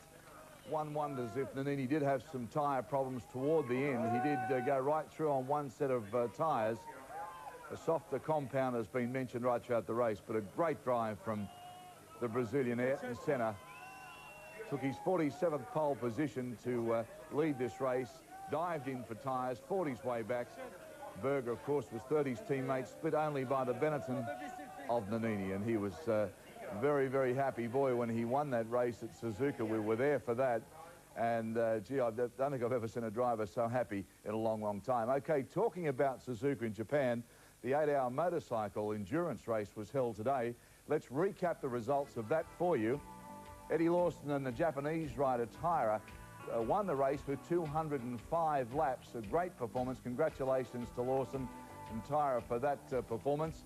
And as you can see, the Japanese riders really dominating right through down into the 6 spots, all the pairings for you. Now, for the Australians, we'll recap that for you. Mick Doohan actually led the race with Wayne Gardner for the first hour, and they had a 28-second lead. And then, unfortunately, Doohan handed the bike over to Gardner, who crashed. They fought their way back to third after 4 hours and then ran out of petrol. The other Aussies, Roy Leslie on the Ducati crashed after 3 hours. Mike Dowson and Rob Phillips running for the Kawasaki team. Dowson crashed whilst in 5th place and has a suspected broken wrist. Malcolm Campbell, 5th, he retired in the 5th hour with mechanical problems. Peter Goddard in the 5th hour also retired with mechanical and engine problems. And Scott Doohan, the brother of Michael Doohan, who was riding with Matthew Blair, were the only Australians to finish, and they were in 18th position on 196 laps. So not a good day for the Australians at Suzuka. And once again, Gardner and Doohan, after doing so much great work each year, have failed to finish in the money in that particular race. Okay, talking about motorcycles, let's now update you on the next big race. That's next Sunday night, live from Donington, the British Grand Prix, the only one, of course, that our friend Barry Sheen has never won. He'll join me for that, and that's on the 5th of August, so check your local guides for them. The next Formula One race, and we'll have AJ, the Jones boy, back for that one, is the Hungarian Formula One Grand Prix, and that's Sunday the 12th of August. Check your local guides for times on that, and that should be a great race too. So, there you are.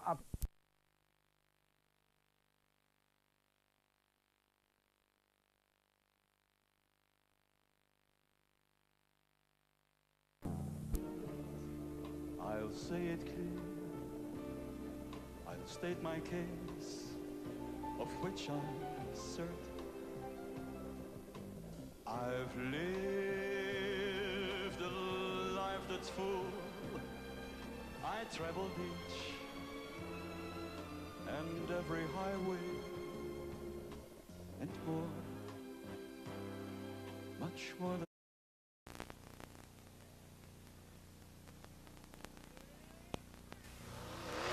Get ready to blast off with the hottest, high-flying truck action you're ever going to see.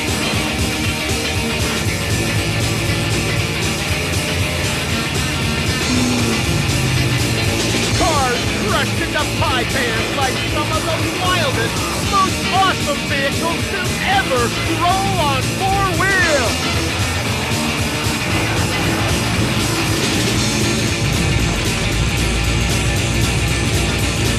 Ride in a sky-scraping Land Cruiser and catch the down and dirty sprint to the infamous and treacherous mud bar.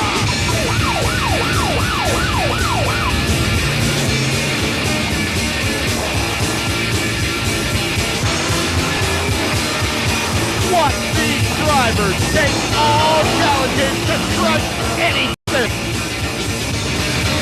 All this and more as Main Event Entertainment presents Crush This!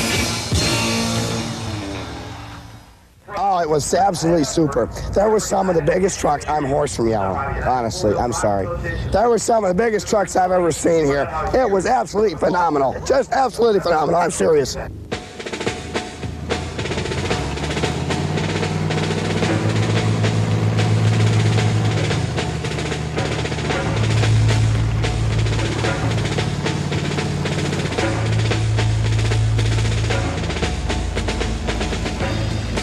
Over the past decade, the phenomenon of monster trucks has evolved into one of America's most popular motorsports. Every time these giants roll forth, they're met by the cheers of thousands of fans.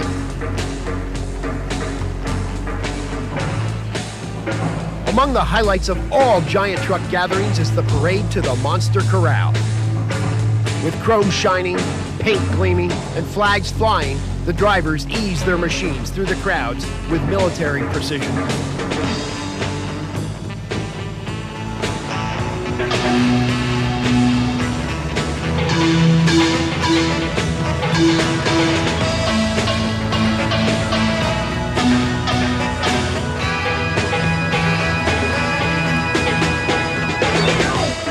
Pickups, Suburbans, Jeeps, or muscle cars. Anything can take the giant leap into this unique sport where imagination and ingenuity run wild.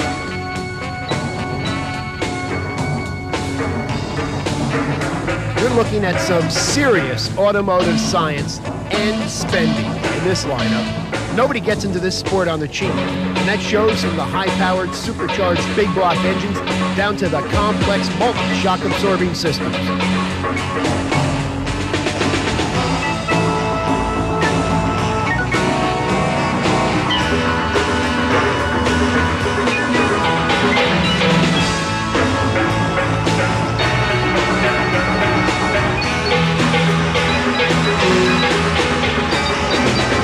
Parade is where and when the fans get a good look at their rolling heroes.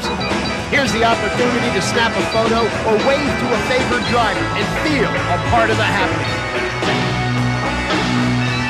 Everybody wants a closer look at these awesome vehicles. How often do you see a tire as tall as yourself, or an axle as thick as a boxer's arm, or a truck cab that can be reached only with a ladder? It's no exaggeration to say that these trucks really stand out in a crowd, and their drivers love to stand tall among the competition.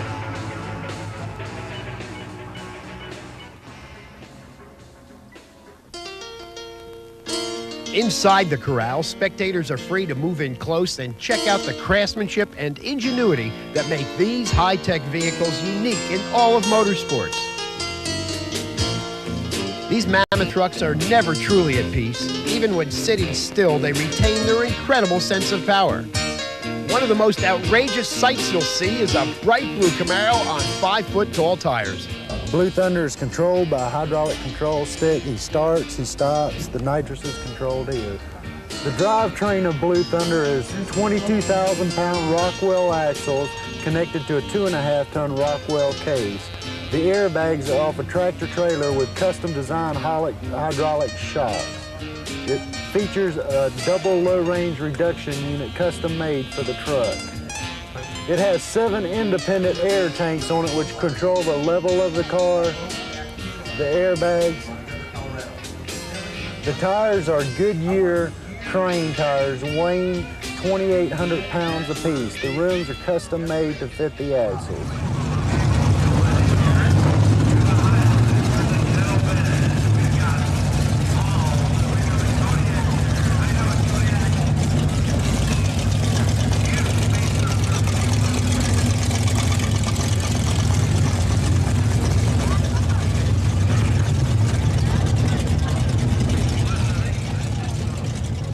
Is a 67 440 Magnum, rated at about 550 horsepower, has Predator carburetors, a NOS nitrous charge system, and a tunnel ring.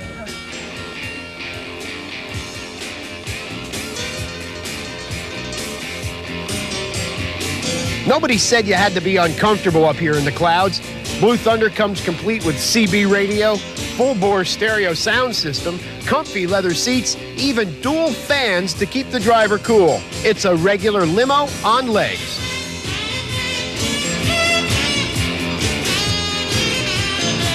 Every driver has his own ideas about what makes the best truck, but they all agree on one thing: bigger is better, and biggest is best. And how about those paint jobs and nicknames? In a sport not yet taken over by big sponsorships, each driver still gets a chance to put his own personal imprint on his vehicle, and few disappoint. Sure, you've heard of Bigfoot and Barefoot, but how about the Crimson Crusher, or Pac-Man, or Flying High, or Burning Desire? Then there's First Blood, Sudden Impact, Overexcited, and many more. These are the all-American monster trucks.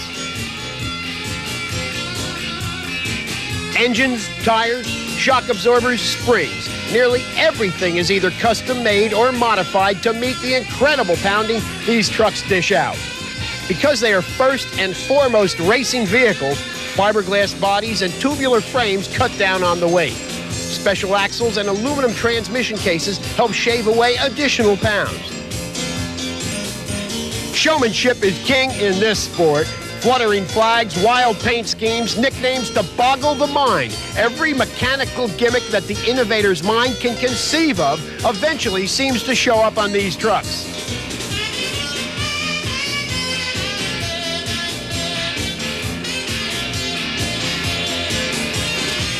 These drivers take their play seriously. Everything possible is done to entertain the fans and humble the competition. When it comes to muscle, these top-of-the-line blown, fuel-injected engines can shake ground with 1,500 horsepower. Even the smallest guy on the block boasts more than 500. High-tech is the name of the game here. These trucks utilize high-performance 500 cubic-inch racing engines, complete with magnetos, electric fuel pumps, and even remote-controlled engine shutoffs. When giant trucks first made their appearance in the late 70s, they weighed in at up to 15,000 pounds. Now, thanks to their special weight-saving innovations, many cross the scales at half that. And how about those tires? The smallest are 4 feet tall. The average tire hits nearly 6 feet. And the biggest, so far, that's over 10 feet. A dirt arena.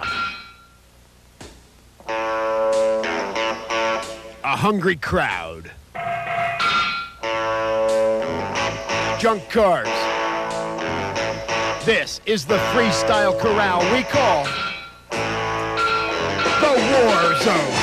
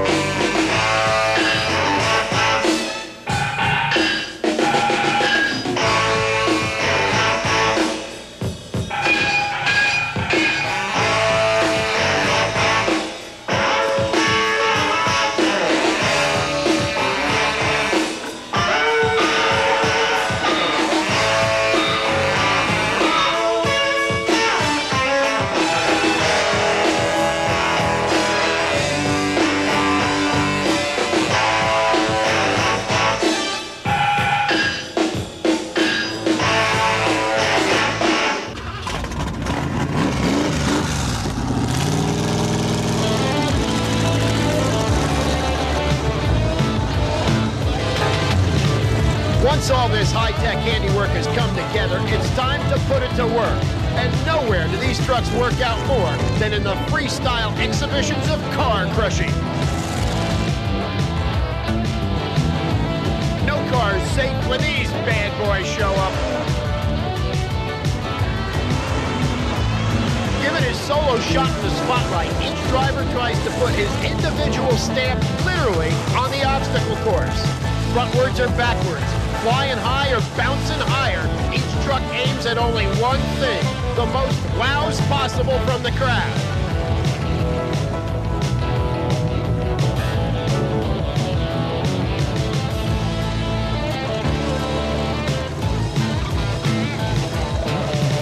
And who said you had to have a truck anyway? This former helicopter has found a new life on the ground.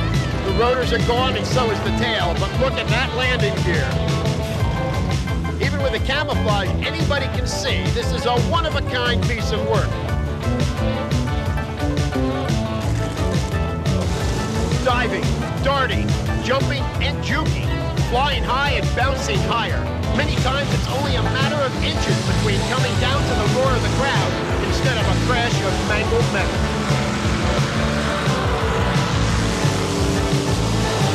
But that edge is what these drivers live for. If it wasn't exciting, who'd want to do it?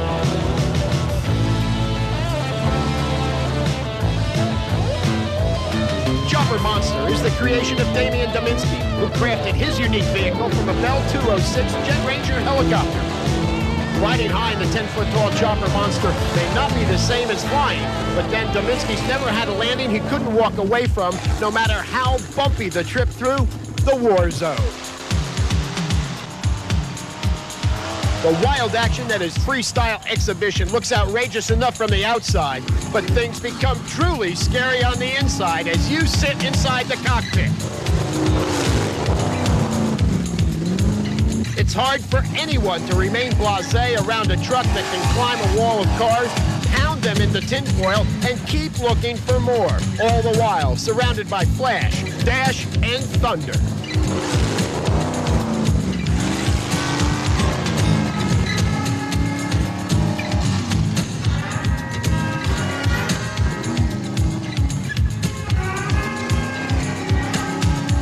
Surely if 4 giant tires do a good job of flattening some Detroit iron, wouldn't 8 do even better?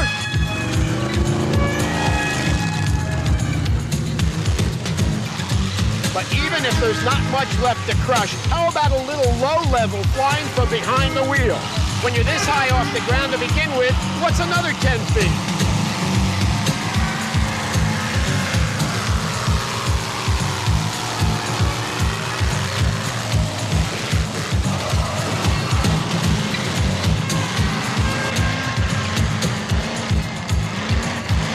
For these thrill men, no punishment is too great or a stunt too wild as the crowds cheer them on. Monster truck events draw people like bees to honey, and each year the crowds multiply.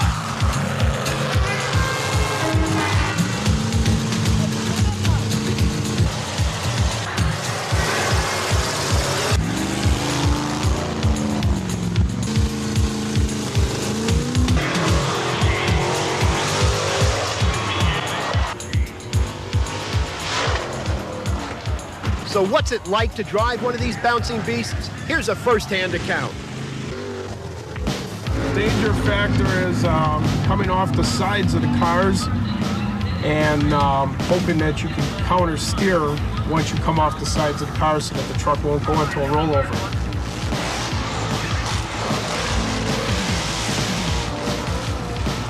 If you come up on the cars, depending on if you're the first guy out or second or third guy out, and it depends on how the cars are set up. And once you hit the cars, if you hit them fast enough in that, you can get a good launch out of it and keep the truck going real smooth then.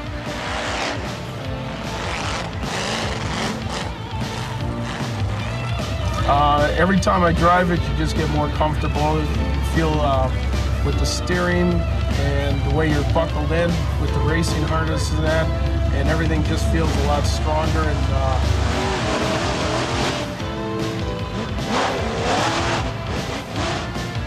you get pretty confident. If you start doubting yourself, then that's when it seems like you start running into problems when you're going over the cars. The visibility is good mainly off the driver's side because you can see the left front tire and the left rear tire.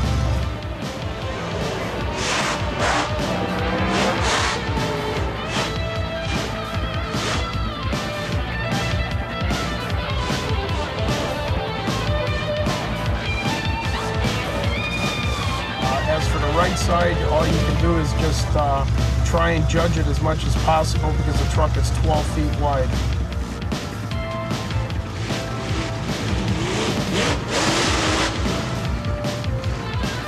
Car crushing. It looks rough, and it is. But this kind of high hurdle work is what these trucks were built for. Blasting forward or backward. Nothing's too much for these guys. Landing on 4 tires or only 2, it's all the same.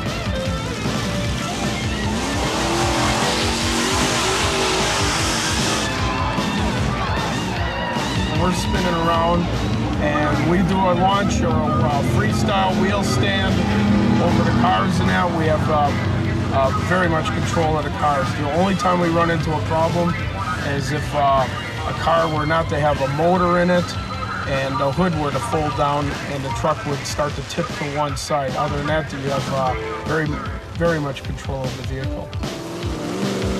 Given the heavy-duty equipment built into these specially constructed chassis, 20-foot leaps are just a Sunday drive.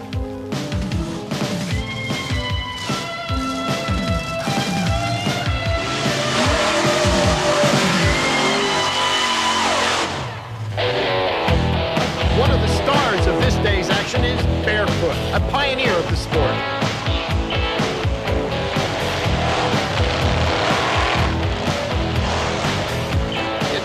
simple, but driving one of these big rigs can be tricky. They're high-centered, and that can lead to havoc when taking a tight turn.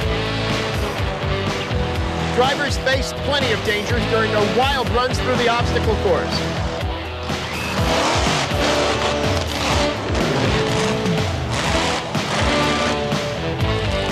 And with so many potential disasters close by, trouble often follows.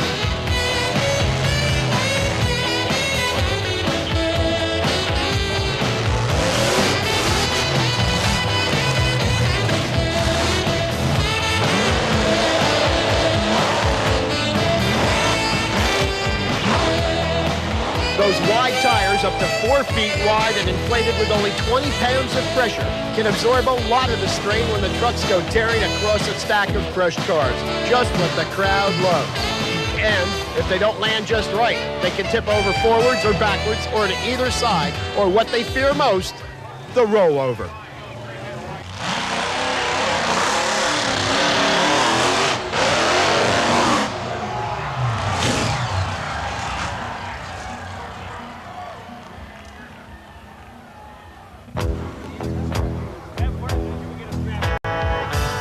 A dramatic crash. The gargantuan vehicle rolls. The driver isn't hurt, except in the pocketbook. And that's no small pain. The top flight trucks can cost up to $250,000. He was squirming. He got a little loose after he bounced the first time off the cars. Immediately threw him to the left, hard left. It came down on the front wheels, and she rolled end over end. The pros know the value of state-of-the-art safety equipment that's available for their trucks. Among the many special features protecting this driver is an inside-the-cab roll cage, a back brace, plus a web of reinforced safety harnesses. An engine cutoff system quickly silences the stubbed bare foot. Leaking gasoline, twisted metal, evidence of the hazards these drivers face at every event in their quest to entertain. Thanks to a little manpower, Barefoot is soon back on its feet, ready for its next showdown in the battle zone.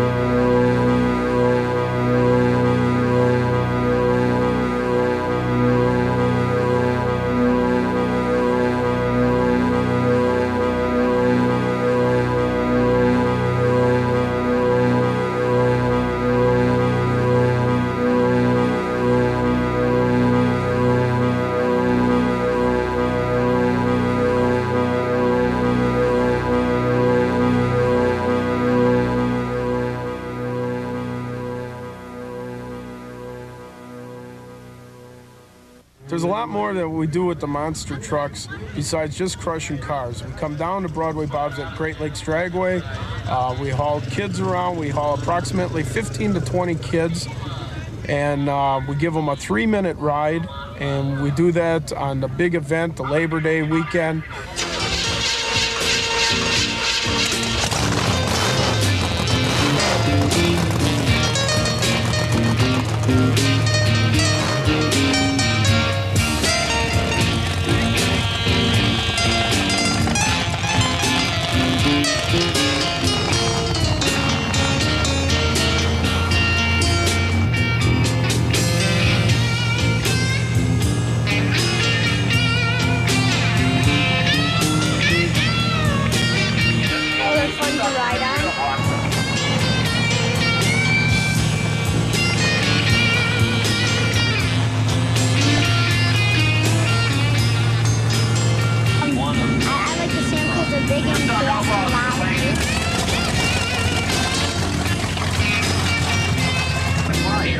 They're exciting.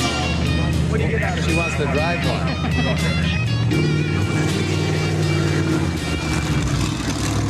You want to drive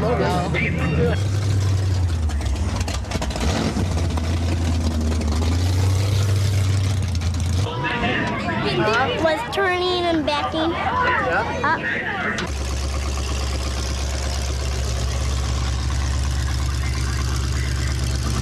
It was bumpy and we almost crashed. Yeah, how fast? Not too fast. You going there again? You want to drive one of those things when you get bigger? Maybe.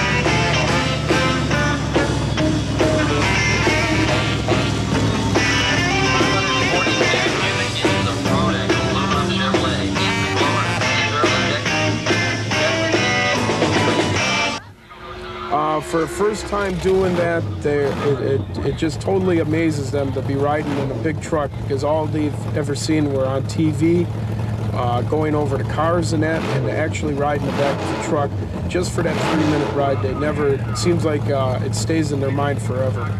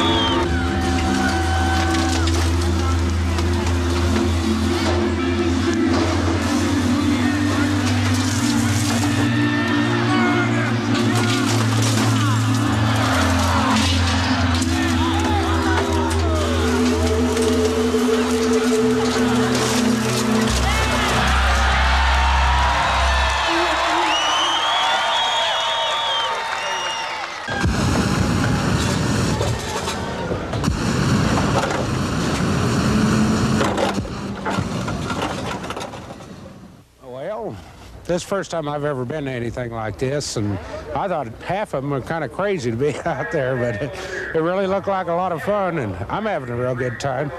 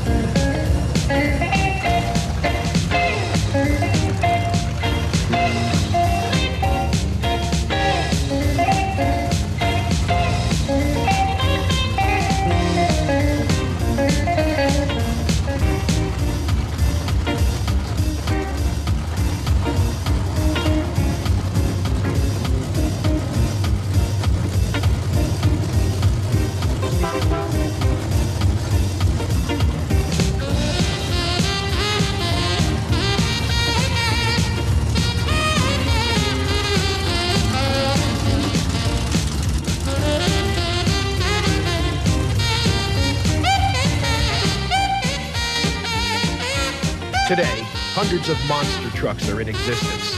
They show up at car shows, auto dealerships, county fairs, tractor pulls, and rodeos.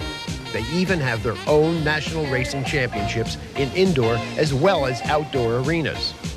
But in the late 70s, there was only one tall-tired truck, Bob Chandler's original Bigfoot.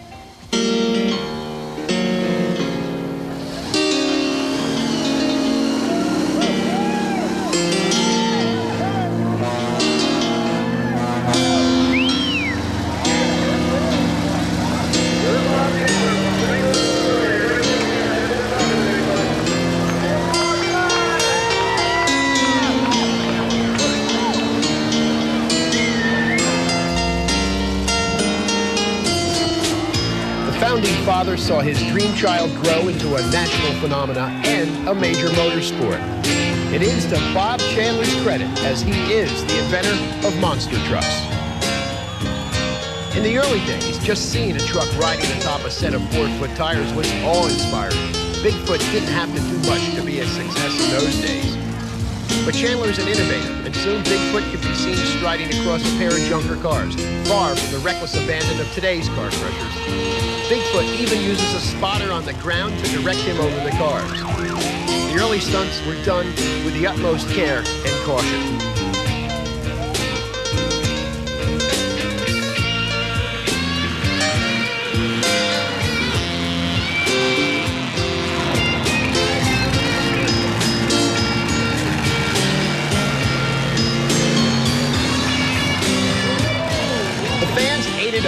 Soon, thousands of cars fell victim to the many towering trucks that followed in Bigfoot's tracks.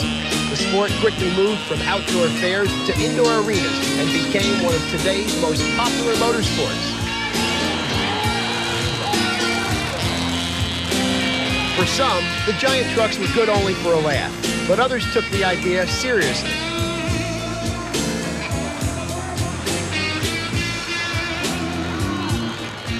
Well, maybe not that seriously.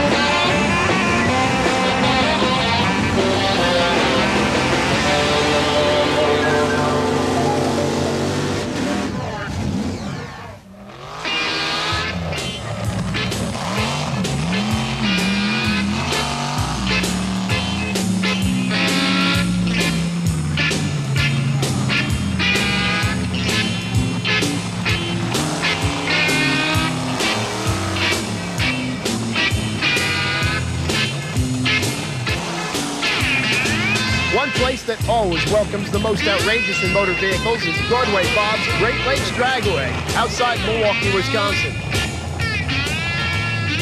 One of the highlights of Broadway Bob's annual Labor Day Bash is the parade of the killer trucks.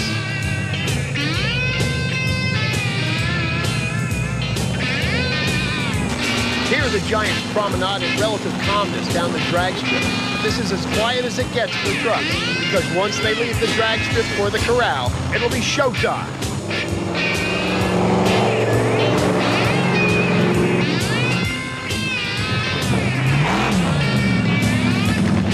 And if you think you've seen everything on 4 wheels, how about a 3-wheel super trike? Broadway Bob's fashion draws such a turnout of giant trucks that the drag strip sometimes looks like a crowded freeway at rush hour. The boys aren't ready to throw their weight around just yet. They're still keeping a lid on things, displaying their handcrafted vehicles to the fans. The truly tough stuff will come later. Like boxers being introduced before the big bout, these metallic gladiators strut their stuff for the crowd, giving everybody a chance to see the combatants on parade.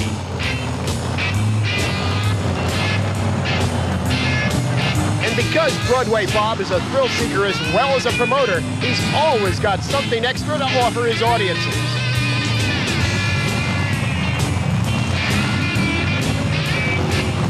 And extras is what Broadway Bob is all about.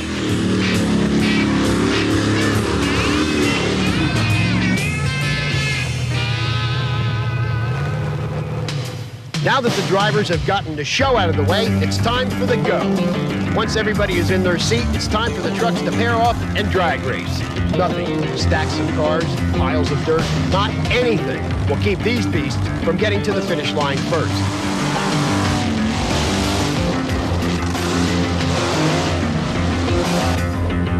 Here the trucks pair off to drag race. As in the world of dragsters and funny cars, the object is to get to the finish line first.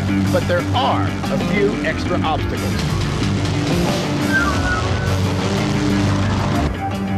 The incredible pounding the trucks take on impact is evidenced on the drivers, who also take a beating.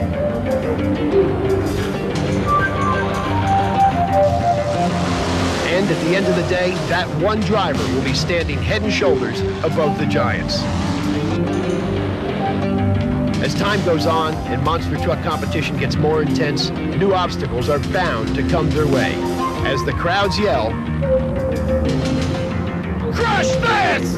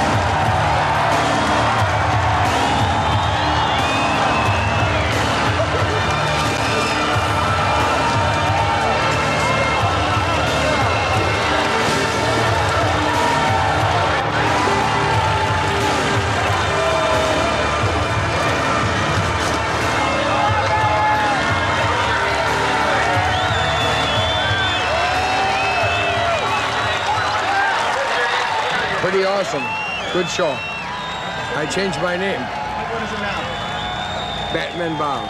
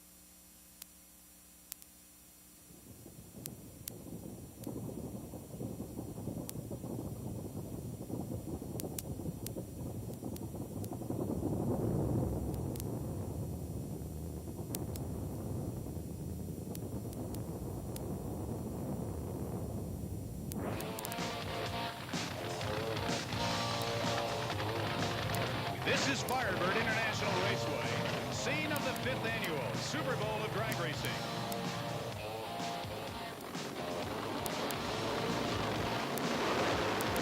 These are the Nitro Warriors, the top guns of the quarter mile, quick draw artists of 1,320 feet acceleration drag racing. 1987 Top Fuel World Champion from Lansing, Michigan, driving the beautiful golden white Miller High Life entry, Dick LaHaye, car wrenched by his daughter Kim. In the Castro GTX, new lightweight Top Fuel dragster, wrenched by Lee Beard, Gary Ormsby. Gene Snow and his brand new short wheelbase Superlight Top Fuel dragster. From Old Forge, Pennsylvania, 1984 World Top Fuel Eliminator Champion, driving the Keystone TRW Hearst Top Fuel dragster, wrenched by Tim Richards, it's Joe Amato.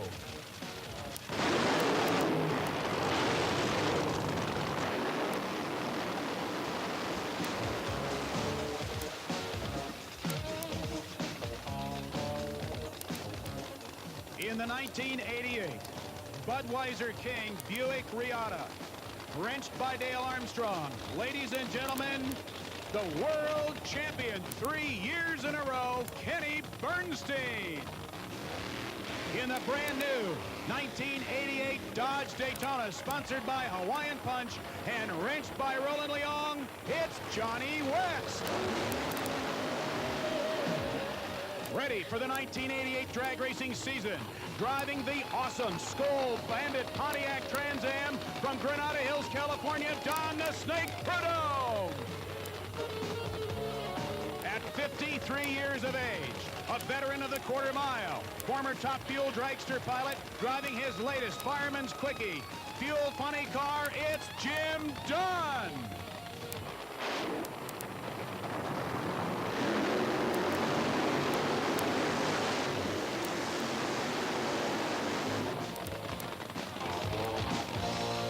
Hemet, California, driving the gloriously finished Miller High Life entry, it's Ed the Ace McCullough. The quickest funny car in drag racing at 5.34 seconds. The mighty Austin coil-tuned Castro GTX Oldsmobile of John Force.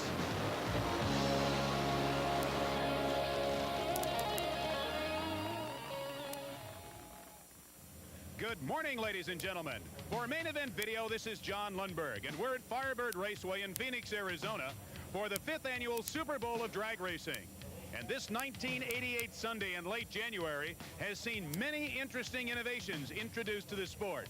A particularly fun weekend for me as a long-term drag racing enthusiast, as I've had the opportunity to spend this weekend in the pits with this man, multi-time world champion and legend of our sport, Big Daddy Don Garlitz.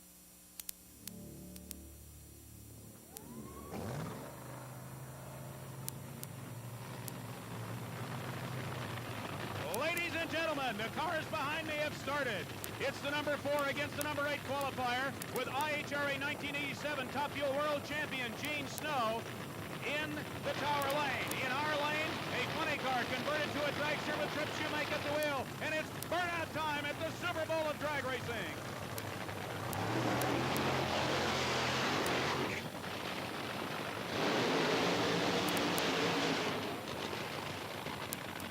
Well done.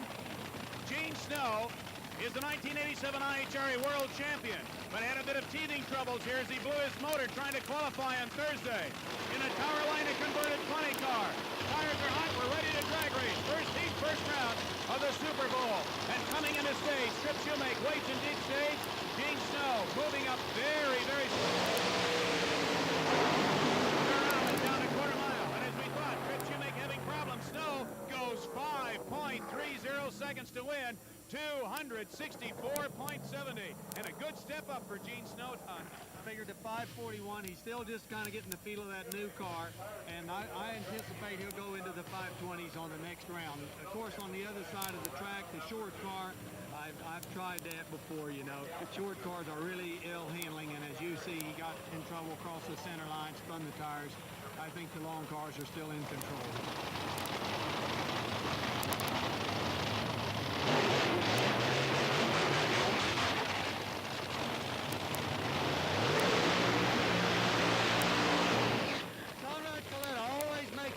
Burnouts, and you notice he always pulls over to the side of the drag strip at the end of the burnout. This is because he has a large fuel overflow, and sometimes he drips fuel on the drag strip. So consequently, he doesn't want to run in that fuel. So he pulls over to the side. This is a very different, distinct characteristic of his racing. Also, CORRIDA has been doing some experimenting with a low compression engine, and that's why his time in qualifying wasn't all that good at a 6:12. CORRIDA now taking his time, pulls his face mask down, and rolls the brand new bounty hunter into stage. Here's Armfield.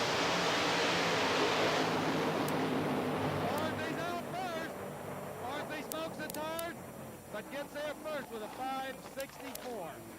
5:72. Runner-up a lap time with a 242 mile/hour speed for Connie CORRIDA. And ladies and gentlemen, here come the next two cars. And this is going to be Joe Amato, number 2 qualifier at 5:26.1. He'll be running against Gary Beck. Gary Beck qualifies at a 5:66, and that's the best run that I think I have seen out of that McGee engine. That's that double overhead cam engine from Australia that the guys have been up here for years struggling with it, and Gary Beck has run over here and given them a hand, and they seem to have a fuel curve. So we're looking for some good things out of Gary Beck. Okay, and here comes Amato.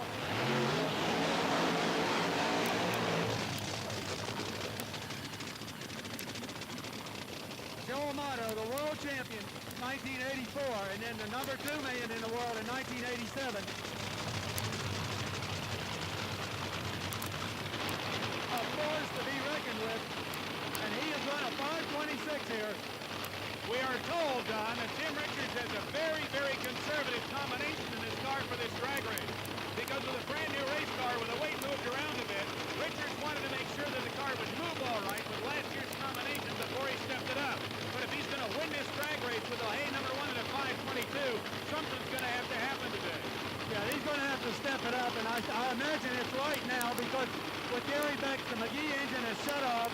Gary Beck is not in the race. Amato's on a single, so he can stand on it if he wants to. If he smokes the tires, he's still into the next round.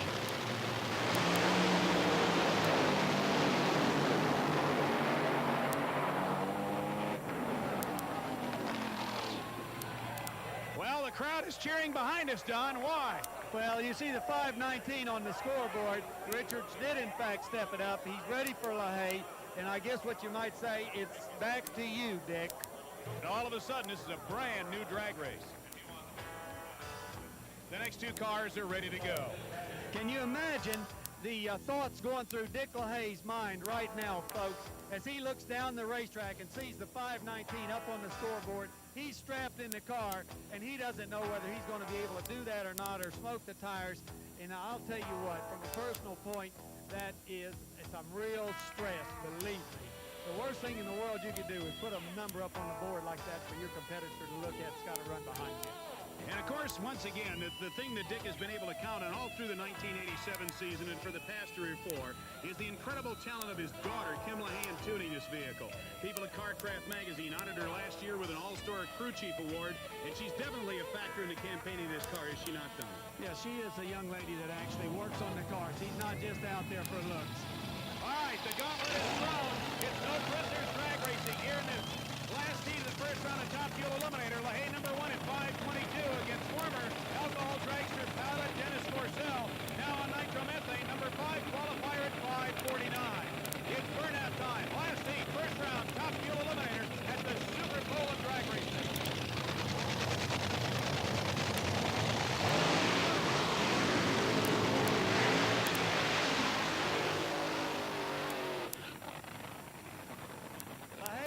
Nice burnout. He always makes a good long burnout. He likes a lot of heat in his tires. And you notice LaHaye is one of the fastest cars for backing up in the sport. Sometimes they say he goes faster backwards than forwards.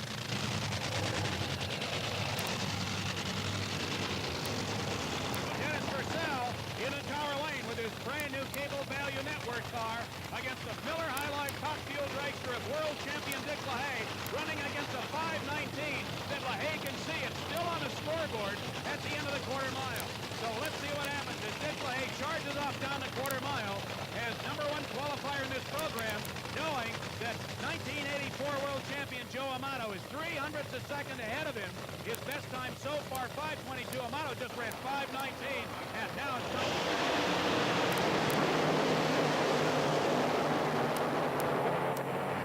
LaHaye, 5:17. John LaHaye just ran 5:17 at 269 miles an hour. It's no prisoners. It's like back to you, Joe.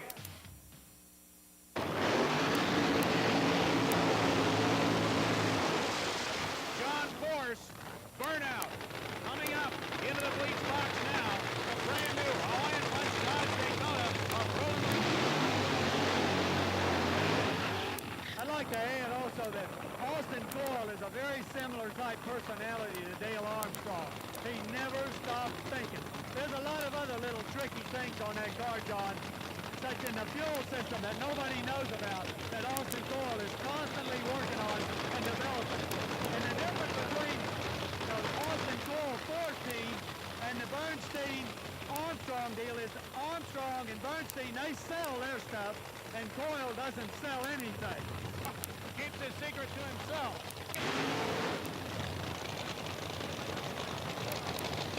They roll into move. Remember, once the second light is on 7.5 inches away from a red light, and you're controlling a 4,000 horsepower car. Look at that Force go. 540. He's going 268.65 miles per hour, and the Roland Leong team cards a 593, 243.24 miles per hour, and John Force, Don Garland, has just established the reality of that 5:34 lap time.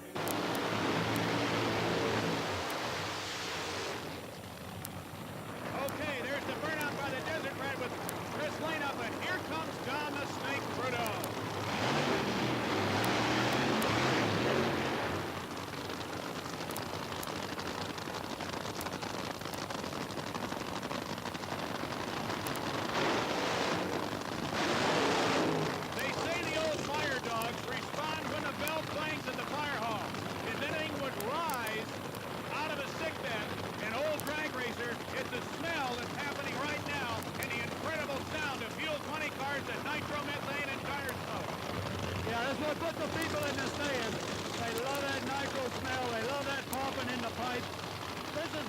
That is unequaled by anything in the world, no question about it.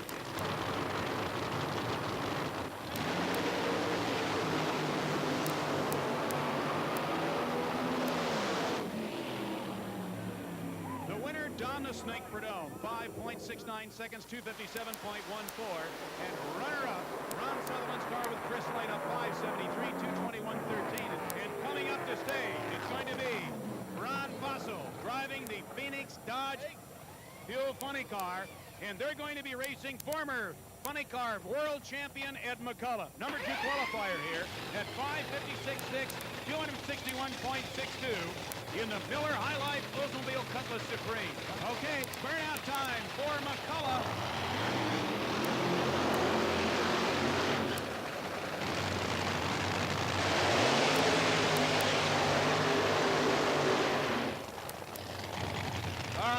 Backing it right in front of us now, Ron Fossil driving the Phoenix, a 1988 Dodge Aries against the Cutlass Supreme of Ed McCullough.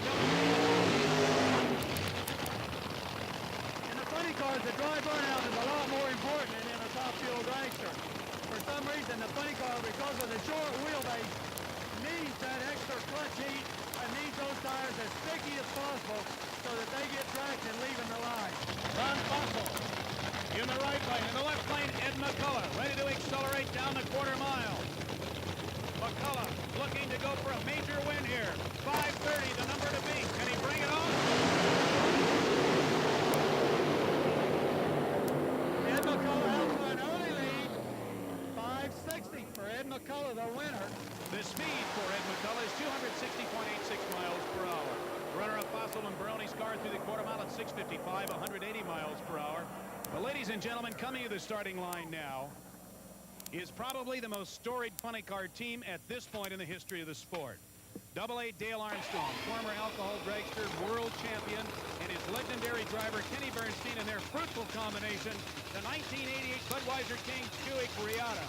They are in this field as the number 3 qualifiers at 5:57.7, and against them, of course, the legendary fireman from Southern California, Jim Dunn, and the Fireman's Quickie. Yes, Dale Armstrong, you know, has really done some wonderful things in drag racing. The multi-speed clutch, multi-engagement clutch, whatever you'd like to call it, is Armstrong's invention. He was the very first one to have it. The carbon fiber bodies, that's Armstrong's work. Now they're talking about variable blower drive, more of the genius of Armstrong again. In fact, in that car, they even have automatic devices. They have automatic devices for shifting the transmission, leading out the motor, shifting the clutch. Everything is controlled automatically, more of the Armstrong genius. Well, there it is. Pilot, perhaps more of a space capsule than a funny car. Kenny Bernstein is backed into stage the Budweiser King 1988 Buick Regatta. Here we go.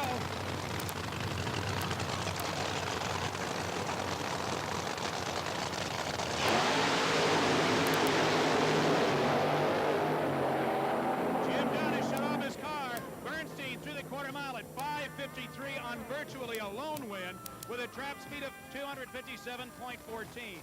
On a shutoff run, Jim Dunn dejectedly through the end of the quarter mile with a Fireman's Quickie at 10:14, 89.19 miles per hour. Okay, at the end of first round of Funny Car Eliminator, we've had 2 560s, a 550, and a 540 by John Force, who still, at the end of the first round of Funny Car Eliminator, has a 1/10 of a second on the entire program of field funny cars here at the Super Bowl of Drag Racing.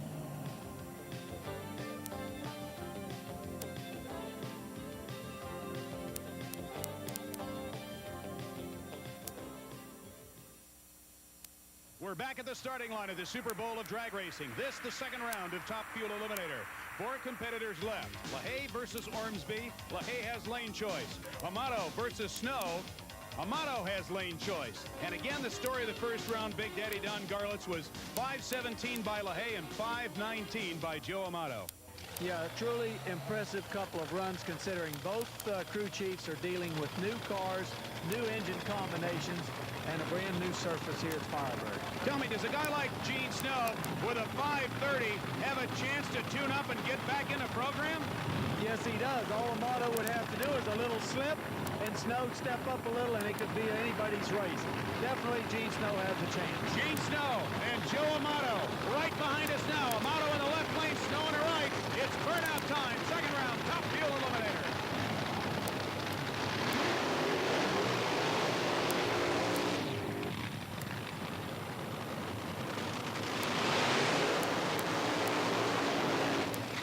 Both cars make a real good, clean burnout, heating the tires up just right. Both cars are very confident. Gene Snow coming back real quick. Just going to get back there and do another one of those dry hops. Dry hot time as 2 top fuelers come back into stage. Gene Snow, 1987 IHRA champion of drag racing and Top Fuel. Joe Amato, number 2 in the world by less than 100 points in 1987, facing each other at the first event of the 1988 drag racing season.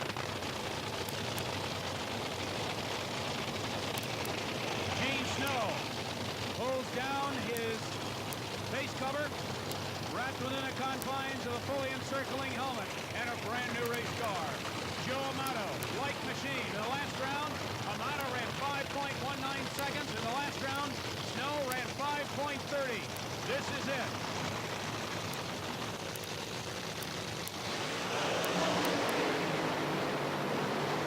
An excellent drag race. Winner, Joe Amato, 5:33. 270.27. Runner-up Gene Snow, 5:28, 264.7. And Big Daddy looks like that race was won right on the starting line. Yes, it was. Gene was just a little bit late, and that's all it takes in one of these kind of races. And notice how much Amato slowed over there, 5:33. So as we go into the second heat of second round Top Fuel Eliminator, we're going to have Dick LaHaye come to the starting line to face Gary Ormsby, as it looks like Amato and LaHaye may meet in the final. They've started the engines. It's burnout time for Ormsby.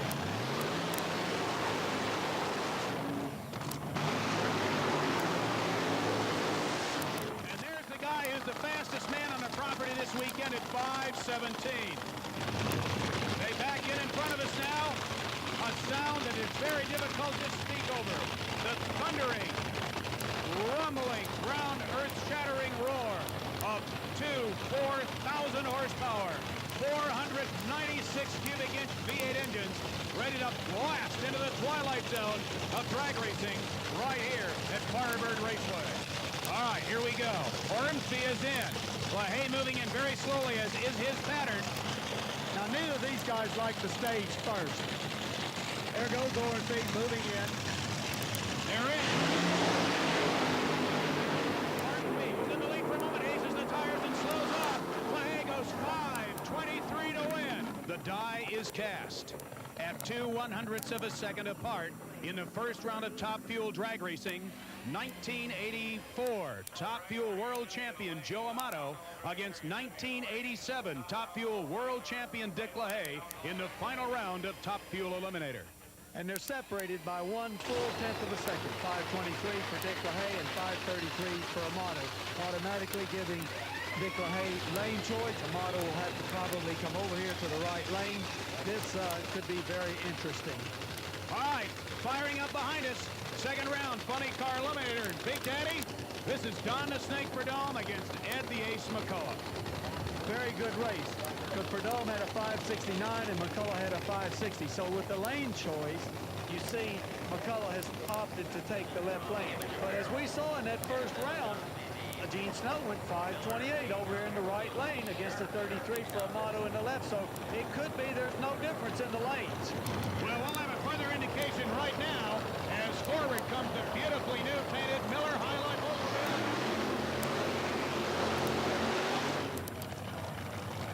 McCullough laying down his traction path, and now Don the Snake Prudhomme with his 1987 car, the Skull Bended Pontiac Mustang. How much of a measure of a car's ability to perform in this instance does the burnout give us, Don? In the funny car, it's a lot more critical than a fuel dragster for the simple reason they got to have the tires hotter and the clutch hotter, or they could well spin the tires, because with a short wheelbase, the engine has put a lot of weight on the front wheels, not near as much on the rear wheels of a top fuel dragster. As they back in front of us, Don the Snake Prudhomme, 3-time former NHRA World Champion, and Ed the Ace McCullough, a previous champion in funny cars as well. Now, ready to race each other. And as Big Daddy Don Garlitz told you, they're just 9/100ths of a second apart based on first round winning. That's the Snake. Let's see how well McCullough does.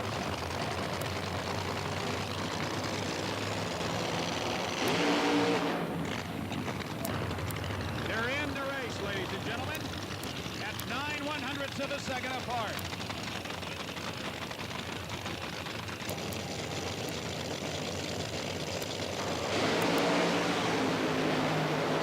The Snake smokes the tires at mid-course.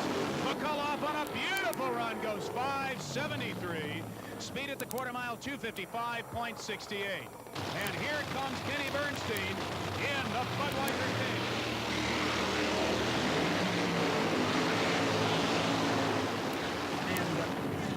What we have here is a battle of the crew chiefs. We have Armstrong over here in the right lane, Austin Coyle in the left lane. I would say probably two of the smartest men in drag racing because of the innovations that they keep coming up with. They're literally running these cars from the back in the pit. The timers are shifting the transmissions, leading out the motors, shifting the clutches. It's an incredible technological thing that's happening here in drag racing. They back into stage. Running up, tires smoking, Bernstein out, course goes 5:29. at 267.85, and perhaps the world's most thoroughly prepared race car is out of horsepower. Well, it's always good when you can win, and this day's happening. I don't know why it's happening, but a lot of work's gone in here for my team, and Austin Coyle especially in the last 3 months, and they've given me a car. It's like driving an automatic. Maybe I got me a race car like Bernstein has, and now we can race with them. This is it. The Nitro Warriors in final round competition. It's Funny Car Eliminator Final at the Super Bowl of Drag Racing. In the left lane, with a 5:34, quickest run in funny car history to his credit, the awesome Castrol GTX Oldsmobile Cutlass Supreme, wrenched by Austin Coyle and driven by John Force. In the right lane, some 0.32 of a second slower, it is the thundering machine of Ed McCullough.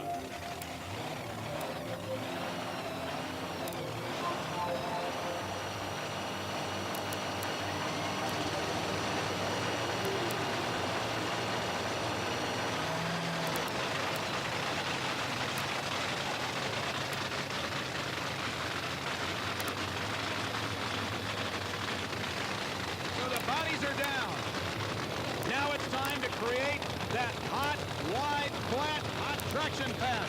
Tire smoke at the Super Bowl.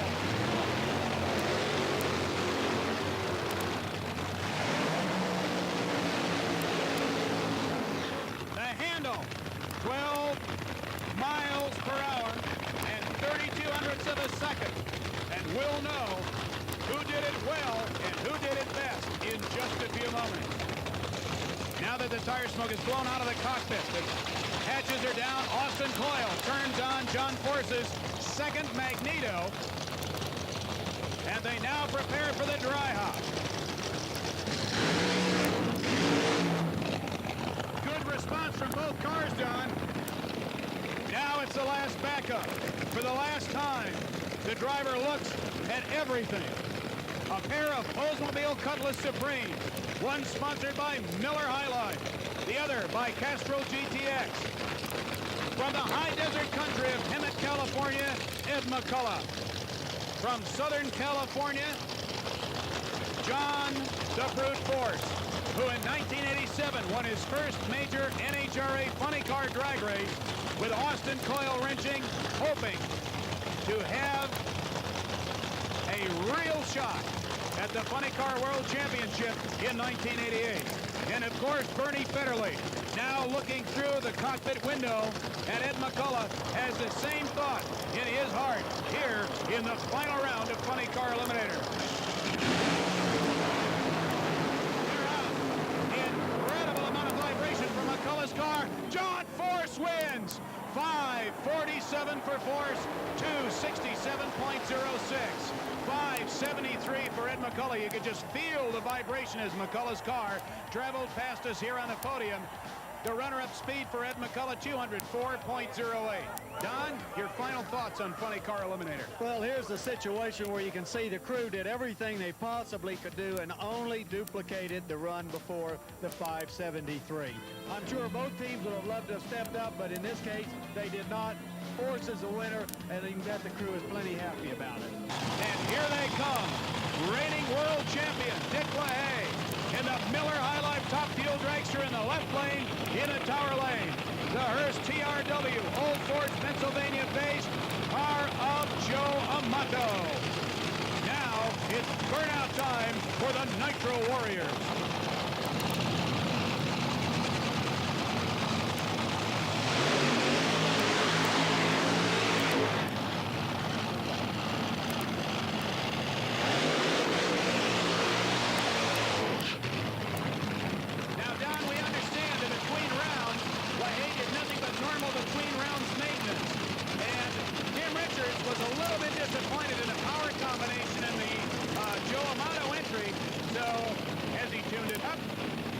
Certainly. He would definitely have to tune it up. He said in a conversation that I had with him before the round that they had not stepped on it, and now they were going to. Okay. Now,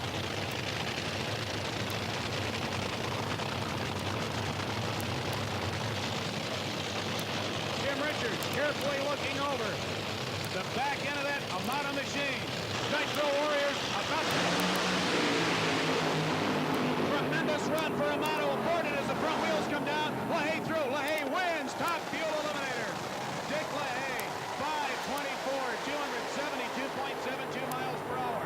Joe Amato, 697 lifting and a 124 mile per hour trap speed at 124.30. Oh, it left with power like you wouldn't believe. But you heard us talking about earlier in the day, they didn't want weight on this car. You saw the front end came up. It would not come down. It was going higher and higher, and Joe had to abort the run. He had no choice whatsoever.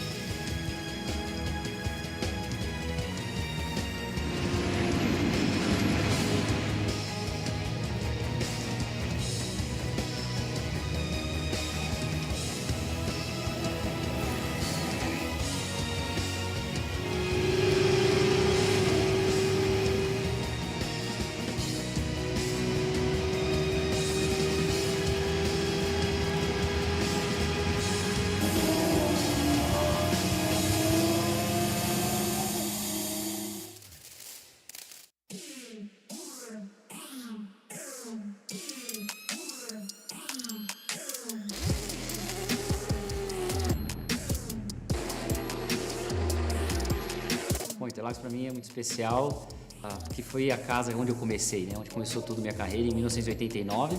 Lógico, no cartódromo, que é do lado de lá do muro. Então, quando a gente corre em casa é sempre especial pelo nome, pela história, pelas competições que tem aqui, né? Ela é ícone, ela tem uma história. A história do automobilismo passa por Interlagos, né?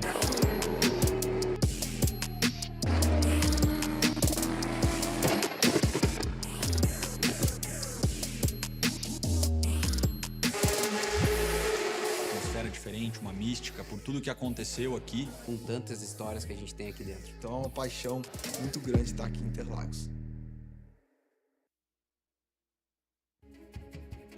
Para você que se liga nas coisas da velocidade, para você que curte as emoções da Stock Pro Series, vamos juntos para acelerar a partir de agora aqui em Interlagos, com as emoções das duas corridas que formam a 7ª etapa da temporada, briga mais do que acirrada pela liderança do campeonato, e você vai conferir tudo junto com a gente, como é bom domingo de velocidade aqui em Interlagos. Eu sou Osiris Júnior e desejo para você um excelente domingo de velocidade com esse tempo maravilhoso aqui no templo, céu azul, temperatura super agradável e com carros na pista e com muita coisa de ingredientes para a gente trazer para você ao longo dessa transmissão, para você que está ligado com a gente. Temos uma disputa especialíssima de quem vai se tornar o maior vencedor entre Cacá Bueno e Thiago Camilo. Temos a disputa entre as montadoras, qual montadora sai daqui com mais vitórias no calendário. Teremos um vencedor inédito ou não? Já temos um pole inédito, né? Conquistado ontem, e a gente vai falar muito disso para você a partir de agora aqui no Stock Car Channel. Junto comigo tá Hélio Pingo aqui na cabine. Pingo, um abraço para você, boa tarde de velocidade, bom domingão de velocidade. É domingo em Interlagos, é domingo de Stock Car, Pingo. Nem me diga, Osiris, estamos aqui todos muito ansiosos para essa corrida. Boa tarde a todo mundo, boa tarde a todos os nossos seguidores aí, quem acompanha a gente. E vai ser uma corrida pegada, né, Osiris, como sempre. A gente sabe que Interlagos é Interlagos, todo mundo aqui conhece Interlagos na palma da mão, andam como se estivesse andando de autorama. E a gente viu o Felipe Fraga sem óculos hoje, hein? Pois é, colocou a lente, né? Vimos Felipe Fraga sem óculos ontem. A gente vai mostrando todas as caronas, a galera que está presente aqui em Interlagos. Agora há pouquinho você conferiu com a gente a corrida dos campeões da Stock Car aí com o Paulão, com o Ingo, com o Chico Serra. Muito legal também, e ainda tem muita velocidade para você conferir junto com a gente. Essa galera daqui bancada vai sair daqui só lá pelas 5 da tarde, que tem corrida até o fim da tarde aqui em Interlagos. E aqui na nossa cabine do Stock Car Channel estamos recebendo o presidente da CBA, da Confederação Brasileira de Automobilismo, Giovanni Guerra, que está em tudo que é autódromo, cartódromo, pista de terra. Vi você lá no... Era Cordeirópolis semana passada? Não. Era Cordeirópolis na terra, vi você lá também. Quer dizer, tá presente em tudo, né, Giovanni? Boa tarde, obrigado por estar aqui com a gente. E bom domingo de velocidade para você também. Obrigado. Primeiro, realmente é um prazer, uma honra estar aqui com vocês. Bom, o fato é que realmente eu me propus, quando assumi a presidência da CBA, fazer automobilismo e prestigiar todas as categorias. Então você está realmente me vendo em todas as categorias, da terra a Stock Car. Estou lá com a mesma dignidade, com a mesma boa vontade, porque eu estou aqui para ajudar, para fazer pilotos subirem, fazer pilotos se realizarem no alto do pódio. Isso é muito legal. A gente viu agora há pouquinho a corrida dos campeões, né? Essa valorização, eu queria que você falasse um pouquinho disso, dessa iniciativa da CBA de valorizar os caras que construíram esse automobilismo. Eu sempre falo que a gente tem que ser muito grato por quem veio antes, para quem abriu a picada para a gente ter uma condição mais tranquila hoje. E se hoje a gente tem esse nível de automobilismo no Brasil, a gente deve muito aos caras que estão lá atrás. A CBA está fazendo, né?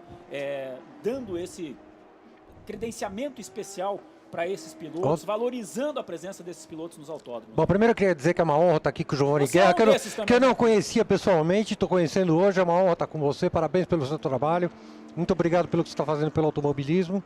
Vou pedir para você daqui a pouco me contar um pouco da história de Cartagena, tudo que está acontecendo aí, tudo que vai vir a acontecer, o que a CBA está assumindo no automobilismo praticamente mundial. E ontem, numa apresentação que nós tivemos lá em cima, o CEO da Stock Car, que é o Fernando Giulianelli, falou uma coisa que mexeu muito comigo e eu fiquei muito feliz. A ideia hoje é a gente resgatar o automobilismo.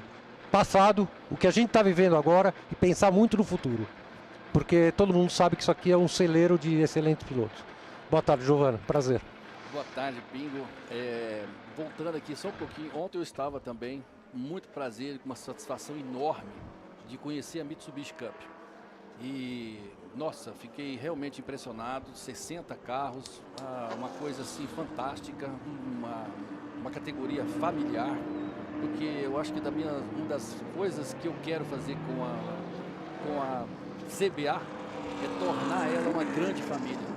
Entende? Todos os pilotos de todas as categorias, ele vai ter um sobrenome. O sobrenome chama BRB CBA.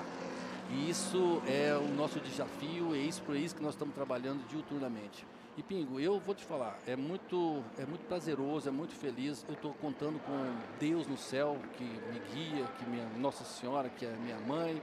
Mas assim, tanta gente querendo ajudar agora, tanta gente querendo aproximar, tanta gente querendo contribuir, que isso me motiva sobremaneira. Eu achei interessantíssimo na eleição do Mohamed na FIA, quando ele falou uma coisa que, no fundo, ele me copiou.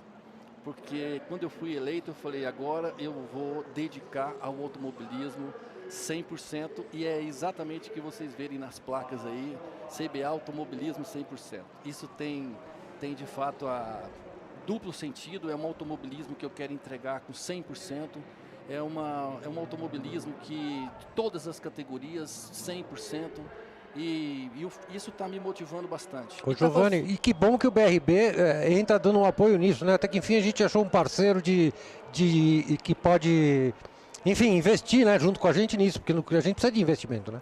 Olha, o BRB realmente é uma surpresa imensa. É o Paulo Henrique, que está hoje na presidência, é um parceiro. Na verdade, ele, posso contar aqui, eu não sei quanto tempo a gente tem, mas é uma história interessante. Se é para contar novidade e história, a gente... a gente fica conversando com você, ninguém vai ver a corrida. Não, mas Deus é assim, Deus é na minha vida. Quando eu sentei, eu fui conversar com ele em Brasília e nós saímos para almoçar, e lá eu fiquei sabendo que ele é um ex-kartista e bateu roda com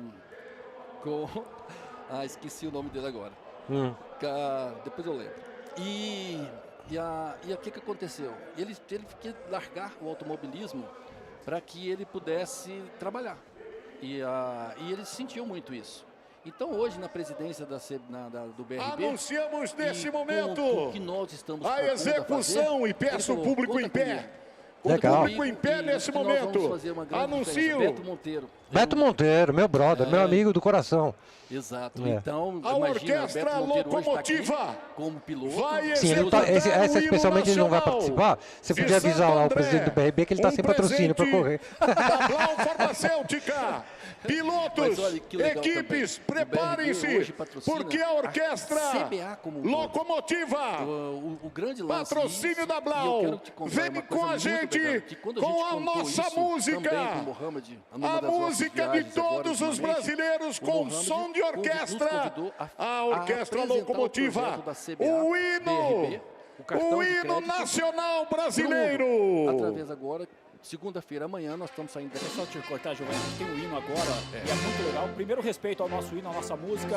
Orquestra Locomotiva, formada por crianças carentes, jovens carentes aqui de São Paulo, que tem o apoio da Blau, grande parceira aqui da Stock desde 2007. Vamos acompanhar o hino brasileiro.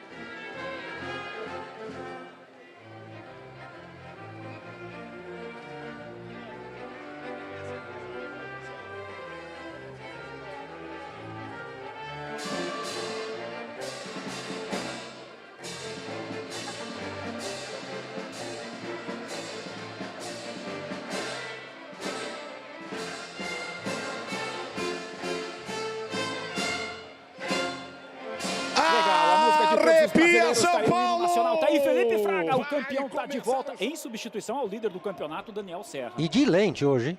Hoje está de lente. Vamos deixar o Giovanni contar um pouco pra gente rapidinho do que está acontecendo. O que vem aí, Giovanni? O que vem aí? Gente. Não, ele vai ter uma história interessante de Cartagena, vou deixar ele falar um pouco. Bom, Cartagena é amanhã. Nós atendemos um convite da FIA e vamos apresentar, o Brasil honrosamente vai apresentar 3 projetos nossos. A Fórmula 4 para toda a América, o cartão BRB-CBA para toda a América e a Copa Regional. O que é a Copa Regional? É um campeonato de kart, um mundial de kart, que nós ganhamos o direito de realizar em toda a América com o aval da FIA. A FIA nos deu os motores Ocal Júnior, que são os mesmos motores que correm. Nós já temos os cartódromos de Birigui, Imperatriz do Maranhão e Paladino, que são cartódromos homologados FIA. As regras todas FIA, ou seja, o Brasil hoje não só vai oferecer para os pilotos brasileiros as mesmas condições de correr, abre aspas, um campeonato mundial aqui, como também vai oferecer para toda a América a partir de Cartagena nesse programa. Então, assim, graças a Deus mesmo, de novo, nós estamos fazendo história, fazendo diferença, agora já não mais só para o automobilismo do Brasil, mas para toda a América. Isso é sensacional. Giovanni, obrigado pela sua presença aqui. Vai lá curtir um pouco, que as corridas vão começar aí. Giovanni. A gente torce para que o sucesso da CBA seja cada vez maior, porque assim a gente sabe que o automobilismo brasileiro e todas as categorias estão subindo juntos. É isso aí. Obrigado por dar essa honra da gente poder bater esse papo com você. E eu vou lá tomar café com você uma hora dessa no Rio de Janeiro. Com o maior prazer. Sejam todos bem-vindos. Obrigado, querido. Valeu, obrigado, presidente da CBA, Giovanni Guerra, conversando com a gente. Temos carros no grid aqui de Interlagos. Tem esse visual super bacana de Interlagos, mostrando para você todo o miolo de Interlagos e toda a festa que a gente vai ter da velocidade daqui a pouquinho aqui para você curtir junto com a gente. E a gente já tem que começar explicando logo para você a questão da pole position. Ontem nós encerramos o treino de classificação, a nossa transmissão no treino de classificação, com a pole position do Felipe Lapena. Ela continua sendo a pole position do Felipe Lapena. Porém, logo depois que a gente encerrou a transmissão, do que a gente estava encerrando a transmissão, saiu uma penalização para o Felipe Lapena de perda de 3 posições no grid por conta de ter excedido a velocidade dentro do box no momento que ele entrou, no momento que ele terminou o treino de classificação, talvez já comemorando essa pole position. Estatisticamente, ponto para a classificação do campeonato, o Felipe Lapena é o pole. Então, continua sendo a primeira pole position de Felipe Lapena na Stock Car aqui em Interlagos. A pole position conquistada ontem, ele leva o ponto da pole position para a classificação do campeonato. Porém, ele perde as 3 posições, ele não larga na frente. O César Ramos é quem larga na frente, o Lapena larga da 4ª posição. Ontem eu conversei bastante com a Babi sobre esse assunto, ela estava muito chateada porque a decisão não tinha sido essa no momento, mas depois acertaram e devolveram pelo menos a pontuação para ele, porque afinal de direito ele foi realmente o mais rápido na pista, né? Mas ele está com um carro muito rápido, ele vai largar em 4º, ele está com um carro muito rápido, se tomar cuidado vai fazer uma boa corrida. Chegou aqui agora o Vicária, que não falou nada até agora. As transmissões hoje, você percebeu? Ele já comandou a entrevista com o Giovanni, agora quer dar boa tarde para você. Eu vou deixar você dar boa tarde para o Vicária. Vai, bom, eu queria apresentar aqui o Vicária, que já está ao meu lado, o comentarista mais importante desse canal. Banana. Tchau, fala aí, seu Minion. E aí, gente, tudo bom? Sejam bem-vindos. Você está vendo aí o diagrama da temperatura, um pouco mais de calor, o dia mais quente dos últimos 3 dias, né, Osiris? Com esse ventinho gostoso, pista de 27 graus. Bem, sobre o Felipe Fraga, o Felipe Lapena foi uma pole muito emotiva. A pole é dele porque ele não perdeu tempo, né? Então, no começo rolou uma frustração na Hot Car, depois as 3 meninas vieram pra gente e falaram assim, o troféu é nosso, ninguém tira. E esse troféu já sabe pra quem vai, né? Pro Amadeu, que tá lá no céu. Com toda certeza. E também pro Tuca Antoniazzi, né? Esse troféu tem que ir pro Tuca ali, divididas, já postaram fotos ontem. Tá aí o traçado de Interlagos para você, seus 4.309 metros. Na última etapa tivemos vitória de Gabriel Casagrande e do Nelsinho. Foi Gabriel Casagrande? Não, né? Foi Gaetano de Mauro, né? Exatamente, tô achando que tá errado isso. Gaetano de Mauro e Nelsinho, não foi? A última etapa lá no Velo Parque. Sim, porque tivemos a etapa do sábado, que teve a vitória do Gabriel Casagrande. Exato. E no domingo, essa que teve foi de sábado. Gabriel Casagrande e Nelsinho Pequeno. Domingo foi a vitória do Gaetano de Mauro. Exatamente. Então, só para a gente passar certinho para você, nós tivemos então na etapa 5 também no Velo Parque, vitória do Casagrande e a vitória do Nelsinho. Depois tivemos no domingo a etapa 6 com vitória do Gaetano e do Bruno Batista, apenas para a gente atualizar certinho para você. Tá me chegando uma informação de que a gente vai atrasar um pouquinho essa saída para a volta de apresentação, porque tem óleo na pista, na subida da junção chega a informação que tem muito óleo. Coisa de Opala, né? Adivinha se não foi, né? Coisa de Opala, né? Vamos combinar. Uns buraquinhos no grid ali, depois é bom a gente dar uma checada uma também nesses buraquinhos, ali. seria uma questão só de posicionamento, ou tem alguém no box? Já a gente vai buscar isso também, para trazer para a galera que vai vendo aí as informações dos últimos vencedores aqui em Interlagos, né? Eu tenho a informação que o Gimenez não saiu para alinhamento. Não está correta essa informação que está aí na tela também. Essa aqui são as poles, na verdade, que o Carlinhos de Osman largou na pole invertida numa das corridas, que ele acabou acertando com o Cacá Bueno aqui no Laranjinha. Né? Mas a gente vai reconferir essas informações para você que está em casa. Exato, até porque a nossa última passagem aqui foi com corrida de duplas, né, no começo dessa temporada. E que só deu o Gabriel Casagrande, seja no pole, seja na vitória, seja na melhor volta, / Gabriel Rubin. Exatamente. Então, a gente vai trazendo essas informações para você aqui no Stock Car Channel, contando sempre aí com a sua curtida. E eu já vou liberando aqui uma informação, galera da Argentina voltou em peso no Fan. Olha, é o que eu acabei de falar, ó. Sim, aí isso já foi na... é café aí, né? Isso foi no traçado, isso provavelmente foram os Opala, sim. Explica aí, Vicário, o que é esse pozinho pra gente... Esse pozinho se chama Pitsorb, é um composto químico com corzinha de terra, mas que você joga, ele tem uma rápida absorção de óleo, né, que é uma coisa muito difícil de você tirar do asfalto, né, e nos últimos anos esse material foi desenvolvido, até inclusive na Copa Truck está sendo desenvolvido um material de palmito, né, a casca do palmito, a parte do palmito que não é usada é triturada e é feito esse material de absorção, né, muito legal, uma iniciativa nacional, enfim, esse material é usado no mundo inteiro e é caríssimo, então esse desenvolvimento nacional também vem muito a calhar. Na minha época eu usava cimento. Eles jogavam cimento. Pó de cal, né? Tudo um pouco. E é bom que esse Pitsorb ele não levanta tanto poeirão quanto o cimento levantava. Levanta um pouco, mas não tanto quanto levantava o cimento. A gente está vendo ali o Bruno Batista, tá aí o carro do Felipe Fraga. E você vai acompanhando junto com a gente, já teremos os carros acelerando. Olha, tem uma impressão que é o Gimenez que está no box, hein?